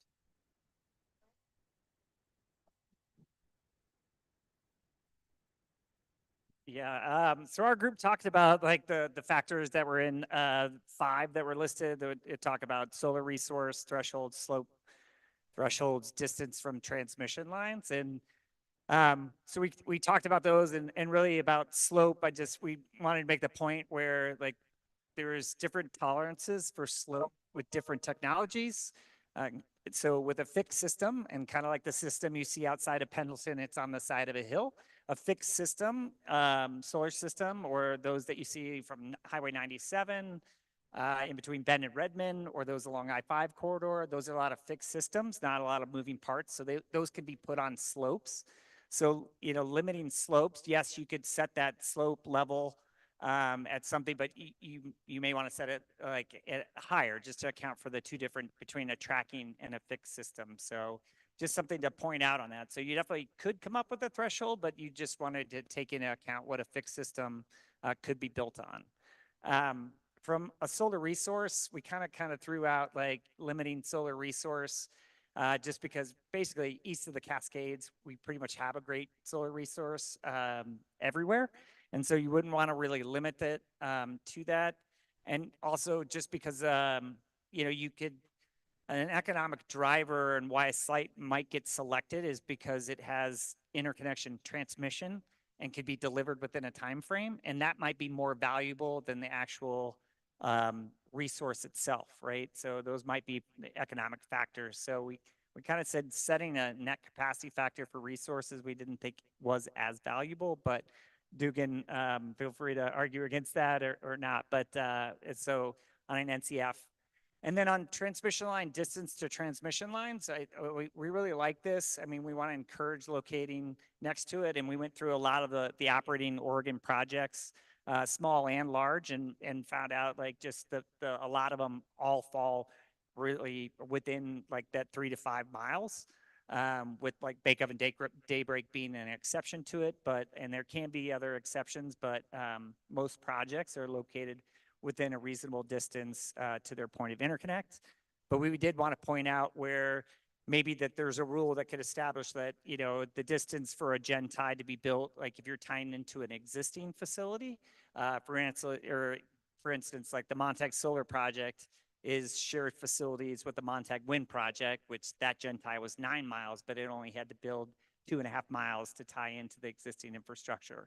So making sure that's captured. And then as far as like a project, we just, you know, distance in being included, and that's kind of on our map over there. You know, was it intended for the whole project to be within that 3 miles of the gen tie, or just a portion of it? And because you might have inconsistent slopes and things like that that aren't buildable. So, you know, it came to this predominance factor of like how much of the project has to fall within that distance to a transmission line corridor. So just some things to think about and flag, but I think that was a summary. Anybody else? Angie? Okay. Great. Thanks, Brian. Well, thanks everyone. That was a real whirlwind of small group conversation. So the one piece that we wanted to share with you a little bit about was the tax, the ideas for the tax. So John's going to do that, and then we just want to remind everybody what's happening next. So John, you want to talk about tax? Yes. So again, thanks everybody. I hope I got a lot out of that. I learned a lot. I hope everybody else did too. I want to thank you for participating. You know, you know, upon thinking about, and we went in knowing this too, but I think coming out of some of the thinking we've been doing in and around Christmas Valley and afterwards, I mean, really said, you know, we need some help.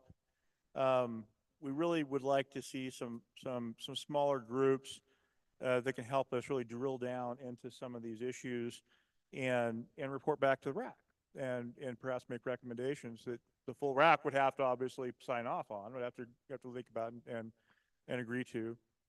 So that's what we're thinking about, right? And in our thinking, we wanted to run this by you guys, was these smaller groups, you know, largely dedicated to particular topic, but people that have expertise and experience in these areas. And I don't think we need to limit it to RAC members. I mean, certainly we expect there to be some crossover, but I think we can look at other folks too. And that we're probably going to meet. I mean, frankly, ideally, I'd love to see us have some groups identified and able to be pulled together by the end of this month, and maybe have a meeting before we meet in Boardman. That may be too ambitious, but certainly before we meet again in July in Madras, and maybe once or twice. And we may see fit to meet after that as well as we move into September and November. So that's the basic premise. We realize there are a couple of different ways to do this. You know, we could just appoint people or ask people directly, or we could kind of you know, share with the group. We chose the latter. We felt that was more participatory on the RAC's part, and also help a little more transparent about what we're trying to accomplish and why. So again, what I'd like to request is that if you're interested and or know somebody who is, I mean, let us know pretty quickly if you can, because again, it'd be great. The sooner we're able to identify the constituencies of these groups, which we'll talk about in a minute, I think the better off we'll be. And also, I will have to say too is, again, we have to keep a fairly tight knit or number that's able to be manageable. We need to have as many people as we need to have, but we really can't afford to have surplus folks. And I don't mean that in a bad way. I know that sounds bad. But should we get twice as many people interested in a particular technical advisory committee than we think is manageable, we're gonna have to make some choices. And we'll, I mean, ideally, you know, we get exactly the right number of people. But at the end of the day, we may have to make some choices. I just want to say up front, be candid about that up front. So if we go to the next slide, please. And so before I get into this, I'll just say, hopefully that makes some sense. We can go back and talk about what that may or may not mean.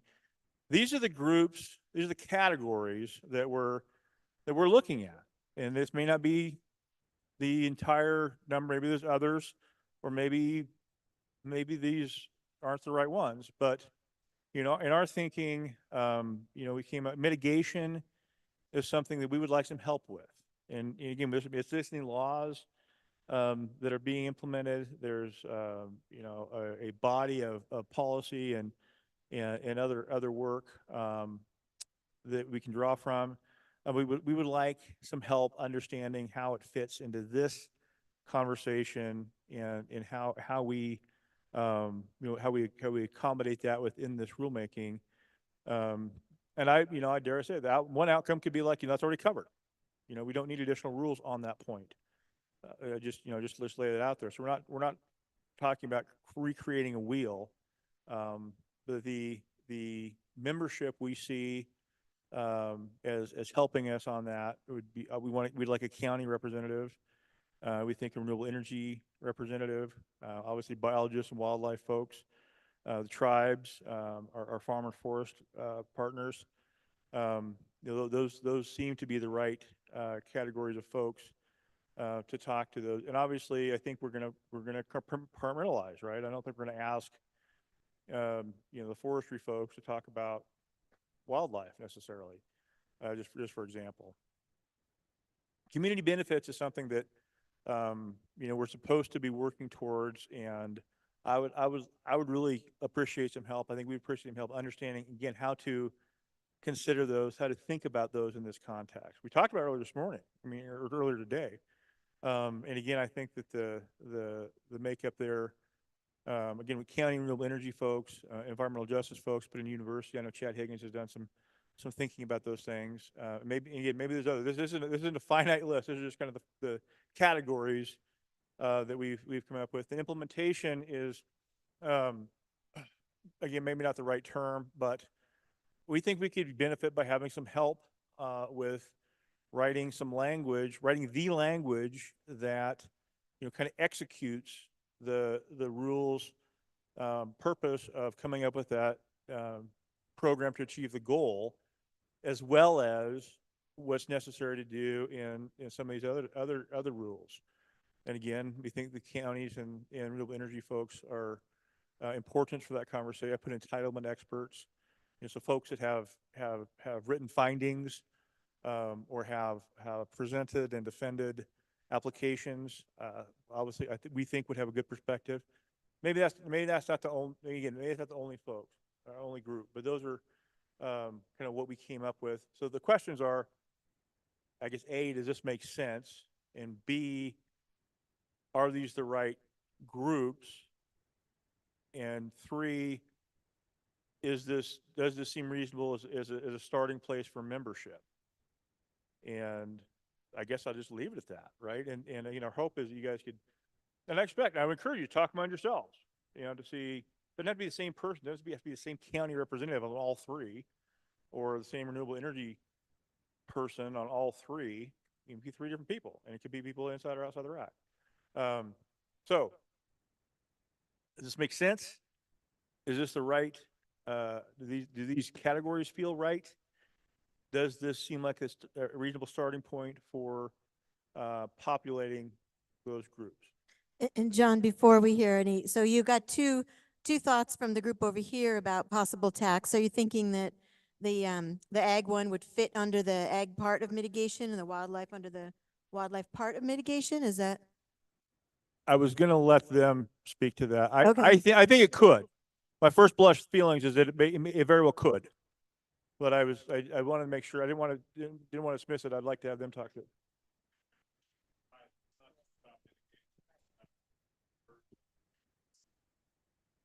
Okay. Yeah. So Jim Johnson was suggesting changing the title of mitigation to whatever, to conversion. Yeah, I think where we were also looking at is kind of having the TAC help define that what shouldn't be in there. What's the criteria of the irrigated ag land that that would allow the fast track, right? So it's beyond mitigation. So let me ask this. Would it make sense to just have a straight up agriculture and forestry? Agriculture includes ranching, TAC, and to talk about those issues in particular, I mean, I know that my team's probably rolling their eyes and John just making more work for us. But, we're willing to do what it takes to get it right. I didn't see Gordon roll his eyes, and I did see some head nodding over here at that suggestion. Sorry, I would also potentially have them talk about community benefits because there may be more of where it's not necessarily mitigation, but when you're talking about community benefits, if you're impacting the ag economy in the area, so there may be some community benefits that are related to ag that they would know to think about. I love it. Thoughts based on what John's presented here? Not seeing any. Silence is consent. So you want to talk about what happens next? We've got a next step slide. I think we probably better talk about what happens next. And then I did want to acknowledge that I think Vice Chair Lilac is still on. Is that I right? saw him a minute ago. And so I wanted to give him a chance to say a few things since we missed him in the beginning. That's what I was whispering to you. I know, I just realized that. Okay. Do you want to talk about next steps? Mhm. All right. Oh, I thought I was waiting for a slide to pop up. I'm sorry, you guys. Holy cow. I was safe your poem. See ya. No. I'm sorry. You want me to talk about next steps? I'm sorry. So the next steps, as I see them, so in the immediate term, in the immediate short term, stage restaurant tomorrow morning, bright and early. I know some of you won't be able to make it. It sounds like a lot of you will, I hope. And where the meeting point is? 2, 3, 4, 5, 6, 7. Okay, great. So, how many? You may all earn a special prize.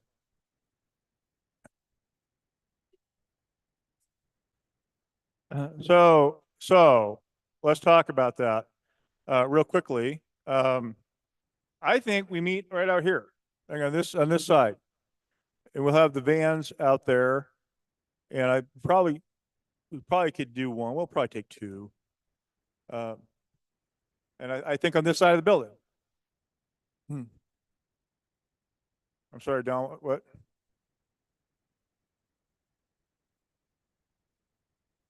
I mean, on the side street over there. Yeah. Oh, between basically on this side of the pastime. Yeah. Yeah. So we're gonna leave at 5:15 sharp, and so if you're not here, you will be left behind. Thank you, Jim. Well, I'm gonna look at my ODFW colleagues. So we're about an hour to get to the site. Is that right? So how long how long do you think the viewing should take? We're out there at 6:15 about sunrise. Birds will be out there, hopefully, fingers crossed, they'll be strutting, and we'll stay out there, watch them 15 minutes, half an hour, talk about sage-grouse a little bit, why we think they're important, and then roll back. Yeah. So that's what I would expect too. So we should be that with out and back and viewing comfortably. That should be back 8:39 would be my guess. Coffee, I think, is an interesting idea. But it's also, I don't know if there's any restrooms out there.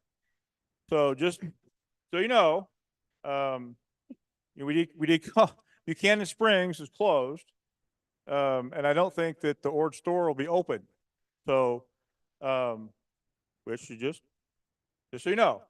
Yeah, and I don't think the Starbucks and Safeway will be open, and the little coffee shop here won't be open. So I think it sounds like it's a coffee in your hotel. So bring your own coffee.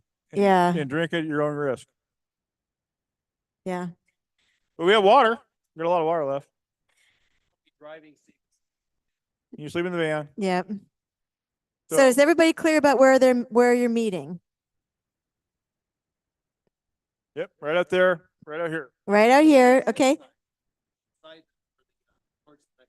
Yes, exactly. To the north. And it's Between five, this van's leaving at 5:15. van leaving at 5:15. So get there before that. There's handouts here to help with do you want to just keep them in the van, or do you want people to take them now? What do you want to do? I would let people do what they want to do. You may want to take them now. You take a look at them, Yeah. kind of see where we're going, and there's some other information in there. We've got the core habitat maps. Actually, they're not in color. Well, you guys have seen them probably if you looked at the email. It's the same stuff. So it's got a little bit some information. And the first 15, it sounds like it'd be all of you guys that are going, will get a special prize. It's not a cup of coffee. So John, so the last thing is, Grant, did you get a hold of Ariella to put up that last slide?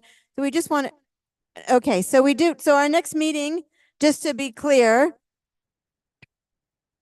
our next meeting is in Boardman. Next meeting is in the Boardman area. We are working to secure a location that we're hoping and have been hoping, I haven't heard back, that we're able to use the Oregon Military Facility at the Reese Training Center, which is what we now call the Umatilla Chemical Depot. Beautiful facility, brand new. And so we're hopeful we'll be able to use that. And if we have to go to Plan B, we will. We'll figure out what that is. That'll be on the 30th. We'll start the meeting in the morning, kind of modeling a little more of what we did in Christmas Valley. And we also plan to have a tour. We'd love to have a tour. And there's some really interesting things to see out there. We'll have to kind of see what's available and what makes sense. All right, so May 30th, it's a more of a full day modeled after Christmas Valley in Boardman. And John also sent out, I think Adam actually also sent out to everybody the dates of all the other meetings. And so hopefully people have those on their calendars and you've built in your travel time. The last thing I want to do is, Vice Chair Lilac, are you still on? If you would like to say any remarks, we missed you this morning and I just wanted to see if you wanted to close things out for everybody. Well, thank you. I just want to say I'm sorry I'm not there in person due to the demands of being county administrator in Deschutes County, and especially during budget season. But that's not what's important. I just want to thank everybody for being so involved, so engaged. The team I facilitated, I thought, a really great discussion this afternoon. I was on for the last few hours. Great discussion of balancing all of these critical issues. So we're after 5 o'clock, so I don't want to continue on too much later as everybody has other demands, I'm sure, this evening. But thank you very much, and stay engaged. Your voice really matters throughout this process. And LCDC, the commission, I appreciated hearing the comments about how important the administrative rules are. And what you say really matters to all of us and influences the rules that we ultimately adopt. So with that, have a great evening. Thank you. Thank you so much, Vice Chair Lilac. And so that closes out our meeting. For folks who are watching online, we're officially adjourned. At 5:30, we're opening the space up for our public forum. John will be presiding over that. It'll be just gotta get some more coffee, man. So it's just so whoever comes, we'll have an informal conversation. You're all welcome to stay. And then we'll be out of here by 7. So thanks